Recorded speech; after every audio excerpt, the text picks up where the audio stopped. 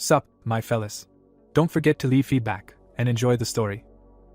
The hero with a sword rushes down to the other characters fighting monsters. It is said that his name is Liao and he is the strongest warrior of humanity. He confidently shouts forward to the others.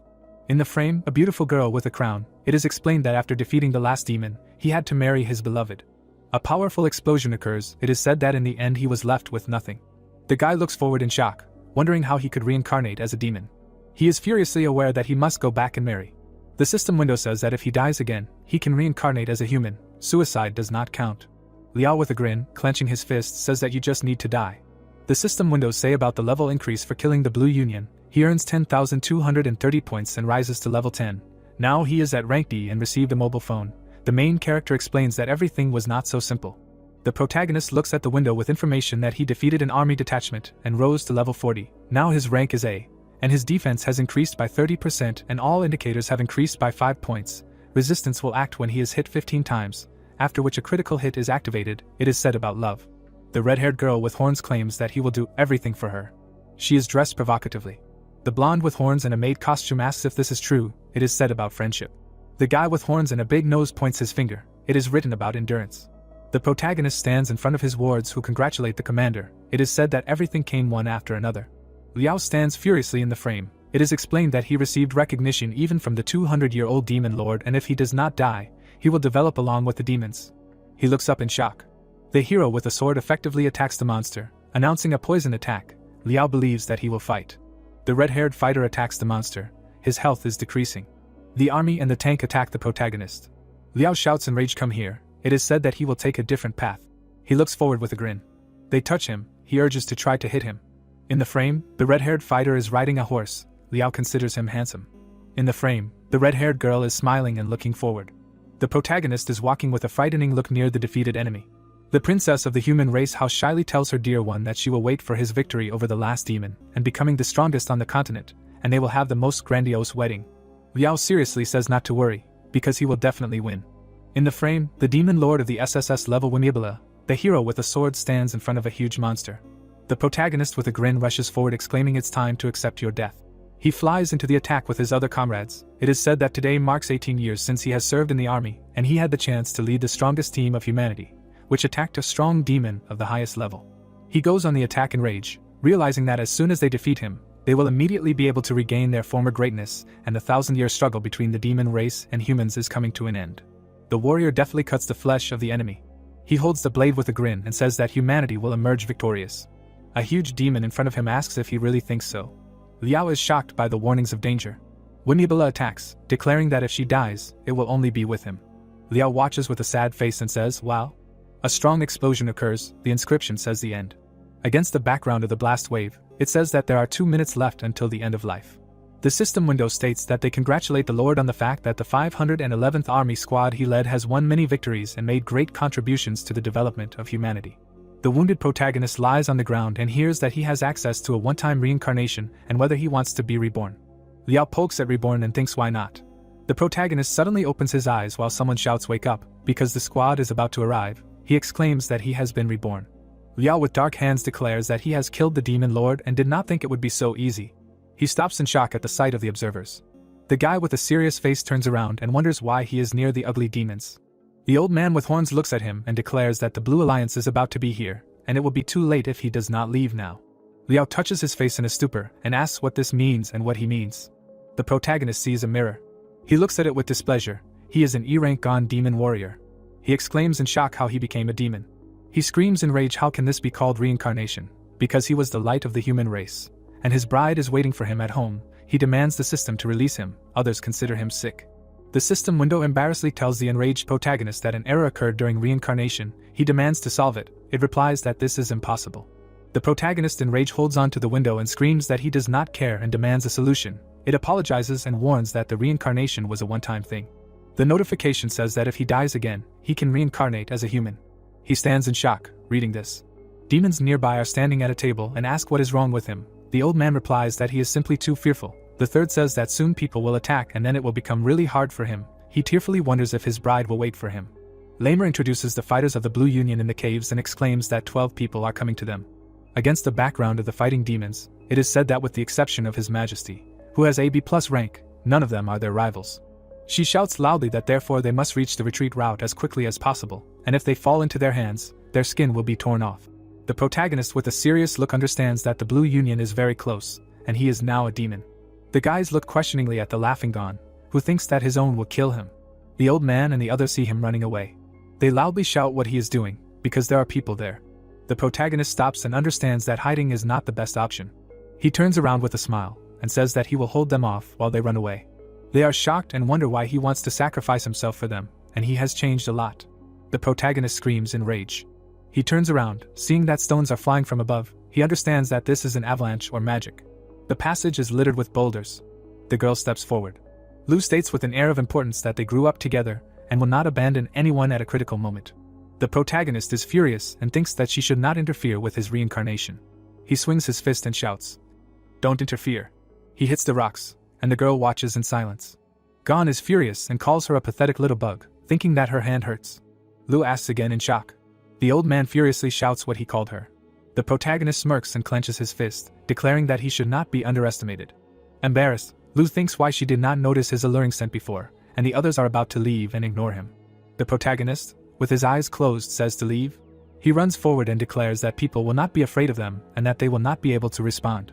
The demons are surprised to hear that he will sacrifice himself so that they can stay alive. Lu watches with tears in her eyes. The old man takes her hand and says that it is time for Her Majesty to go. Gon runs forward. He stumbles upon surprised fighters of the Blue Union. The guy with a grin says forward, noting that he will take all 999 blows. Armed fighters run to attack, while he shouts to show him his combat experience. Gon with a smile thinks that he is returning to the human race. A purple arrow flies forward. Arrows pierce the bodies of fighters. They scream in shock about an ambush. The old man with a bow says that in 3 years he has already managed to forget about their feud. The system window says that the demon clan used their skills and elevated their members, increasing their strength and abilities. He stands furiously against the background of the dead, saying that after the death of the demon lord, the human race invades their lands time after time, and because they cannot resist, they continue to rob and kill and did not even think about compromising. The old man holds the guy by the shoulder and says that he was right. Liao goes ahead with the others and declares that it is time to resist the demons. The Blue Union fighters shout in shock that the enemies stand opposite each other in the wasteland. The shocked protagonist with his mouth open notices the demon and wonders if he is imagining things. The girl flies high with the help of magic and declares that they are not going to retreat. The shocked fighters shout that didn't they say that the highest rank among them is B, so where did the A rank come from, and this can't be. The heroine releases a powerful stream of energy using divine destruction. They are standing in front of a crater. It is said that this is how the Blue Union fell. Gon stands in surprise opposite and thinks that he has turned into a pile of ash. The protagonist sadly realizes that not only did he not die, but he also ascended. The system window says about leveling up for killing the Blue Union. He earns points and ascends to level 10. But if he dies, he will be reborn into a clan of people. He says with tears in his eyes that it would be better to die than to ascend. The picture shows the huge city of Yun. In the frame, the character is sitting on the throne. It is written that this is the mansion of the Hua family. The assistant of the demon lord Xiao furiously asks that their plan failed. The fighter in a mask and glasses says that it did. The picture shows a battle. He explains that they calculated the time when Her Highness would be surrounded by the Blue Union and the moment when she would be in the greatest despair. In the picture Wujuan with a spear and riding a horse, it is said that then the Lord would lead the soldiers to save her. The red-haired fighter smirks. It is said that he demonstrated his boundless charm and courage in front of Her Highness. He holds Lu in his arms. It is said that then he scattered all the enemies and embraced the princess, and it was at that moment that she was supposed to fall in love with him. This picture is crossed out. It is said who knew that they would rise and defeat the Blue Union on their own. Chao stands near the throne and hears from a subject that they say that Her Highness awakened the royal power. He clarifies, is it not good? One of the great representatives of the military and sitting on the throne declares that in any case, all military power is in his hands. In the frame, warriors with a flag, it is said that given his status, the court will force her to marry his son and no one will dare to object. And with a serious face demands to notify his son, because tomorrow they will be wooing and he has long known that this plan will fail. The girl bathes in the bathtub, thinking that she did not expect that this guy would show such courage in dangerous moments. Lu opens the curtain and calls Lamer, asking to bring Gon to her, because she wants to reward him. Lamer with an embarrassed grin asks again about the reward.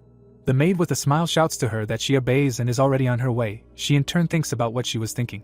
Gon sits near the system notification that he needs to distribute 120 points according to certain characteristics.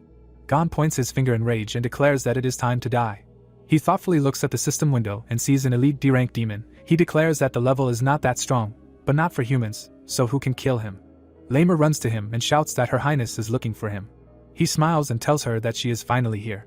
The maid sees him pushing her and asks what he is planning. He takes her arm and leads her further, telling her to help him by killing. He leads her further. Lamer smiles and thinks that Gon is not so fierce, and it is probably because of the drink. The sledgehammer flies towards him. It hits him on the head. Lamer with a sweet smile states that today is not the best time, because today he should go to the princess. Lu sits on the throne in front of him, saying that his performance was amazing and he showed himself well and she would like to reward him with the title of first class and from now on he can safely enter the palace. A beautiful girl with horns sits on the throne, noting that in addition, she will give him the costume of the king killer and it will help him become a real hero. Lamer is shocked and thinks that this reward is the sacred robe of the past demon king and this is the best thing to reward. Gon looks at the window in surprise that it significantly increases the owner's power and has many accessories, armor and weapons. He considers it useful. The protagonist turns around and says that if this is all then it's time for him to go. The girls consider him so decisive. Lu says embarrassedly that he is handsome. The guy leaves the palace. One of the three great legislators Wei thinks that the guy also leaves the palace at night. But this is not the most important thing. How dare the princess give him such a suit? He says that it was not worth rewarding a simple soldier like that, and such does not correspond to a leader. He grits his teeth and realizes that he has been hanging around all his life and helping in everything, and she turned a blind eye to this, and did not even thank him with a word and she forces him to side with the demon. Gon stands opposite and turns to the old man. He looks at him in rage thinking how the impudent man dared to call him that. The protagonist holds out the suit and says I give it to you. The man with glasses exclaims in shock that it is true for him. Gon calmly says yes while thinking that he wants to die, not become stronger. The protagonist shows a thumbs up and assures that Her Highness appreciates his work and therefore instructed him to reward him, so he should take care of the thing. He runs away from him.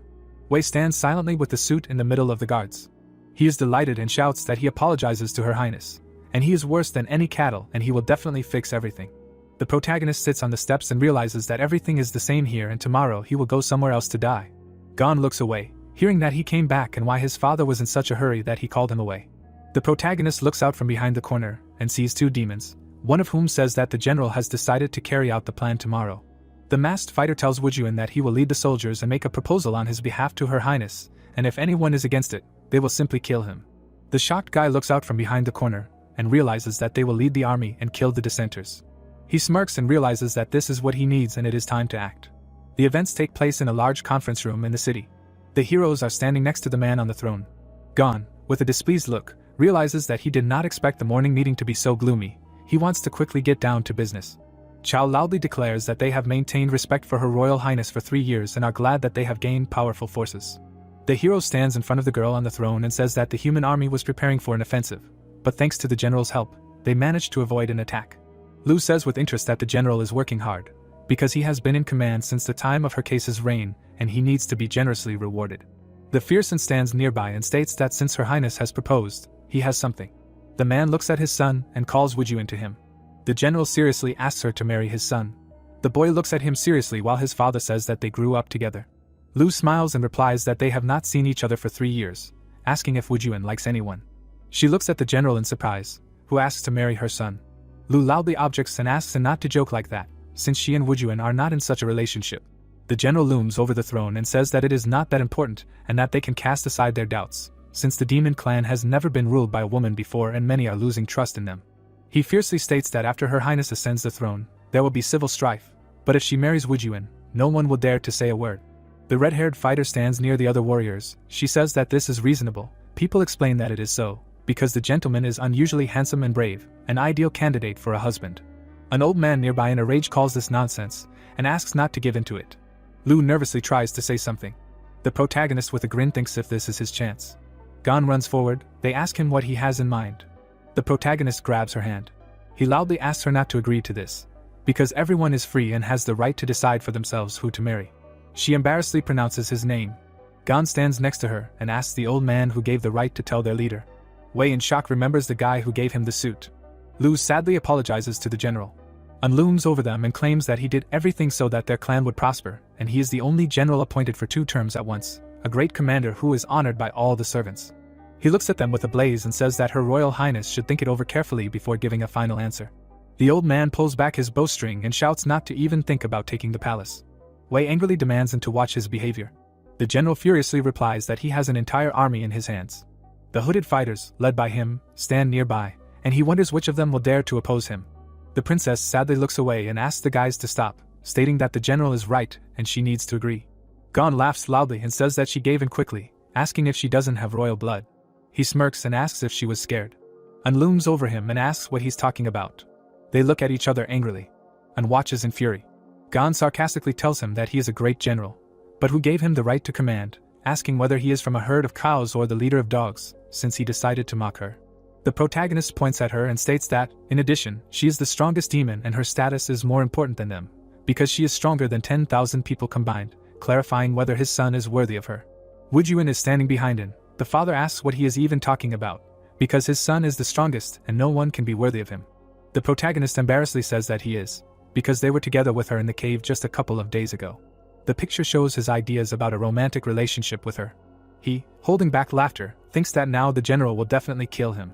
The old man and Lamer look in front of them in shock. One understands that Gon dared to go against the general, the other considers him courageous.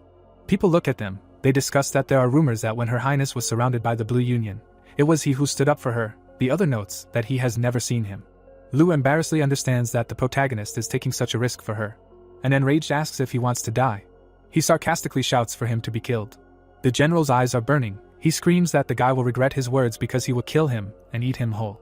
He starts using magic. Everyone screams that this is the general's awesome power and they need to run, and deals a powerful blow to the main character. Wei hurries forward, realizing that he will not make it in time. The main character flies away with a smile and screams for how to wait for him because they will meet soon. He imagines himself next to her. A powerful explosion occurs. The general and the others watch the huge fire. Woojuin looks ahead questioningly. The main character is standing in the fire. The guy clenches his teeth and asks why the hell he is still alive. Gon frantically appears before them. The system says that a fatal injury has been prevented. The guy sees notifications that new skills have been received. Defense has been increased by 30%. Indicators have increased by 5 points. Resistance will act when he is hit 15 times, after which a critical hit will be activated. Also that he has defeated an army detachment and risen to level 40, now rank A. Shocked fighters exclaim that he has overthrown the general and this is happening for the first time. Because no one has withstood his blow, the system says that a demon who has received an order receives the complete trust of all demons and in the future is granted an important position of commander-in-chief. Lu looks at the interlocutor with a serious look and says that her grandfather and father gave him an order, but from now on he will be the leader of the soldiers. Gon receives the highest award. She points to the guy and says that from now on Gon also becomes a general. Together with him he will lead the army of demons. The general is furious, thinks that it's not bad, now he can take away her power. He stands in front of the other demons, realizing that there is still no one stronger and more powerful than him. Wei greets the new general with a smile and calls for congratulations to Gon. The old man congratulates him with a smile. The protagonist watches as the others kneel, congratulating him. Gon does not understand what is happening, because the difficulty has been increased again. An looms over them in a rage, saying that it turns out that some demonic order was able to win the trust of Her Highness. He asks how he can lead an army at all and if he has any experience in battles. He says with a grin that only he can be a leader and only he is connected with the ancestors, since only those who were recognized by the ancestors are worthy of power, and if the guy can earn the approval of the ancestor, then he will hand over power. The old man shouts in a rage that no one has left his refuge alive for 100 years. Clarifying what he is going to do, Wei declares that the general has already proven himself, and it is time to listen to the demon lord without resistance. Lu shouts loudly that he cannot be let into the cave because this is a forbidden place and he will die. The surprised protagonist realizes that no one has ever gotten out alive and he will die. An laughs and says since they disagree. The guy raises his hand with a smile and says that he agrees, specifying where to go, because he will go immediately. The shocked demons look at him. The picture shows a battle with a fire. It says that 200 years ago, the clan of demons faced a serious danger and in order to protect the clan, the lord sacrificed his own life. The crystal hangs on chains. It is explained that he sealed the remains of his soul so that it could still be used to pass the deadly test that no one has ever managed to complete. Wei turns to the general and says that a team of at least 2 people is required to enter, specifying who will go besides him. The surprised fighters talk about how dangerous it is there, and no one wants to die. The general seriously says to forget it, because no one will go there and in that case, let the protagonist go alone and if he can't even find a partner, what kind of conversation can we have about managing an entire army? The frame shows a raised red hand with claws and a shout of I will go. A-rank demon Lieutenant Woojuin stands calmly next to them. The father angrily asks who said that they would let him go. He clarifies whether he really thinks that the guy is worse than Gon. Woojuin turns to the fighter who shouts that he is the future of the city, and there is no need to risk it. The guy points his finger and says that he also wants to show his strength to his ancestor because he will become the future ruler. The surprised wards talk among themselves that they did not expect anything else from the master, and they would also like to have such determination and strength. The general silently holds his head. The girl approaches Wujuan and says that the master made the right choice, but he needs to be careful, because he has been brave since childhood. We cannot allow him to stay alive. Chao stands behind him and says that during the passage of the cave he can destroy him himself. Wujuan straightens his hair and says that he knows. An old man stands next to Gon and says that the red-haired fighter is cruel and selfish and he will never leave him alive. He can stab him in the back, so he needs to be careful. The protagonist realizes with a grin that this is another great chance. Wei entered the room and calls General Gon. The old man with glasses says with a smile that he has the best restorative and healing potions. Since the cave is dangerous, you need to watch your health. The protagonist notes with displeasure that he is too worried. The heroes stand in a circle in the middle of the ancestral cave. Gon gives a bag to Wujuan and says that these pills are for him. The girl comes up to them and asks if they are sure they are ready, but everyone was perplexed. Lu excitedly asks Gon to be careful. The determined Wujuan looks at the protagonist with a grin. It is said that they did not yet know that the true Lord of Demons was about to be born. The girl begins to conjure, declaring a formation. A bright yellow pattern forms around them, penetrating everyone. Two heroes walk along an open copy of the ancestral test. Ghost bats hang over them. Red walks behind and says that he did not think that such monsters were in the cave. The protagonist remembers the old man's warning that Wujuan could betray him. Gon spreads his arms and shouts that he is so defenseless, like an open target, very weak. He in turn does not understand what he is doing. Wujuan, through anger, realizes that he should not expose himself to the enemy. Gon with a terrifying grin thinks that he has turned his back to him, and he can attack. Wujuan pulls out a red blade and gets into a fighting stance. The protagonist with a grin thinks that this is it. He suddenly sees flowers in front of him. A red projectile flies near Gon's shoulder. He in turn is shocked. It pierces the monster's body. Wujuan is in a fighting stance with a bat in the background. The protagonist looks up in amazement. They are standing in a cave in the middle of bats attacking them. Wujuan summons flowers with magic once again. The monsters fly into an attack in rage. The red-haired fighter raises his hand and blocks their blows. He snaps his fingers. Small petals are connected by green rays. Wujuan stands with his back to the protagonist and asks why he noticed the hidden enemies a long time ago and wanted to become bait to lure them out and make them come closer, and then let the strongest demon deal with them. Wujuan tells him with a smirk not to think that he was able to catch him by surprise. Gon raises his finger up and says that he swears that he did not see them at all. Wujuan smiles and says of course. He attacks the flying monsters again.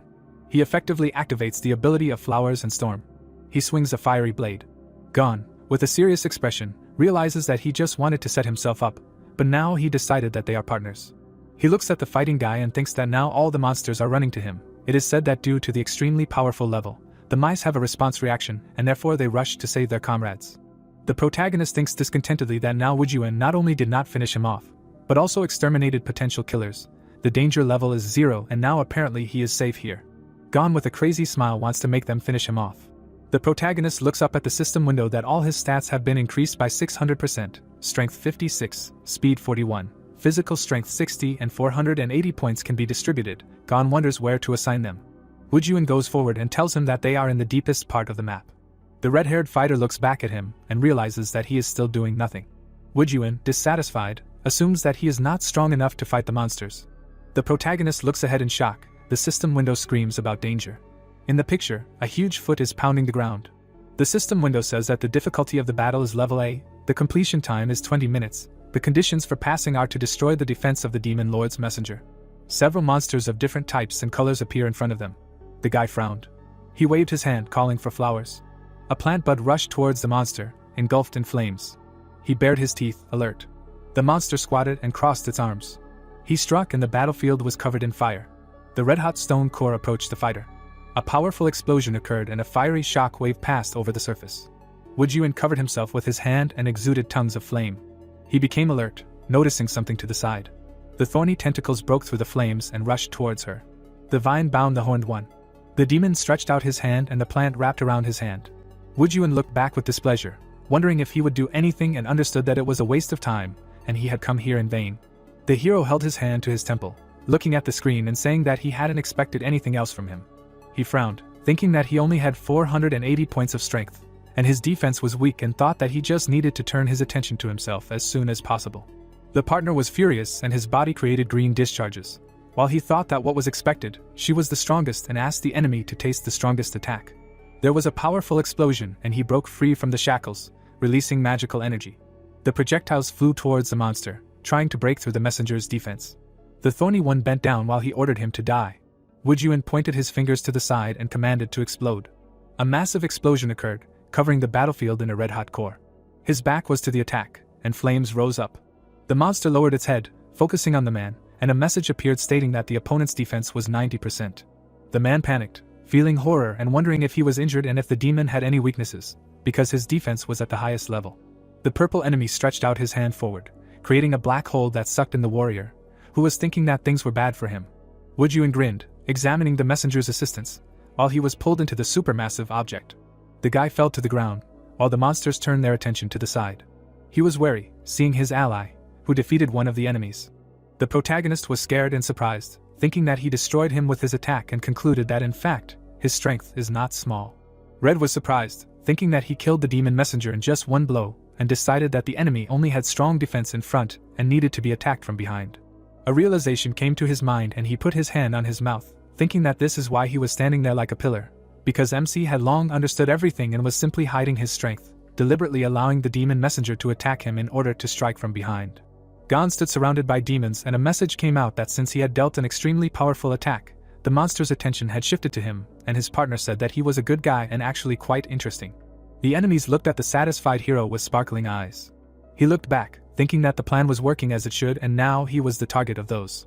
Fang opened his mouth, while the protagonist thought that A-rank plus demons were very strong and had high attack power, and with his current defense level, he would deal with him in literally one blow. He beckoned the enemy to his side and loudly commanded the creature to come here. The enemy rushed to attack, being engulfed in green energy, while he thought that he would become human again. The protagonist spread his arms and closed his eyes, anticipating death. A bud appeared behind the thorned one, and the ally summoned a flower. The petals were painted green, pierced with threads, and he was going to use thorns with poison. The giant's body was connected with magical lines. A powerful cut occurred, which MC watched. He looked inside the torn tear and was in a stupor. Woojun stood among pieces of flesh, while his hand exuded magic.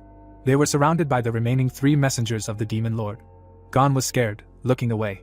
The red-haired one looked back, saying that his strategy was not bad and noted that he was glad that he realized that the enemy's weak point was the back, saying that it was good that he set him up in the beginning. The redhead put 2 fingers on his temples and then pulled them away while the system said that due to the powerful damage dealt, the monster's object had changed and they would now attack his comrade, while he said that he understood everything. Gon was very upset by the current situation and thought that he understood, and seeing that he was using poison, he realized that they would definitely not defeat him now. The hero watched as the creatures ran after the guy and said that they would be his. He grinned, ordering the monsters to return. He rushed to attack, piercing the soft tissues of the monster with a shining fist. The body was split in half and blood splashed onto the ground, forming an impressive scarlet trail, and the demons watched what was happening. The enemies looked at him and the protagonist again became the main target. He stuck out his tongue, putting his hands to his cheek and told them to kill him. MC put his hands on his hips, anticipating death. Woojun hit the yellow one with all his might in the back of the head, taking away most of his health points. He ran away, offering to kill him instead, to which Gon shouted, ordering him not to leave. The hero dealt a weak blow to the body of the black demon, ordering him to receive, and thought that he used too much force. The muscular creature exuded a blinding discharge of mana, and the guy said that he was the last one left and asked him to hit him, thinking that this was his last chance. The protagonist frowned, striving to attack. The monster swung, preparing to strike. The fist approached the happy guy, who was about to receive his. A powerful blow occurred and blood sprinkled the surrounding area. The partners stood near the disappearing corpse, and all the messengers of the demon lord were destroyed. Woojun showed his fist, praising his comrade for a good strategy, saying that he did not think that their cooperation would be so fruitful. MC was confused, realizing the hopelessness, and thought that yes so that, and asked himself in his head what he had done, and why he had destroyed. The redhead pointed his finger at the guy and said that his partner would become a worthy opponent in the future. Dust and small stones began to fall from the ceiling of the dungeon. A crack instantly appeared on the floor from which strong magical energy appeared, while someone laughed loudly, saying that no one had reached this place in the last dozens of years. Blocks of stone began to fall down, hiding the bright light with dust, which was barely breaking through to the outside. An electric discharge appeared in front of the partner, and the creature said that he thought that the current demonic youth would no longer dare to enter these lands. A blindingly bright light filled the space, hiding the blurred outlines of the guy's figures. The huge lizard sat on the rock, digging its claws into the hard rock, and congratulated them on passing the test and noted that the final battle awaited them. The snake looked down with a glittering eye and said that of the 2 guys, only one would be able to get out of here alive, noting that they had 10 minutes, and a message came out with information that he was the SS rank demon lord, the evil dragon Lu Yun. The dragon looked at the fighters, saying that the survivor would receive the title of Lord and a reward from the Demon Lord, but warned that it was possible that they would both die. Woojun lowered his head and wary, asked what this meant. He stood with his back to Gon and asked that he wanted them to kill each other. The hero's eyes were hidden by a shadow of hair, while he thought that he was the future of his homeland and could not die here, but his comrade was much weaker. The protagonist smiled, thinking that everything had worked out perfectly, and he had another chance. He clenched his fists, wanting him to kill him. The former partner looked at the guy and thought that he looked quite relaxed and thought that he intended to win and could not lose. The white-haired man undressed while he said that since only one would survive, they would not hesitate, and a notification came out that the armor was being removed and the defense was reduced by 50. Woojun stood in a stance and thought about what he was going to do and assumed that he wanted to lure him into a trap, to which he asked not to worry, and the system reported the removal of armor and a decrease in defense by 10, and speed by 20. Gon stood in pants, and said that he did not have space, and he was left only in pants. The hero spread his hands and said that therefore the title of the Overlord and the rewards right before and asked him to start, saying that he could become the only true Overlord. Woojun stood his ground, asking what the guy's plan was, noting that he was literally one step away from great success. The guy's face showed irritation, and he did not understand what he was making up. The spikes were near the throat of the naked one, and he said that the protagonist had already won the trust of the Highness Toy, gained military power, noting that he was clearly no longer a weakling, and asked if this was true, saying that he had defeated an A-rank plus envoy with simple attacks. Woojun was furious and shouted that if he was serious, he did not think that he would even have a chance to survive, and asked what the point of all this was then. Gon lowered his head, saying that their homeland would not be able to live without the other's family, and who was a true veteran of their state, and he was the future of their clan. The hero smiled, saying that he was just a pathetic nobody who was not even worth a finger. Red looked at his former friend, who was saying that he had to die for their race, puzzled. He lowered his head, upset. He remembered his mother placing her hands on his shoulders and saying that one day the whole world would be in his hands and they were demons, and their strength was in their union. His hand was clenched into a fist, and he called out to his mother. The thorns hid deep in his flesh, and he said that he would definitely cope with this. Woojun looked away, thinking that he was ready to give his life to ensure the well-being of the demon clan, and assumed that maybe this was some kind of strategy to lure him. Red lowered his head and understood that he wanted a title, but he only thought about the race. Lu looked at the people with a glittering eye and said that there were 8 minutes left before the punishment, and if they continued to do nothing, he would kill both of them. Gon was furious and ordered to hurry, asking what he was worth and wondering why he was inactive.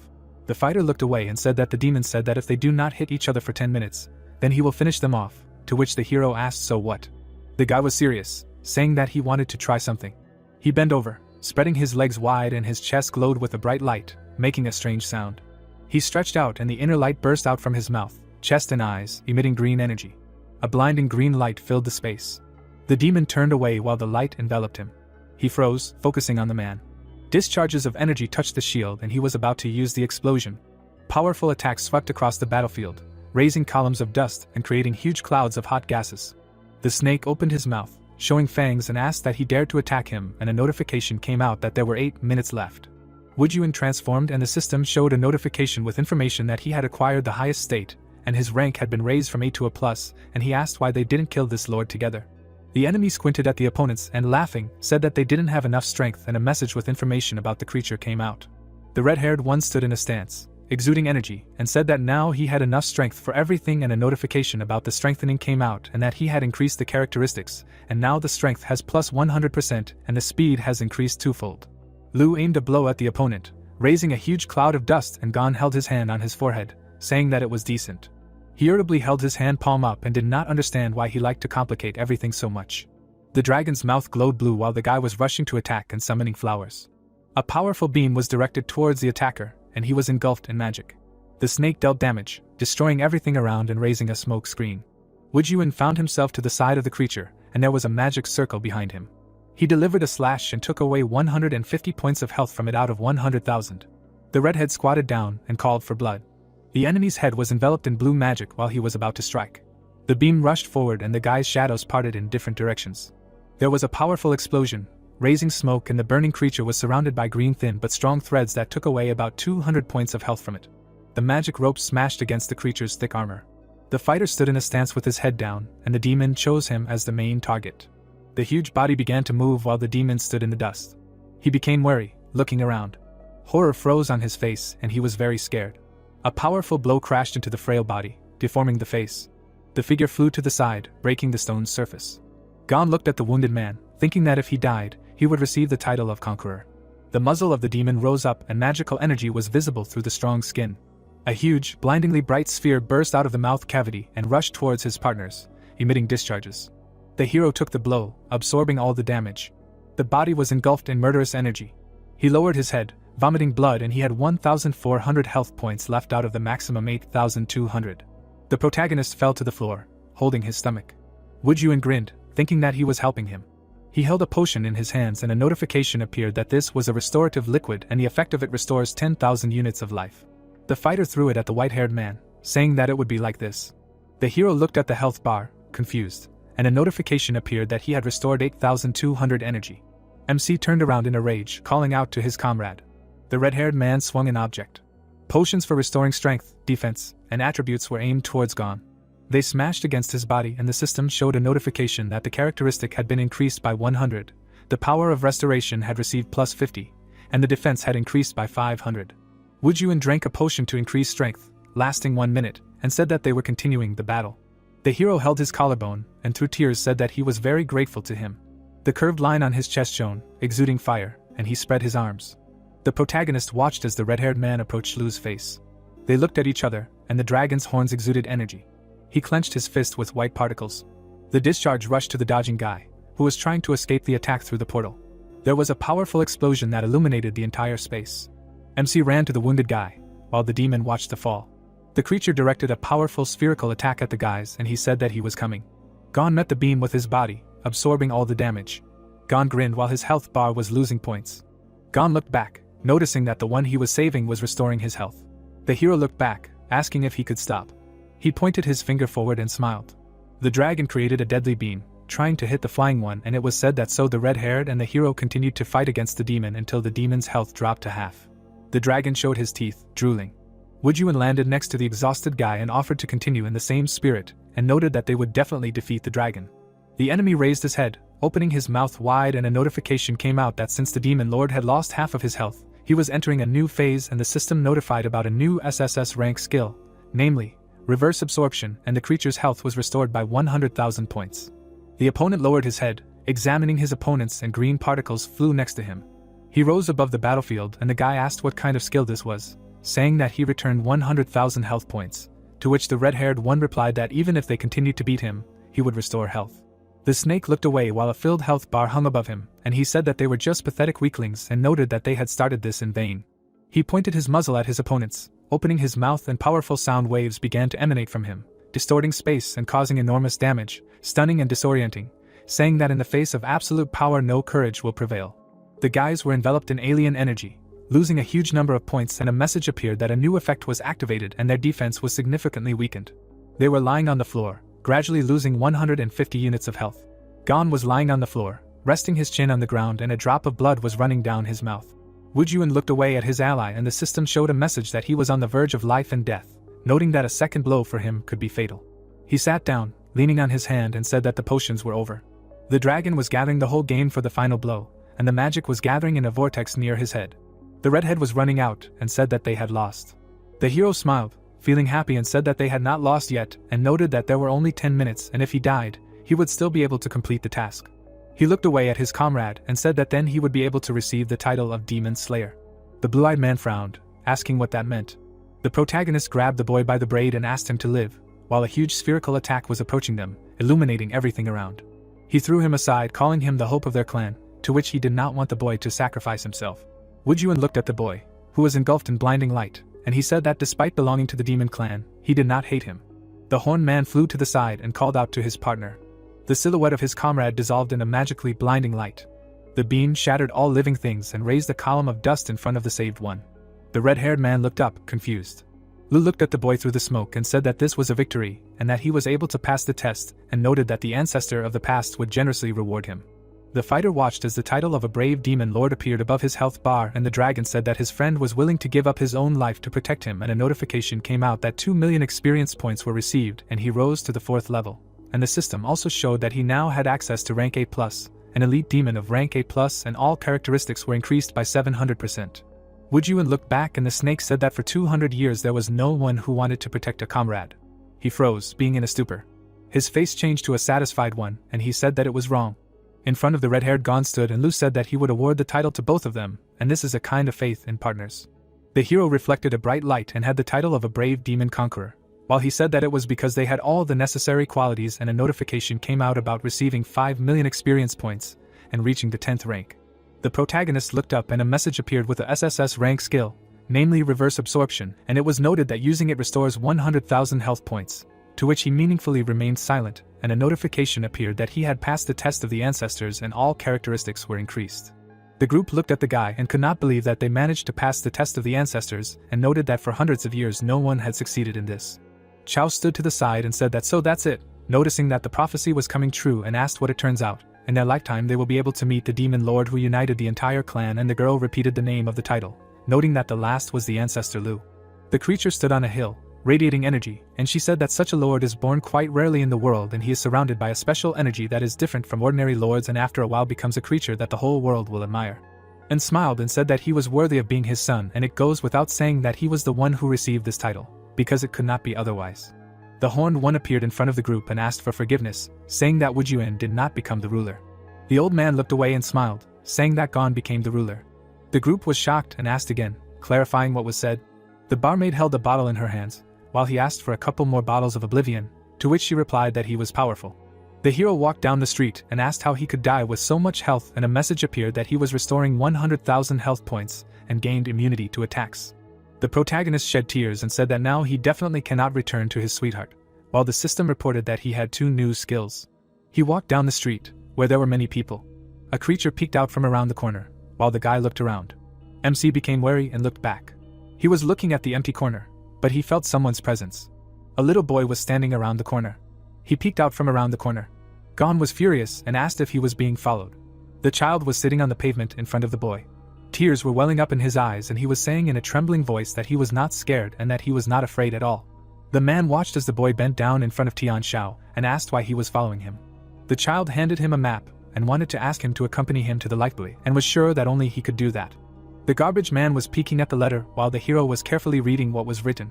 The piece of paper said that he had the ability to make wishes come true, and asked him to bring this notice and go into the lifeboat to fulfill 3 wishes, to which he asked where it was.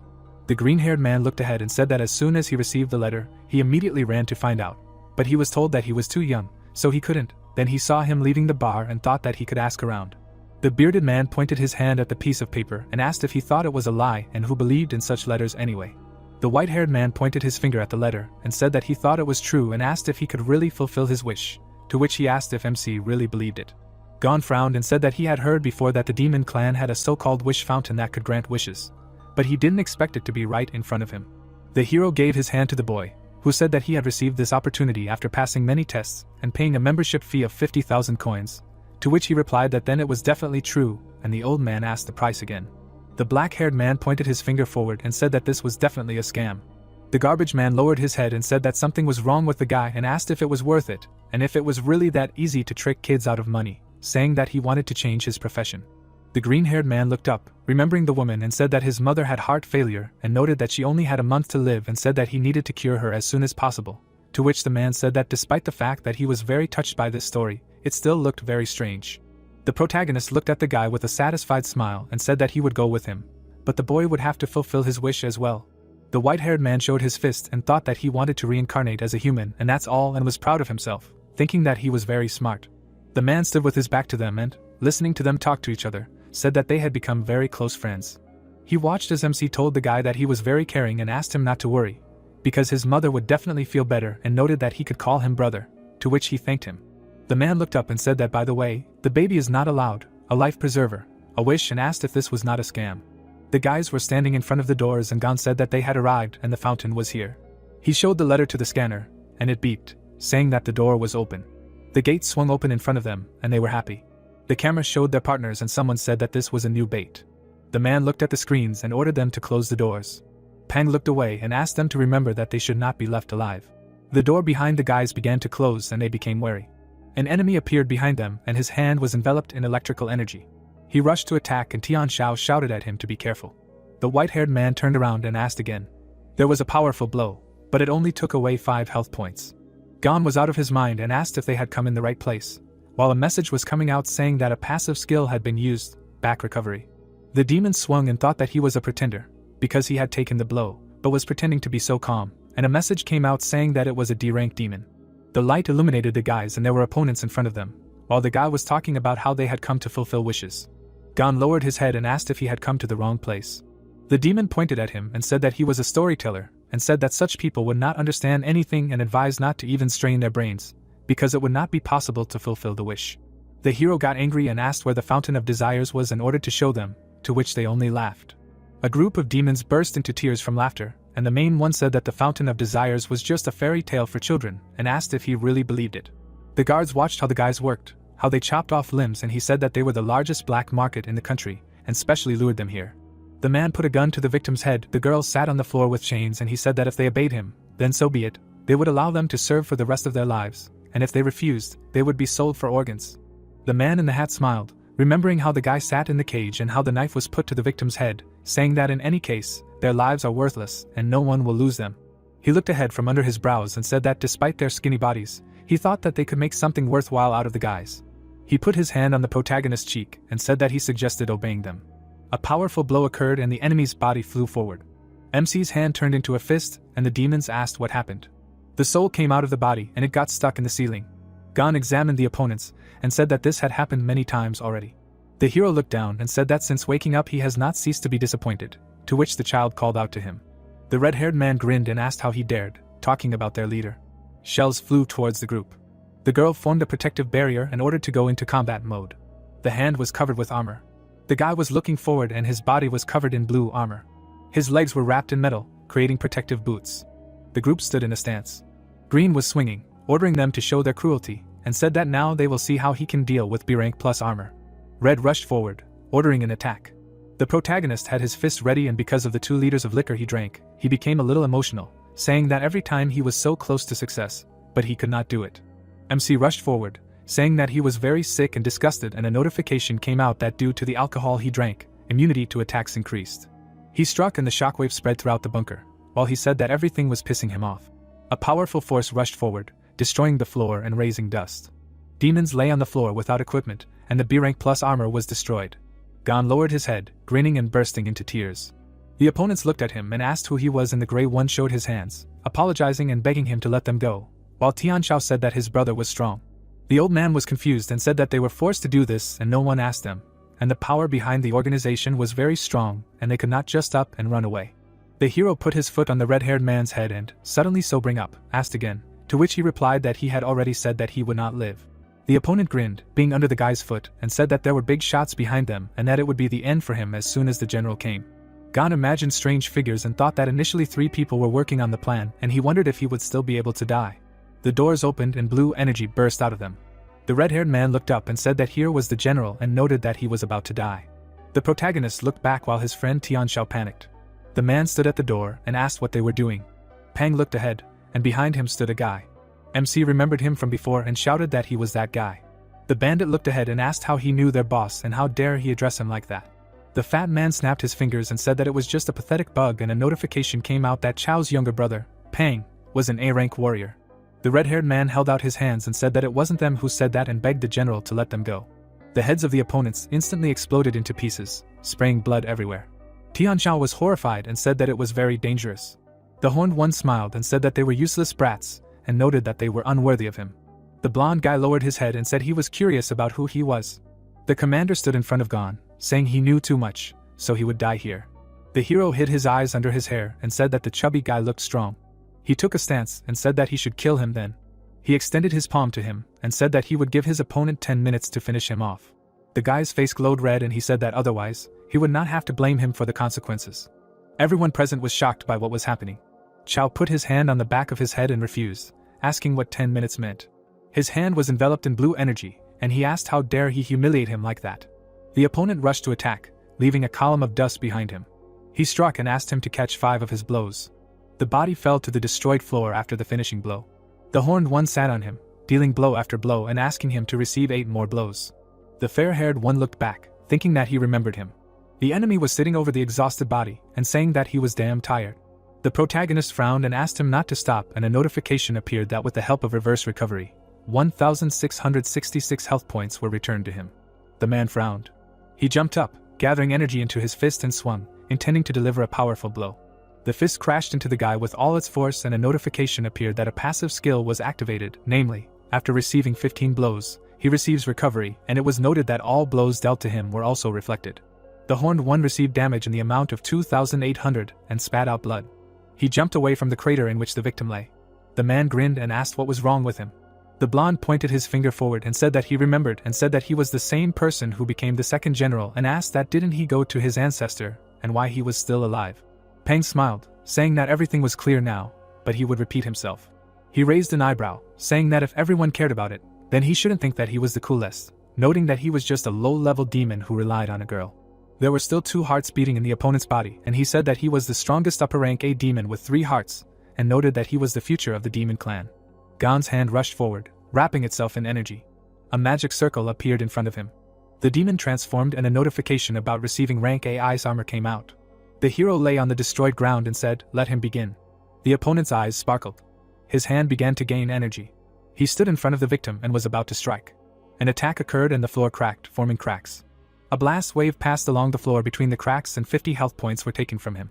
A powerful explosion occurred, which took very little health from the hero. A hot cloud rose in the building, illuminating everything. Pang looked down and raised an eyebrow, and a message appeared that after receiving 15 blows, he receives recovery, and all blows dealt to him are reflected. The blow returned to the sender, and a powerful shock wave occurred, throwing him back, while messages from the system appeared. The body flew up above the lying one. Blood spurted from his throat, and the health bar showed no health points. The blonde burst into tears and called out to the general. The body fell next to him, and he was confused. The Horned One looked ahead, saying that this can't be, asking why, and a message appeared that there were 10 seconds left until death. The mutilated enemy lowered his gaze, preparing for death. He looked ahead and horror was painted on his face. Gon was rising from the ruins. He stood up and said that 10 minutes were up. He looked ahead and asked why. The hero's features were blurred, and he asked why he was still full of energy. The guy hit his fist on his palm, wondering if this was all. The man was in a panic while he said that he gave him everything and apologized for letting him down. Chow watched as the hand approached him and asked him not to hit, promising that he would give him everything he wanted, namely money, influence, fame. Rage was written on the protagonist's face, and he said that he wanted him to kill him. Tears appeared on his face, and he said that he did not want to, and asked who he was. A creature appeared in the doorway and called out to the general. Chow looked ahead while the servant said that this was the brother of the man, to which the man replied that he was the one to blame for his death, and the final word would be with General Gon, and he had no right to decide anything. He folded his palms and said that this was a military factory that worked on producing weapons. The hero waved it off while he said that poor management was to blame for this misunderstanding and asked for permission to fix everything, to which he replied that he did not need this unnecessary information. He stood next to the defeated one and said that they were scum and did not understand who among them was truly strong, and noted that they dared to assume such statuses. He took a step and said that he had one more thing. The protagonist looked back, saying that the chubby one promised to give him everything he wanted. Peng was horrified while he smiled and said that they did not say anything like that, and asked what he meant by this, saying that he was scared of him. The building cast a shadow on the street. There was a sign on the door saying that an operation was underway. The Horned One was lying in the ward and saying that he had made a mistake and begged to let him go. The surgeon showed his hand and asked to get ready and not to worry, because he could live without one heart. The guys were standing by the door. He was shouting from behind the door that he did not agree, while Tianshao asked if his mother would really recover now, to which he replied that he thought that something like this could help. The protagonist looked away and thought that it was a pity that his wish would never come true, and asked in his head if everything was okay with his road. Chao stood opposite the servant and asked if he had not found the energy accumulator, to which the fair-haired one asked not to worry, saying that everything was okay with the demonic element. The Horned One looked ahead and said that this was the most powerful energy weapon of the homeland, and it needed to be protected so that no one could get it. He bared his teeth after he was told that it seemed like an army of people was approaching. The ship's turbines glowed blue. Flying machines flew over the surface. The blonde raised his hand, standing in front of the army, and ordered to prepare and line up. The planes flew over the high-rise. The girl sat behind the curtain and said that Feng was supposed to lead this battle. She looked at the sleeping body and said that now there was only his body, and said that she missed him, asking when he would feel better. She stroked the sleeping body and said that there was not much time left, and noted that they would meet very soon. The guy's eyes were closed, and he showed no signs of consciousness. The fighters rushed to attack, calling each other forward. Sharp blades approached Gon, taking away 100 units of health from him. He grinned and ordered them to start attacking. The enemies looked at the guy in surprise. He burst into tears and repeated that they were scum and asked why no one could kill him. He woke up in bed and looked scared. He held his head and said that it was that dream again. The girl lifted her skirt, bowed in front of the guy and asked General Gon that there would be a meeting today and asked him to prepare. The hero looked away and asked again. The guards were standing by the closed door. People were sitting at the table and the main one was saying that according to the intelligence report, there had been some changes in the leadership of the human legion. Bingy lowered her head, saying that it looked like they were preparing an attack on them and this time, humanity had sent a legion of more than 10,000 soldiers. She sat in front of the generals and said that this was why she had called all the important people together to discuss strategy. There was a frantic slaughter, planes were attacking, and the dragon was circling between the fire and said that the last time such a large-scale battle was fought was 10 years ago and the forces of the entire country were mobilized. But even then they barely repelled the attack and in the end, they had to use rather sneaky and hidden methods to remain safe and sound. The Horned One was angry and said that at that time, the human army was only 5,000 people and at present they have not improved much in strength. But the human army has increased. The general looked at Wuju and said that they need to mobilize the fighters, ordering him to lead the vanguard. The red-haired man turned to the man and said that he would carry out the order. Bingy looked away and turned to Gon, asking what he thought. He thought about it, imagining the graph and thinking that 10,000 soldiers would be here and if 1,000 people attacked him in a minute, they would cause an average of more than 100 units of damage per second. An idea flashed through his mind and he thought that then the total damage would exceed the volume of his blood and in other words, if they were to constantly injure him, he would die. His face showed joy and he said that this was a great opportunity. The hero slammed his hands on the table, saying that they would start a war. The protagonist frowned, leaning on the table and said that they would fight, noting that a fierce struggle was needed. The interlocutors looked at him angrily and could not find the words. Hands slammed on the table. And was furious, and said that the country could perish because of this, and noted that one should not listen to such nonsense. He walked around the camp and said that 10 years ago, 5,000 people attacked them and they repelled them. Now a legion of 10,000 people is moving towards them. But even they will not be able to defeat them if they call for reinforcements. Gon lowered his head, saying that in another 10 years, 20,000 people will attack them. The hero pointed his finger forward, showing anger and asked who they would trust their lives to next time. She spread her hands, asking if they did not want to become more majestic, and the commander-in-chief called out to him. He closed his eyes and asked who said that the demons did not improve their power, and guessed that they must have forgotten. He pointed his finger at himself when the title of the true demon lord appeared above him, and asked who he was. The protagonist looked away and said that he was the one who made them stronger. Bingy was impressed by the performance, and placing her hands on her jaw, said the name of the one. The man stood up, holding out his hand and said that he was the first one to pass the test of the ancestor, and the interlocutor said that how could they forget about it, to which the other said that the prophecy of the demon clan was coming true and the demon lord really was uniting the entire race, and noted that the demons would see the light. And opened his mouth wide and loudly asked that he was going to put the lives of tens of millions of their soldiers on the line. The general clenched his fist, showing mad aggression, and said that many had never been on the battlefield and asked if they knew all the cruelty behind the battles. Gon was calm and, looking around at those present, asked what they thought. Was it possible to win with such an attitude, and what they thought if they surrendered now, would they have hope for a brighter future? The hero pointed his finger at the opponent of his opinion and asked what he thought about the fact that simple words can be used to win, and saying that he had been a soldier for so many years and asked if he really did not understand anything. He approached the bearded man and showing his fist, said that now was the most important moment in their lives. The protagonist spread his arms and smiling, said that they must win, but if he was against it, let him behead him and show it to the public. The two commanders looked at him with aggression, except for the old man, who was inspired by such a speech. Wu Juan looked forward and thought that this guy was very determined. Bingy rose from the throne and closing her eyes said that she understood. She frowned and said that in this battle, General Gon would be the leader and everyone should obey his orders. She pointed her hand forward and said that they should begin. Everyone present stood up. The sun was setting and the sunset illuminated the building. Dragons flew over the city and one of them descended in front of the camp. The man stroked the flying reptile and stood in front of the soldiers and said that the strength of each warrior was several times greater than theirs and noted that he doubted that they had any chance of winning.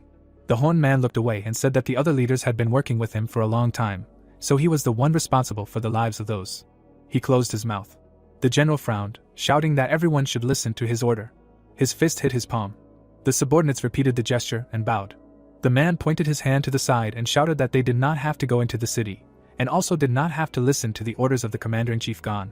And looked at the clenched fist and said that the lady should understand that it was not worth leaving him aside. The plane was flying near the surface and the action took place several days after the human army made its way into the country of demons. The soldiers of the 21st Human Squad stood near the tank, while the rest loaded into the aircraft. The man with the white armband looked ahead. He looked through the rangefinder. The man lowered the object and with a satisfied smile said that the end had come for the enemy. He looked back, ordering to get ready, and they obeyed. A mad smile appeared on his face and he asked to listen to his orders and said that all evil spirits must die. The commander watched as the missiles rushed forward. The projectile was approaching the object. The dragon rider looked up and shouted that people were attacking, while the rest began to prepare for defense. The girl aimed an arrow forward. They repelled the missiles and they exploded in the air before reaching the surface. The demon shot down the threat and the fragments from the threat flew to the side. Another projectile burst through the hot cloud and the blue-haired girl watched the last seconds of life. There was a powerful explosion that smashed the asphalt. From the main epicenter of the attack, 2 more flew in different directions. The hot cloud was approaching the fortification. Gon watched what happened, while An and his ward stood behind. The hero lowered his head, saying that this day has finally come. Through the smoke, the outlines of a huge combat vehicle were visible. A platoon was appearing on the horizon. They were emerging from the smoke screen, showing their weapons. Like spiders, the huge mechanisms were moving along the ground, approaching the future front. On the tank was the commander, and behind him were only the stormtroopers. The hero watched as the threat was getting closer and closer, and covered his mouth and, turning to his subordinates, asked them to remember what he had said. The soldiers looked at each other, and one of them asked what to do and noted that they could not disobey General Hua, to which he interrupted, saying that he himself did not know. After all, he was not the one giving the main orders. The protagonist looked back. He frowned and ordered to listen to the order. A mad smile appeared on his face, and he said that everyone should stay here, and he himself would do everything. Everyone present fell into a stupor and did not understand what was happening. He turned away, saying that they were starting. MC stood up and asked to rely on the master. He made a powerful jump, landing on the ground, and lowered his head and, not believing what was happening, asked again.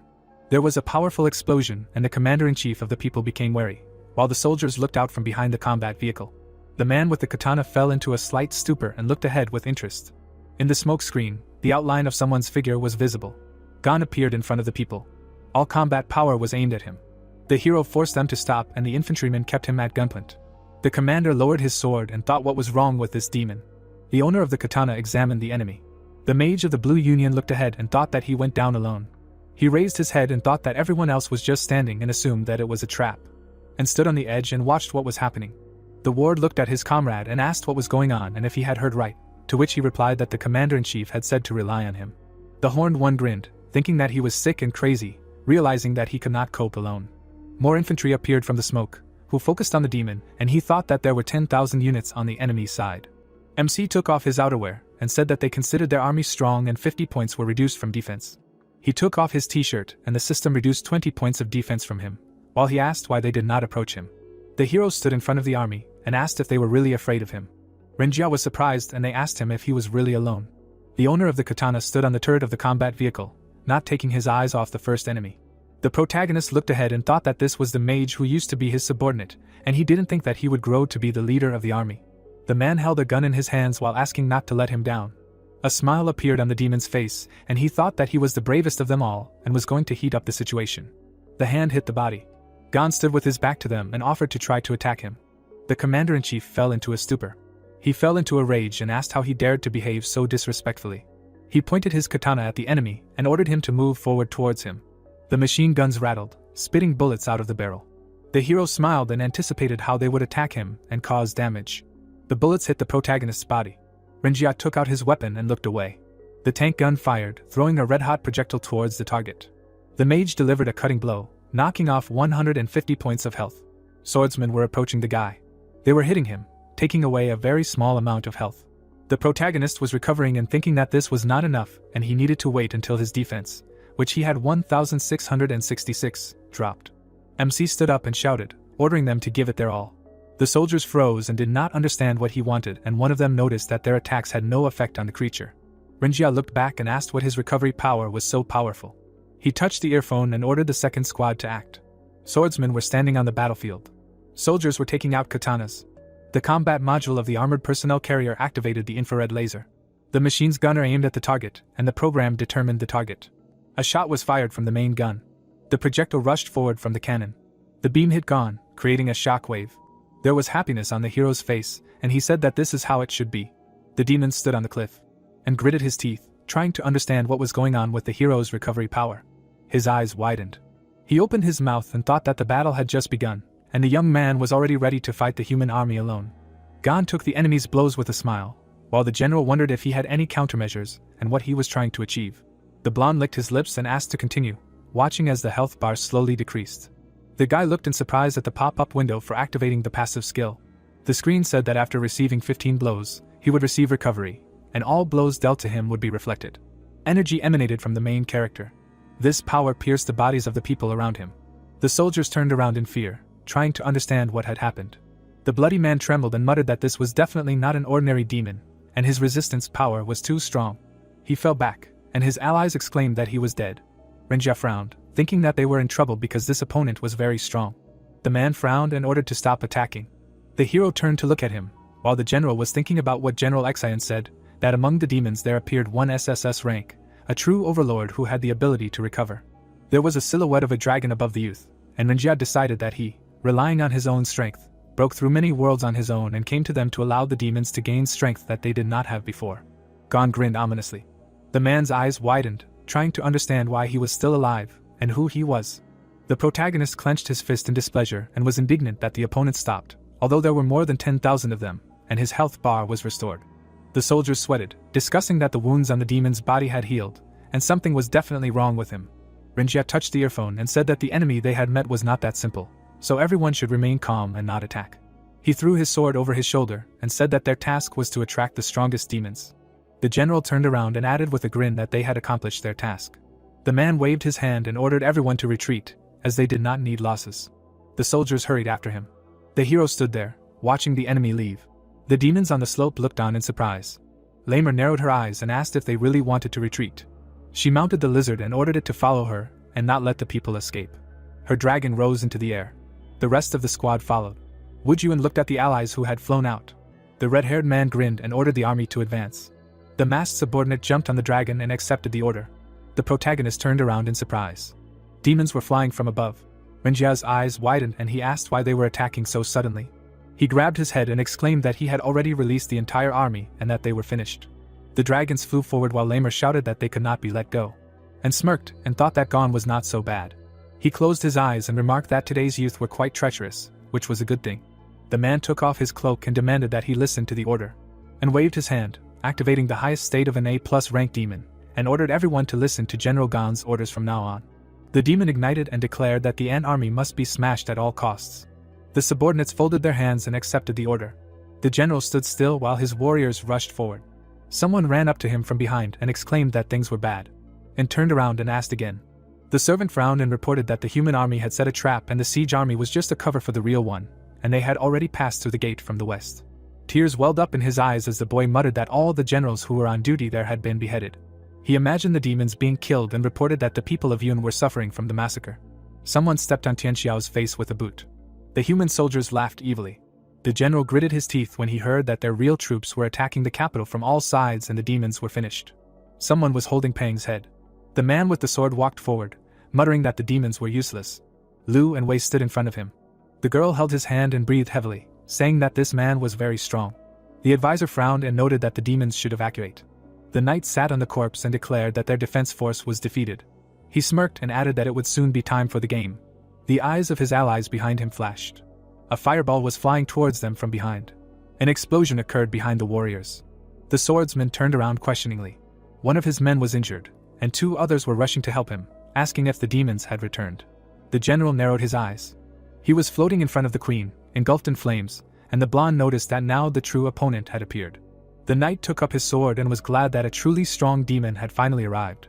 The warrior straightened up, muttering that he had been sitting for too long. His body was engulfed in a purple glow, and narrowed his eyes and noticed that the enemy was much more powerful than the other humans. The man released some of his energy, deciding that he needed to speed up. His body was engulfed in fire and sparks. His eyes were glowing, and had gone through the transformation of an A+ rank demon and took the form of a dragon. A few minutes ago, someone crossed swords at the southern gate of Yun. The demons were fighting fiercely with the humans.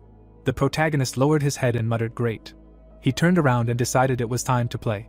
The guy walked forward, saying that since he reincarnated into this body, it was as if he had activated some kind of achievement, and no matter how much he wanted to die, he could not. The blonde grinned. The protagonist covered his tears with his hand and laughed. Gon threw his head back and asked what was that. He widened his eyes and exclaimed, was it not enough that he had already been made the lord of the demons? Red lightning flashed in the sky. The guy saw that it had struck not far from him. The youth frowned and froze. In front of his eyes was a battlefield, and he asked if the humans were not fighting the demons outside the city. Gon frowned, trying to figure out when they had managed to enter. He turned around, hearing someone asking to let his daughter go. The soldier stepped on the man and said that he didn't need anything, and his partner carried the girl away. The man holding her smirked and said that he would probably go. The demon extended his hand and asked to let his daughter go. The blade pierced his palm. The man raised an eyebrow and said that one always wins and the other always loses. Then a fist flew into his face. The protagonist threw the enemy away. He took a few steps forward. Gon frowned and decided that this would not do. The soldiers glanced at him, saying that another suicide bomber had arrived. The girl's hands were tied. The men suddenly rushed to attack. One of them swung, and the hero thought that even in a fierce battle, the ruler could not lose. The blonde narrowed his eyes, realizing that the army of people was out of luck. He sharply hit the enemy, killing both at once. The man fell to the ground, coughing up blood. The boy grabbed him by the throat. The soldier glanced at him in fear, amazed that all their health had been taken away in just one blow. Gon stood over him, his eyes flashing, and the man thought that he was just a system error. The protagonist grimaced and demanded to know what formation the man was from. The interlocutor closed his eyes and muttered that they were from the 21st Squad, 511th Formation, and his partner tried to understand why the demon needed this information. The young man frowned and asked again. He loosened his grip, realizing that he was the commander there. The guy froze, trying to understand what was happening, and the soldiers hurried to run away while they could, discussing that the demon was somehow strange. The hero frowned and thought that a strange feeling of uneasiness did not leave him. The blonde turned around. Nearby, the girl's father furiously attacked the offenders. The city was engulfed in flames, blood was everywhere, and Gon thought that it seemed like he had been here before. One of the demons was lying on the ground. Rockets were hitting the buildings. The protagonist turned pale and realized that it was Yun. The boy turned to the sound of a child screaming that they had tortured his mother to death. The woman was lying in torn clothes and with bruises on her body. The man hugged the boy and tearfully muttered that everything would be fine because his father was near. Lightning struck from the sky. Gon raised his head. He was standing in the middle of a battlefield. In front of him, the demonic dragon was visible in the air. The blonde touched his head and thought that he seemed to remember. The young man imagined the image of a knight with a sword, because 6 years ago he led an army heading for Yun. Then a huge dragon confronted him. They clashed in battle, and the hero defeated it. Gon remembered himself standing on a corpse and thought that the victory was too easy, so he even forgot about it. After that, a system window popped up in front of him, informing him that thanks to the 511 army that he led, a very valuable contribution was made to the fate of humanity. The guy pressed the revive button with a trembling hand. Gon gritted his teeth and realized that he had returned 6 years ago, but why then was he not leading the army? He frowned, wondering what had happened and where his body was. A warrior was lying on the girl's lap. She looked at him and said that the hatred between the races was about to flare up again, but he was different from the rest. She patted the protagonist and said that his war was for protection, not for robbery, power and tyranny, and that was the most regrettable thing. Gon walked forward on the battlefield. The guy frowned, thinking about the 511 army with strong convictions and strict discipline. The human soldiers kicked the civilians, and the hero realized that after defeating the demons, they let them go. Tian Shao squeezed the knife and demanded to let go of his mother. He looked at the woman, and the villain muttered that he did not care who she was to him. The devil cried and asked the child to run away. Her body shuddered from the discharges. She went limp in the soldier's arms. The current deputy head of the 511 squad, who had previously been detained by the protagonist for violating the rules, picked up the woman and said that for a demon, she was nothing. The man was reflected in the eyes of the blonde, who understood why everything led to this. He darkened with anger and decided that this was unforgivable. In the past, and stood outside the door, and the doctor reported that the lady had given birth to an heir. The man smiled happily and asked to show him quickly. The demons looked at the general in surprise, noting that this was the first time they saw him so excited, and took the child and looked at him with delight. The baby was smiling, and the father was amazed at his calm. He hugged his son and promised that he would protect him and their city. The demon stood by his wife's bed. A bright bolt of lightning flashed through the air. It pierced the dragon's body. The general bared his teeth, shouting that he would not let Yun perish. His opponent scratched his ear and said that just an ordinary A+ rank demon was not dangerous. He squeezed the hilt of his sword and noted that it would not take long. The warrior pushed off the ground. The blond man quickly rushed forward. His blade was approaching him. The dragon's eyes widened. The powerful blow left wounds all over his body. The demon arched, pierced by lightning. The knight turned away smugly, and returned to his original form and fell to his knees. He clutched his chest and realized that he was not strong enough against such an enemy, and was only teasing him. The enemy stood behind him, and the general was horrified that no one was his equal. The man frowned and muttered that he was still dissatisfied. He raised his blade above his head and advised his opponent to die. His sword met an obstacle. The knight raised his eyebrows questioningly, and turned around and asked what was the matter. His son extended his hand to take the blow, and the general asked him why he was there. Wu Juan narrowed his eyes and replied that he had come to kill him. The father gritted his teeth and exclaimed that he would not allow this, because the boy was not his opponent, but just a pitiful bug in his path. The man shuddered when his son mimicked him. The red-haired man frowned and said that he had been telling him this since childhood, so was he really that insignificant in his eyes? The boy remembered his mentor asking him whom he admired most. The boy smiled and replied that he admired his father, the general who led the troops. Another day, a satisfied child ran forward, rejoicing in first place. He brought his father a certificate and boasted that he had come best in the exam. The man looked at him indifferently and replied that he knew. Wu Juan looked down, disappointed. He stood sadly in the corridor. The already grown-up youth smiled and told his father that he had won first place in the assessment. The general glanced at him and replied that he had been the same in his youth. The interlocutor silently frowned. After a while, Wu Juan looked at his parent and said that he had been promoted to lieutenant general, and the advisor exclaimed that he was the youngest demon to hold such a position in history, and did not even turn around, saying that he knew it. Wu Juan frowned and exclaimed that he would never get his approval anyway. The human knight leaned on his sword and muttered that this was interesting, and sat behind his son, asking him to leave, because the enemy was not so simple.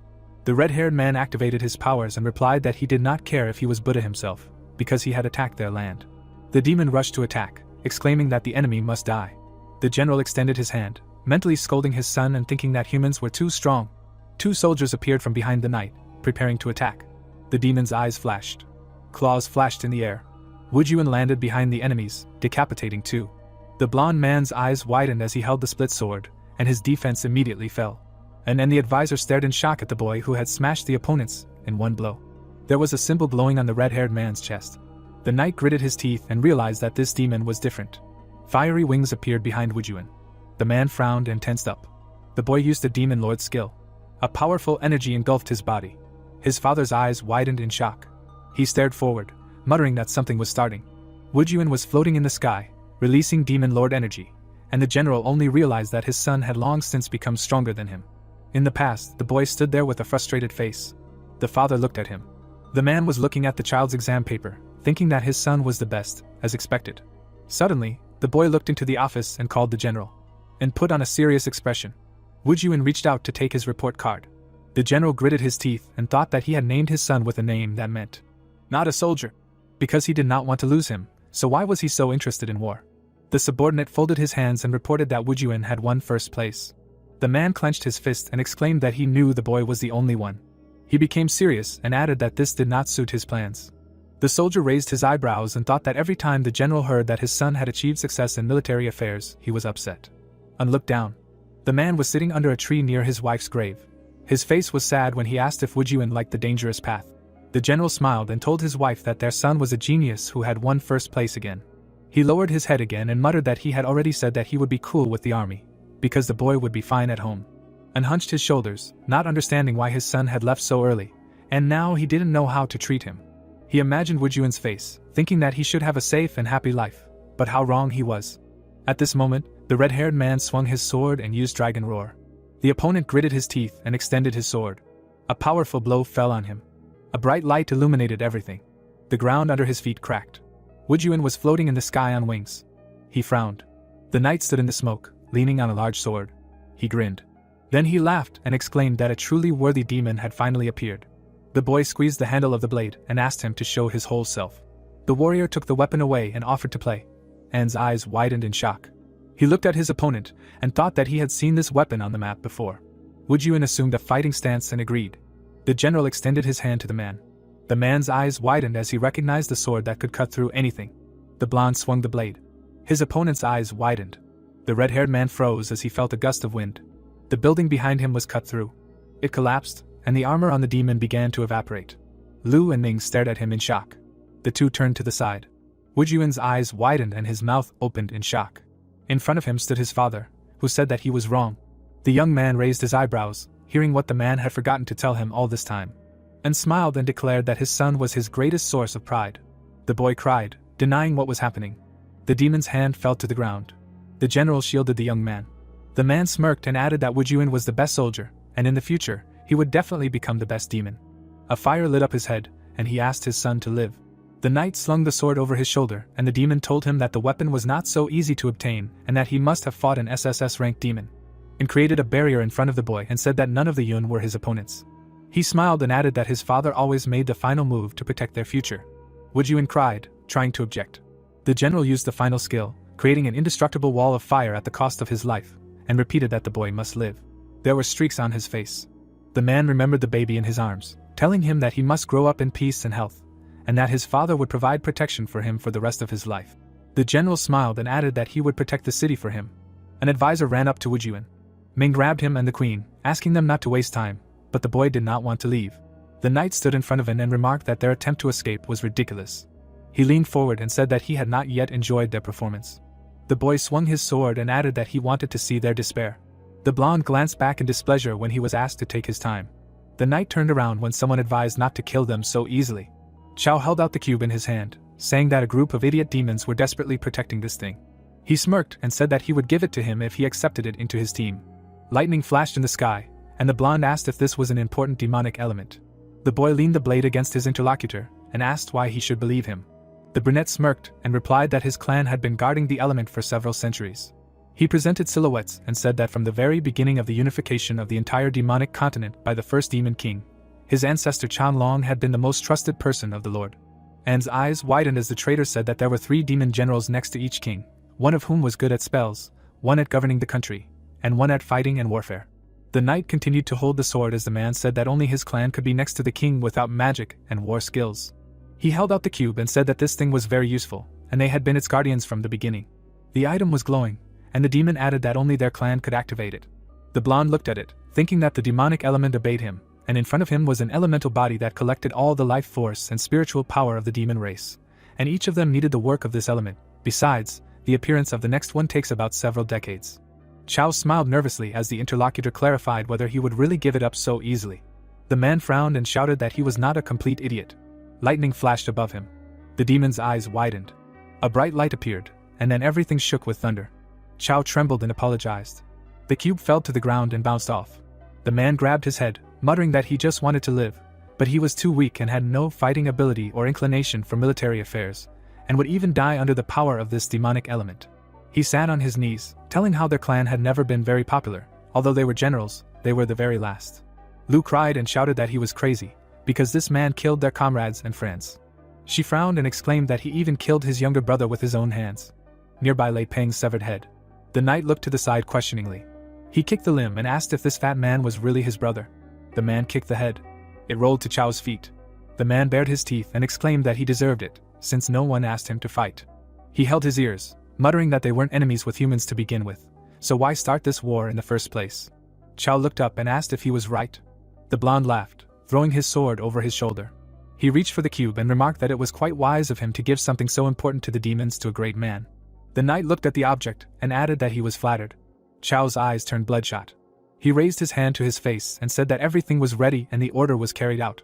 The old man stood in a stance and called upon the spell of the art of flowers, namely absolute defense, while he grinned and looked forward, and a message appeared saying that the skill is the roots of life. The red-haired looked back and asked what it meant. Green energy ran along the ground forming a dome. Blood flowed from the horned man's mouth, and he spoke of a demonic element. He waved his hand and shouted for activation. The blonde-haired man looked at the cube, which began to glow. A bright light burst out from its circles. The man grinned while he was engulfed in radiance, and did not understand what it was. The light filled the space and hid the man. Chao was engulfed in flames and said that they were a poor clan and said that he had been waiting for this moment for several centuries. He looked forward and said that they were finally useful. The horned man narrowed his eyes, saying that they would benefit the demons and there was nothing more to worry about. There was a powerful explosion in the center of the city, and a spherical shock wave, together with a sound wave, began to spread along the surviving streets. It swept away everything in its path, turning living things into ashes. Light illuminated the lying object. The blow to the city inflicted intolerable destruction on the state, demolishing everything within the radius of destruction. The soldiers watched the explosion and how the shock wave engulfed the man standing in front. The streets were engulfed in smoke. The servant turned around, asking what was happening there. An explosive mushroom rose above the city, and the girl watched the last seconds of the city's life. Powerful discharges of static electricity appeared in the sky. Lightning struck the center. An explosion occurred and a column of dust rose above the buildings, blocking the view. The demons looked at the hot smoke that was about to engulf them. The demon sat on his knees, covered in burns, and said that he had already shown all his strength. He gradually lost consciousness and his eyes closed. The horned one fell to the ground and thought that he had only activated 1% of the true power of the demonic element. Wujun helped him, who had lost his arm, to get to the shelter. Chao's mortal body fell to the side and he said that he could not do it anymore. The structure released a discharge into the sky and a notification came out about the dragon and the S-rank skill, namely, Absolute Defense, which saves all living beings in the circle from any attacks for 30 seconds. The black serpent raised its head and was enveloped in yellow energy. The soldier looked to the side and he said that his last choice was wrong. The blonde one stood with a gun at the ready and said that he should not have used the strongest skills without knowing the opponent's trump cards. The serpent stood next to the enemy, who looked at the exhausted body, while the survivors watched what was happening. Chao's hand reached for the cube. A discharge occurred and the cube evaporated in front of his fingers. He lowered his limb and a pool of blood formed under it. The blonde looked down haughtily, holding the object in his hands, while yellow discharges of energy sparkled above it, and asked if he was ready to bear responsibility for the consequences. The tattooed one examined the trophy, standing in front of the wounded one, and said that who would have thought that a demonic element would be in such a place. The fighter walked near the pet, and said that this place does not look like one in which a demon lord could be born. The object was in the hands of a man. He looked down and said that it was time to get to the point. The blonde looked back, ordering the snake to move forward. He showed his teeth and sighed. The soldier frowned, asking about the fact that he did not want to go against his comrades. The collar on his body put pressure on his larynx, releasing excess air from the mechanism. It dug into his skin and set his scales on fire. The dragon threw his head back and screamed. His eyes flashed red and he aimed at the guys who were standing nearby. The old man used a magic circle while he was about to attack. Wu Juan looked out from behind the healer and ordered him to protect the lady, to which she said that it was better to take care of herself. The warrior emitted discharges and said that the demon clan can only talk, but did not finish. The magic discharge instantly struck the enemy. The mustachioed man looked forward and froze when lightning pierced his chest, splashing blood from there. He looked at how his chest was shining and began to groan. The fighter stood behind, holding his hand in the wounded old man, and said that now he will show him what a real battle is, and appeared behind him, who was about to strike. The opponent intercepted the hand, quickly reacting to the attack. Glasses appeared on the man's face and a notification appeared that protective glasses give plus 50 to the strength of the spirit, and during the fight he receives information about the characteristics of the enemy.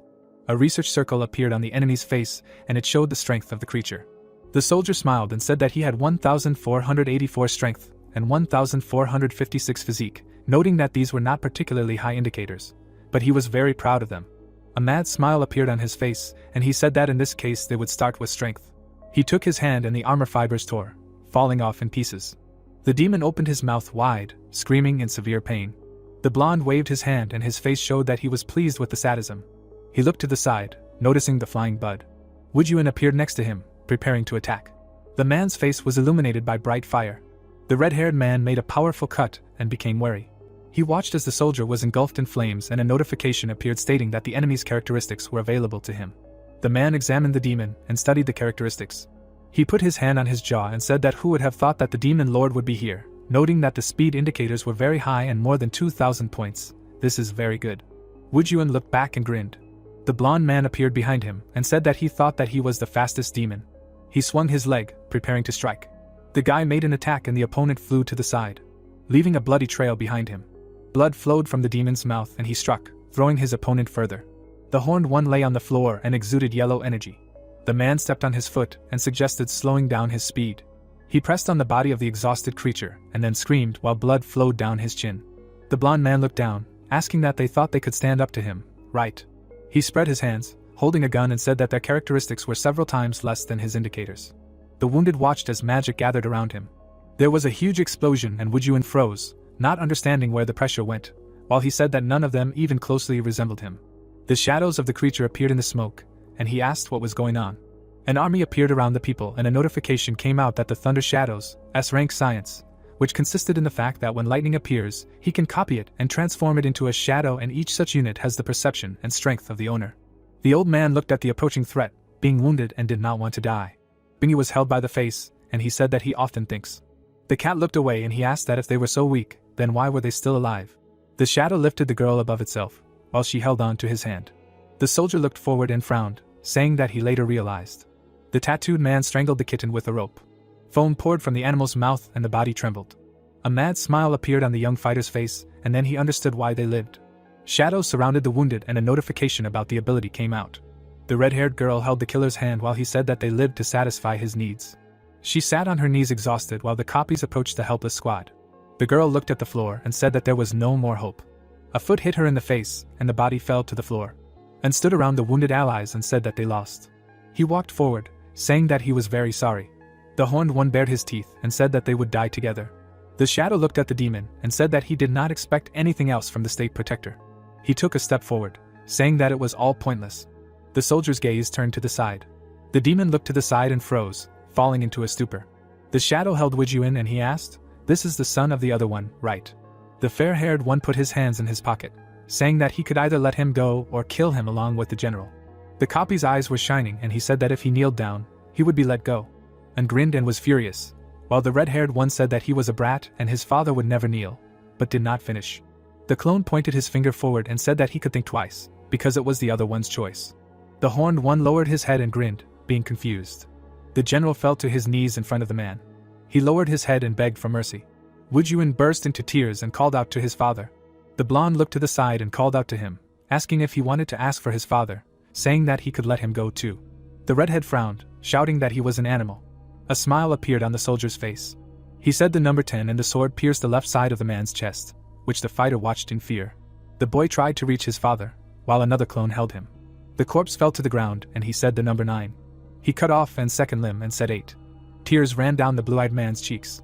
The man struck again, saying the number 7. Wujun knelt down. Tears were dripping from his face, while he trembled and begged to be let go. The red-haired woman watched as both fighters knelt. Tears ran down her cheeks and she clenched her fists tightly.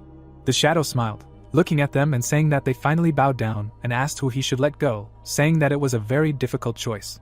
And looked down. His heart pounded. He rushed forward and the blade pierced his chest through. Wujun went hysterical and called out to his father. He looked at the offender and asked to let his son go. The warrior wiped himself of blood and asked who gave him the right to do what he pleased. He struck, calling him a brat. The body fell at his feet and the man said that he had changed his mind. The copy closed its eyes, about to announce something, but he interrupted. The red-haired man rushed to attack. The blade pierced his body and the clone said that a new game was beginning.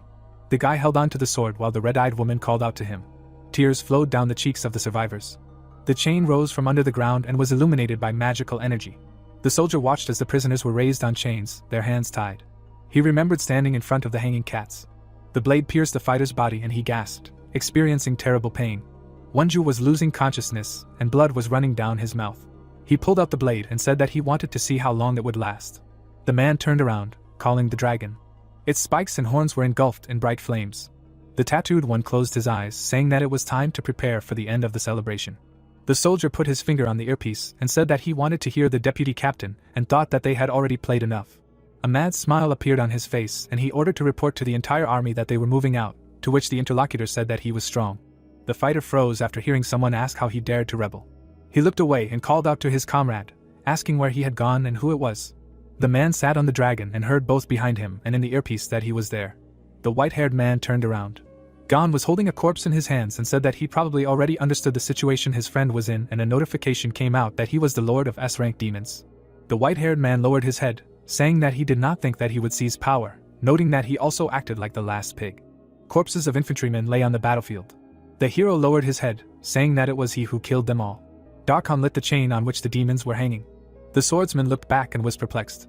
The protagonist frowned, saying that he should have guessed long ago that beasts will always remain beasts. Hatred was written on his face, and he said that the enemy's actions were grave sins for which one must bear responsibility. The opponent's body was covered in energy, and he said that this was another scum. He jumped up, saying that it was time for Gon to die. The soldier swung his arm, preparing to strike. A mad smile appeared on his face. The fist met the attacker and a notification about the unknown amount of strength came out. The hero hit the opponent in the chest and the shock wave spread throughout the space. He lay on the floor, bleeding while he was held by the neck and wondered what was wrong with this guy. The protagonist was furious and asked if they would start. Aggression was written on his face and he said that riots, adultery with their women, robberies and murders of comrades, asking where to start. The blonde one grinned and asked what he was talking about. The guy crawled towards MC, leaving a bloody trail behind him. The dark-haired one was wounded and said that something was wrong with this demon, and he understood it from the first meeting, assuming that he knew people well. The soldier held the girl, standing next to the ice copies, which he ordered to kill everyone. He looked at the red-haired girl and said that she smelled very sweet. Piansha was held and he called for his mother, while he told the clones that the child cannot be touched. The soldier licked the girl's face and said that he wanted him to see how he mocked his parent. Ice shards flew in different directions and he became wary. Gon stood next to the green-haired man, striking an ice copy. The man grinned, saying that there was another demon here. He sent the ice forward, offering him a taste. An ice puppet of enormous size appeared in front of the hero. The enemy smiled, saying that this creature contained half of his blood and strength.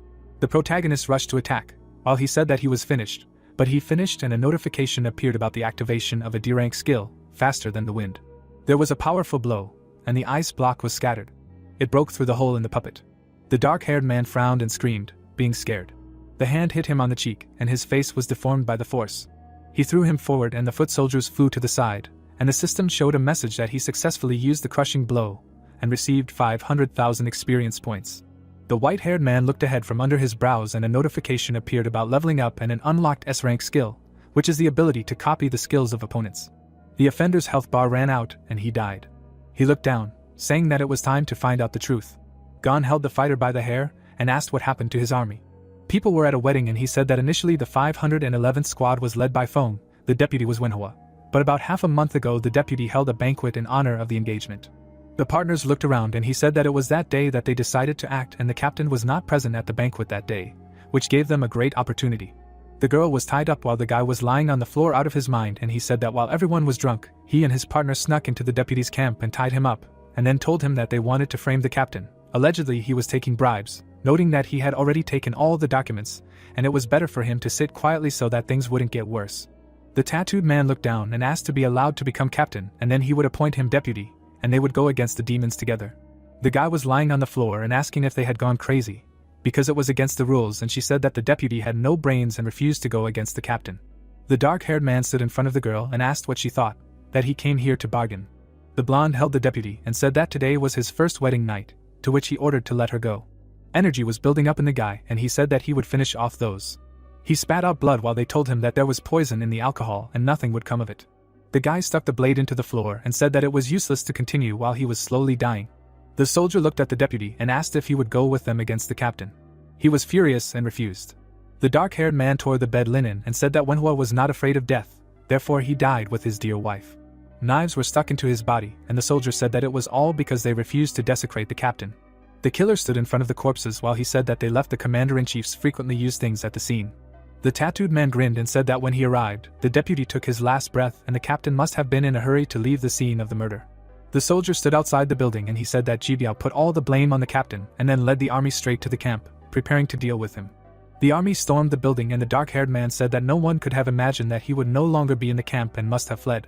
The psychopath examined the armory and he said that even the equipment and weapons that he always carried with him were left behind in the camp. The sword emitted energy while the soldier said that the killer requested a search warrant from God on the grounds that the commander was caught plotting a mutiny, raped a teammate and escaped with the murder. The blonde man smiled and held the sword in his hands while he said that he had become an army sinner. A new captain stood before the people and the army changed its leader before the war. The warrior looked at the enemy and asked why he was interested in human affairs. Gon looked down and asked. No one else understood anything. The hero stood before a war criminal who asked him what he was talking about the fanatics, saying that they resisted but were immediately sacrificed. The wounded man rolled his eyes, saying that things should have been done differently, and he asked why the army had such a system. The fighter looked at his opponent and said that he was finished and now he could let him go, because if he freed him, he would talk to the captain and he would leave the demon alive. There was a powerful cut and blood gushed out to the sides and he asked what he was doing and screamed about his treasure. The protagonist looked at the opponent, who begged him to let him go, and from behind a woman called out to the general. The girl burst into tears and said that this was the uniform that General Wei kept for him, because he predicted the crisis and asked him to give it to him. She held out a briefcase and asked him to take it and run away, saying that he was the last hope of the demons, and said that it was not worth dying in this battle. The fighter cried, saying that she had literally just received a message about that and assumed that something had happened to the old man. Gon held his hand to his jaw and a notification about receiving S-rank equipment appeared.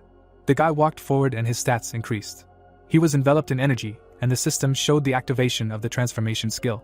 The hero dragged his mortal body by the hair. The girl shouted after him that the exit was on the other side, to which he replied that he was not going to run. The protagonist looked ahead and said that he would go to the criminal, to which he replied that he was sick and he could not stand up to him. The soldier bared his teeth and shouted that he would kill him and ordered him to pray. MC beat the enemy while he thought about why he was so interested in people. Blood flowed down the man's nose and he pondered his origin. Clones of the warrior appeared behind him. The demon stood with his back. Glasses appeared on the tattooed man's face and a notification appeared about the ability to view the characteristics of others. Gon looked back while he studied his stats. The soldier froze and his face showed horror. The fair-haired one smiled, saying that it was an ordinary demon with great strength, because its speed was half that of him. The copies rushed to attack. The hero did not turn and prepared to absorb the blow. The white-haired one looked back and said that he would not be able to hold out for long. He counterattacked the creature. The clones flew away and the opponent said that he was not as fast as him. Shadow was scared and asked who he was. The protagonist stood in a stance and said that it was his turn now. Shadow stood next to the burning dragon. Jibiao looked away, thinking that judging by the level of his strength, the values were not bad. He frowned and thought that his stats were much better. Gon held onto the decoration and the system showed the indicators of what the opponent did not understand why the relics of him were hidden. The tattooed man was angry and thought that something was wrong with him and the notification showed the characteristics of the soldier. He looked at the weapon, thinking that his strength was 4,102, but thanks to his weapon, he had 5,424. The man looked ahead from under his brows, comparing his 3,732 speed points with the enemy's 1,477 points. The blonde looked around, thinking that therefore he could not be faster than him, and noted that it was time to act. The shadow copy stood up, being engulfed in flames. The opponent approached the demon, thinking that it was time to play. The hero counterattacked, landing a powerful blow to Jibiao's face. The tattooed man hid behind the dragon while he beat the shadow and thought that his opponent had some hidden skills. The protagonist swung and told him that it was not worth relying on second-rate data while the system showed reliable characteristics of the fighter. MC attacked the face, creating a small shockwave, and he had a hidden attribute, namely the title of the demon lord, and all of the characteristics get an additional one-time bonus, and cannot be detected, and he asked what he thought that he was seeing everything. A bolt of lightning appeared in the sky. Shadows were approaching Gon, and he thought that he did not agree with this. The opponent frowned, thinking that he did not believe. The demon dodged the attack and counterattacked with a precise blow to the face. He made a sidekick to the enemy's body. The hero hit him in the face with a jab. The body flew to the side, raising dust. The white-haired looked back, examining the space. A shadow appeared in the spreading dust and stood in a stance. Jibiao was furious, and said that his speed was not comparable to his. The protagonist appeared behind the stunned opponent. There was a powerful blow, and the helpless body flew up, turning over in the air. The tattooed man stood behind the shadows and thought that it seemed that he did not see the true characteristics of the other. The copies began to turn into electric discharges, while he thought that it did not matter what kind of hidden skills he had. The fire clone appeared next to Bingy and said that in the end, he had his comrade in his power. He stood next to the girl and called out to him, saying that he had the demon's mistress. The shadow grabbed the red-haired girl by the neck and a mad smile appeared on her face. Woojun grinned, watching what was happening, and said that it was impossible to defeat him and asked why he used such dirty tricks at all. The clone tightened the chain, cutting off the demonist's oxygen, and aggression was visible on his face. MC walked forward and said that they knew such tricks. The man's face showed anger, and he shouted that everyone present was finished. Energy ran along the chain and the red-haired man screamed, demonstrating unbearable pain. Jibiao stood with his back to the unconscious demon. The copy held Bingy and continued to strangle her. The clones stood near the prisoners. The military man frowned and called him to attack, asking if he had lost his desire, and the system showed the characteristics of Gon, and then the opponent's indicators. The man showed his teeth, asking that he was not strong. The hand pulled the sharp chains. Woojun grinned, experiencing pain, while he said that although the hero was fast, he was not alone. The shadow held Bingy by the hair, and if the protagonist began to save one, the opponent would instantly kill the other. MC frowned, being dissatisfied with the situation, and was asked what he would choose. Liquid dripped from the trembling fist of the savior. He rushed to attack and his eye flashed red. The clone bared his teeth, saying that he really ran. Woojun looked ahead from under his brows and ordered him to save the lady. The white-haired man pointed his fingers at the enemy. 2 fingers crashed into his nose and a small shockwave occurred. The red-haired man froze and was stunned by what was happening. The body flew to the side with great force, raising a cloud of dust. Gon stood with his back to the guy, who asked why him, noting that it was necessary to save the lady. The hero looked back, asking who said that only he was saved. The ice puppet held the girl in his hands and a clone was strung on a sword. The weapon sat tightly in his cold hand and a cut occurred. The puppet swung while he struck. MC looked at the henchmen and ordered them to help. A powerful blow broke the steel chain. The black-haired man looked ahead and asked how it was possible, and did not understand when he learned this skill. The injured man was angry, thinking that wasn't he the only one who could use this skill. Jibiao swung his arm, about to strike the ice minion. The puppet grabbed the shadow's head and swung. The creature stuck the clone into the ground, raising dust, and Gon looked at his protege and said that he had the same strength as him. He put his hand to his jaw, remembering how the guy died, and a notification appeared that a new S-rank skill was unlocked, namely copying any skill and attacks of the enemy, while he was thinking about which skill to copy. The hero raised his head, saying that it was the right decision. The soldier lay on the ground and assumed that he simply copied his unique skill. The ice swordsman fought with the clones of Jibiao, While he thought that this was a new learned skill, and although it was very powerful, there were still weaknesses, and a notification about the ability came out. The creature made a powerful cut, and he thought that the first weakness was that the water element was needed to activate the skill. Blood flowed like a river on the exhausted soil of the battlefield, while he thought that the second weakness was that blood was needed to create puppets, and not so little, because they needed something to feed their power. The copies of the tattooed one suffered losses, turning out to be powerless against the swordsman, and the dark-haired one understood that he had a large volume of blood if the ice mechanism had the same power as him. Gon folded his arms while he made his conclusions. The military frowned, shouting that the captain should not fight the puppet. The shadow stood next to the creature while Jibiao hid, and he said that the hero was using his skill and asked to believe that it was better to hit the demon, because he was now weakened. The protagonist stood with his hands folded, and he thought that this is it, and now everything is clear. The clone stood in a stance, and he thought that he would kill the enemy with one blow. The opponent was approaching the white-haired one, preparing to strike. An electric discharge pierced the body, and the soldier landed a few meters after the strike. The shadow stopped, landing on the ground. He was engulfed in electric discharges and said that he won.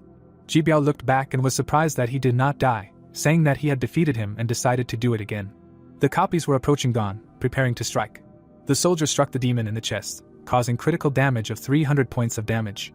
The copy dealt slashes and took away 100 points of health from him. The hero looked away. Would there be anything else? The blonde-haired one frowned and denied what was happening in his head, and a notification appeared that the scanning vision skill was activated. The protagonist looked down, while there was a filled health bar above him, and he wondered where he got so much blood. The accessories on the demon's hand began to glow, and he thought that something was wrong with this demon, and a notification appeared that the Heavenly Demon Illusion skill had been activated. Dark energy began to gather around MC's hand while he thought that even his character and temperament were different from others, and a message appeared that the reverse SSS rank skill, namely, 100,000 units of health are added to him every minute, had been activated. A powerful sword appeared in Gon's hands, and he asked why Jibiao had run out of tricks so quickly. The tattooed man frowned, panicking, and he thought that he needed to run, because the current one could not win now. Lightning struck near his paw, creating a shock wave. Lightning flashed over the battlefield, and he decided to go to the sky, considering it the best solution. The copies were standing in the crowd, and he thought that there was enough thunder in it, and he could create many clones, and then he would not be able to defeat him alone.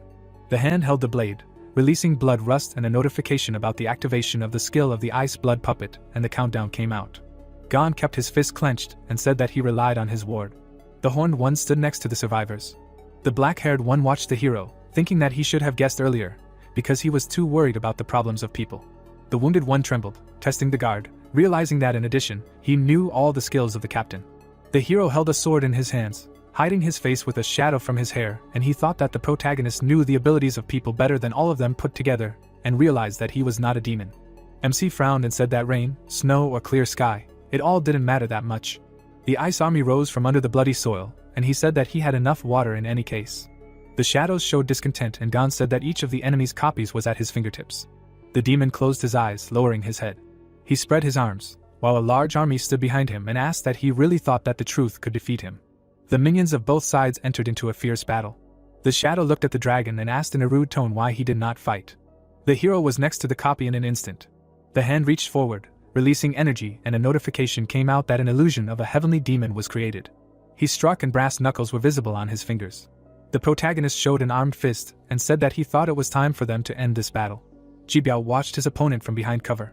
He grinned, thinking that now he did not have a single chance to win in a duel with him face to face. The man came out of hiding and thought about what he imagined he was capable of. The protagonist showed his fist while he thought about how the enemy had an extremely strong recovery ability. But when attacking, he still spent health and realized that MC was not immortal. He smiled, examining the weapon, thinking about how it was an SSS rank sword capable of accumulating energy and had the ability to defend, and noted that if he filled the surroundings with energy, he could solve everything in one blow, and the weapon was tied to his body, which meant it would follow him wherever he went. An ice monster appeared behind him. The blade pierced Jibiao's chest. His face was sprinkled with his own blood, and he grinned. A lightning bolt occurred and he disappeared, breaking the creature's ice sword. The bolt swept through all the clones. The soldier appeared in the crowd and knelt down. He frowned, thinking about how he could instantly switch between copies and that he would not be killed. The black-haired man watched what was happening and said that he understood what was happening, and noted that until the captain took the initiative, Gon would not be able to kill him. The ice soldiers destroyed the shadows, and he said that the ice puppet had a time limit. No matter how much blood the host had, it was impossible to create copies infinitely. A smile appeared on the face of the war criminal, and he said that he would lose, because Jibiao could not be killed. The hero strangled the copy and asked who said that he could not kill him. The military man looked down while he said that, as he had already said, he must be punished for each crime. The enraged opponent looked up and bared his teeth. The fair-haired man held a pair of huge scissors in his hands and begged her not to die. The cat lay exhausted on the sheet between the blades, and he said that he had not played with her enough yet. The protagonist was furious and shouted that everything would come back to him many times over. The boa constrictor sat on Jibiao's neck and he said that all the pain he caused to the living, he returns to him. The copy looked at his hands and MC asked if it was good. The blonde grinned while the copy coughed up blood and asked how he knew about this. Gon held the clone tightly, saying that the participants in the coup d'état conspired to start a mutiny, raped women, abused children and maimed their teammates. The illusion's head exploded and he said that even death would not cover all of his sins. The military man held his head, screaming that it hurt a lot. The ice giant tore the shadow in half. The hero dealt a powerful blow, cutting the clone and offered him to feel it all. He frowned and said that he would feel all the pain he caused to the living. The black-haired man opened his eyes wide, saying that he did not plan to kill the captain, but just wanted to mock him. Jibiao frowned, absorbing everything that was happening to his shadows. The captain leaned on the sword that was emitting electricity and thought about using support and strengthening, putting all his energy and noted that he would soon be full of energy, because there was only a little bit left. The blonde-haired man grinned, saying about the SSS-ranked blade. Energy filled the weapon and he was glad that he succeeded. He swung, saying that this blade would destroy the demon clan. Gon watched as the enemy fired a beam into the sky.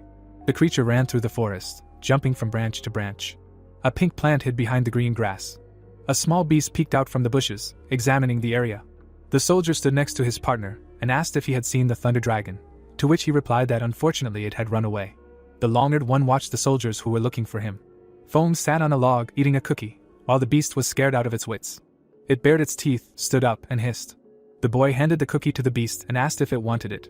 The blonde looked to the side and said that recently a war broke out between humans and demons for possession of a magic crystal and many people were starving.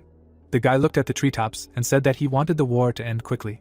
The sword was filled with energy, and he thought that he had arrived. Jibiao raised the sword over his head, which emitted discharges of electricity, and said that this was a blade that would slay all demons. Gon watched as a huge beam rushed into the sky. The dragon looked at the hero, who stood on the battlefield. His hand stretched forward. He looked to the side and ordered the power to return. The blonde held the weapon in his hands and smiled. The sword broke and he was confused. The equipment fell apart into parts. The guy lowered the handle that was emitting electricity. The protagonist held the weapon intact and said that it had returned to its rightful owner. The captain was confused, asking how this was possible, and saying that he had tied the item to himself. Gon looked ahead from under his brows and thanked him for improving his blade. The man stood in front of the demon, and there were shadows nearby. The hero raised his hand with the weapon. He swung it and placed the blade tip on the ground. A vortex began to form around the protagonist, and copies of the enemy disappeared into the stream. Bodies evaporated, leaving nothing behind. A dome appeared over the devastation and illuminated the area nearby. Streams of energy rushed forward, twisting into a spiral. The black-haired man looked ahead and said that he understood who he was. The dragon stood in front of the guy and said that he had returned. Behind MC, he stood in the guise of the captain. The shadow dissolved and was scared. Illusion was kneeling while the other was standing. The particles of the enemy's minions were floating in space, and he said that the copies were disappearing, and the dark clouds, with thunder and lightning, were also dissipating. The ice monster stood in front of Jibiao, who was kneeling. He looked back, noticing a blade in front of him. Gon was holding out his sword and telling the enemy that the battle was over. The guy pointed toward the endless forest and asked if he saw where the demon had fallen. Foam pointed his finger at the dragon and suggested that they go there, to which he remained meaningfully silent. The dragon turned its head and he asked what it meant and suggested that he was pretending to be a dog. The young hero spread his hands and said that he knew that he was not a dog and asked who would even think that. The guy stroked the creature with his wing and said that he was his main partner, and noted that they say that many years ago dogs were also friends of people. The collar shocked the beast, and it growled in pain. Jibiao held his hand on his chest and ordered the animal to grab the guy. Gon turned around, saying that since there was no thunder, he was powerless. He put the sword on his shoulder and said that the opponent had nowhere to run. The blonde-haired man held the detonator in his hand and thought that the speed of the thunder dragon was estimated at 10,000 units, and the demon would not defeat the beast. The captain pressed the button and ordered it to follow him faster. The horns and spikes on the creature were engulfed in flames and it threatened to explode. The fire broke through the scales and he threw his head back, experiencing unbearable pain. A tear flowed down its head and the dragon's side. The hero was scared and called out to his pet, thinking that it turned out that a bomb was planted in it. Jibiao ran to the beast's head and ordered it to take off faster. The black-haired man watched as the dragon lifted the soldier and shouted that they had forgotten him. The creature took off and dust rose under the flapping of its wings. A group of fighters stood below while it flew away. The wounded psycho looked ahead and said that this was a clan of scum, and he would never come back here again, and was glad that at least he got an element. Ming watched them and said that the general's speed was about the same. Wu Juan looked at the warrior. He bared his teeth and asked what he was thinking about. The protagonist's face showed uncontrollable aggression. The dragon dived in the sky and he asked if MC would really let those go. He lowered his head and there was a destroyed city nearby. Gon became wary after someone said in his head that they believed him. The hero fell into a stupor and he said that there was nothing to worry about, to which he thought it was the voice of his dragon. Jibiao held his body and was about to break loose while the creature asked its owner if he remembered the game they played before. The soldier flew up in front of the creature's mouth and asked what it was doing. The fangs dug into the soft body of the killer, and he said that the dragon would become a corpse. The flying reptile looked away and offered the owner to continue and noted that now it was his turn. Gon looked up, watching the pet gracefully dive over them. The hero frowned, looking up. He swung, preparing to jump. The soldier was in the dragon's mouth and asked not to blame him. The man threw the detonator and said that it was about to explode and a notification appeared that the explosion progress was 75%. The dragon was rapidly decreasing its speed, while the explosion progress was significantly increasing. The protagonist's attention was focused. The pet was approaching the ground and there were 3% left before the explosion. MC rushed past, making a powerful cut, and the explosion progress was 99.5%. The collar was divided into parts and it stopped functioning. The creature landed in front of the guys and blood was flowing from its mouth. Bingy stood behind the wounded and everyone was in shock. The black-haired man was shaking, saying that he had exploded. The flying reptile looked away and the outline of the fighter's figure was visible from the fog. Jibiao was lying on the ground in a pool of blood and groaning. The figure was approaching him and he asked to let go. The blonde man had lost his lower body and asked to let him go, asking why, but did not finish. He scratched the ground, repeating the question. Anger appeared on his face and asked why the opponent did not die. Gon's lips were pressed together. The hero lowered his head, saying that he should not have betrayed him.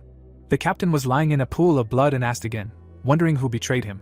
The dragon stood behind the warrior, who was holding a blade in his hands. The protagonist extended the sword upward. MC looked down and said that when he saw Manhwa, he should not forget to apologize for that night. Jibiao was horrified and realized that the former captain was standing in front of him. A powerful cut occurred while he was talking about a coup d'état with a rebellion. Gon swung.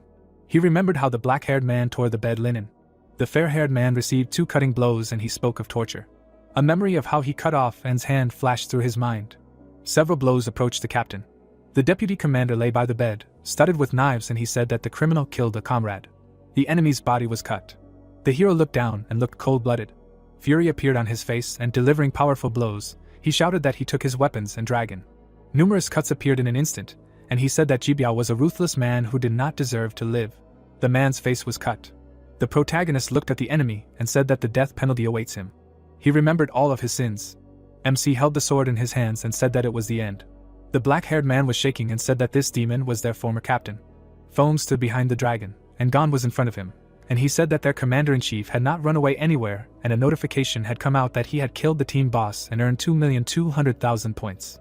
The girl stood next to a huge vessel in which the guy was and he said that the issue needed to be resolved as soon as possible. The fair-haired man was in the liquid and he said that his weapon, equipment, and dragon would return to the guy. Liang put her hand to the glass and he said that the chosen one would return too.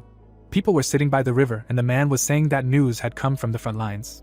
The soldier looked at the old man and said that the 511th unit of the 21st Army had been defeated. The military man stood behind Jibiao's father and he said that his son had sacrificed himself. The float was in the water and he asked if there was a corpse, to which he received the answer that it had not been returned. The bearded man was emotionless and said that in that case, it was necessary to prepare an empty coffin. Waves diverged from the plastic in the water and he asked to tell the whole world that his son had heroically fallen on the battlefield. The guy's hand was shaking while the old man asked his assistant for help, because there was a bite. The fair-haired man stood in front of his father and talked about demons and their country. His eyes sparkled and he said that he would kill everyone. The sun was shining over the city. The horn man stood in the Foam Palace.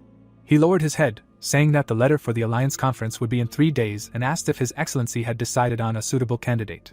The ruler looked ahead and thought that this Alliance Conference was like a public repentance, but he could not refuse to participate.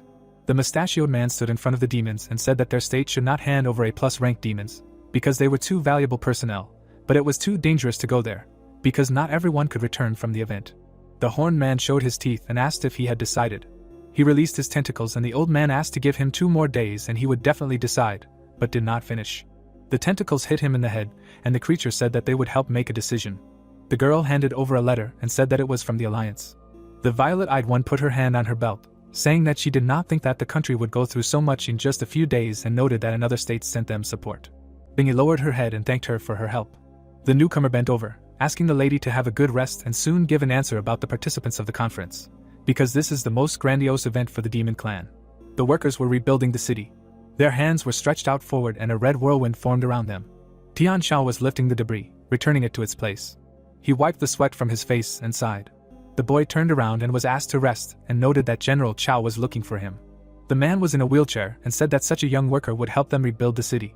The green-haired man leaned over, saying that of course and thanked him for transplanting a second heart into his mother.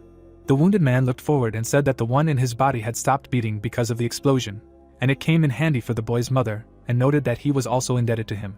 The general looked around, saying that among humanity there are both good and bad representatives, in general, as well as among demons.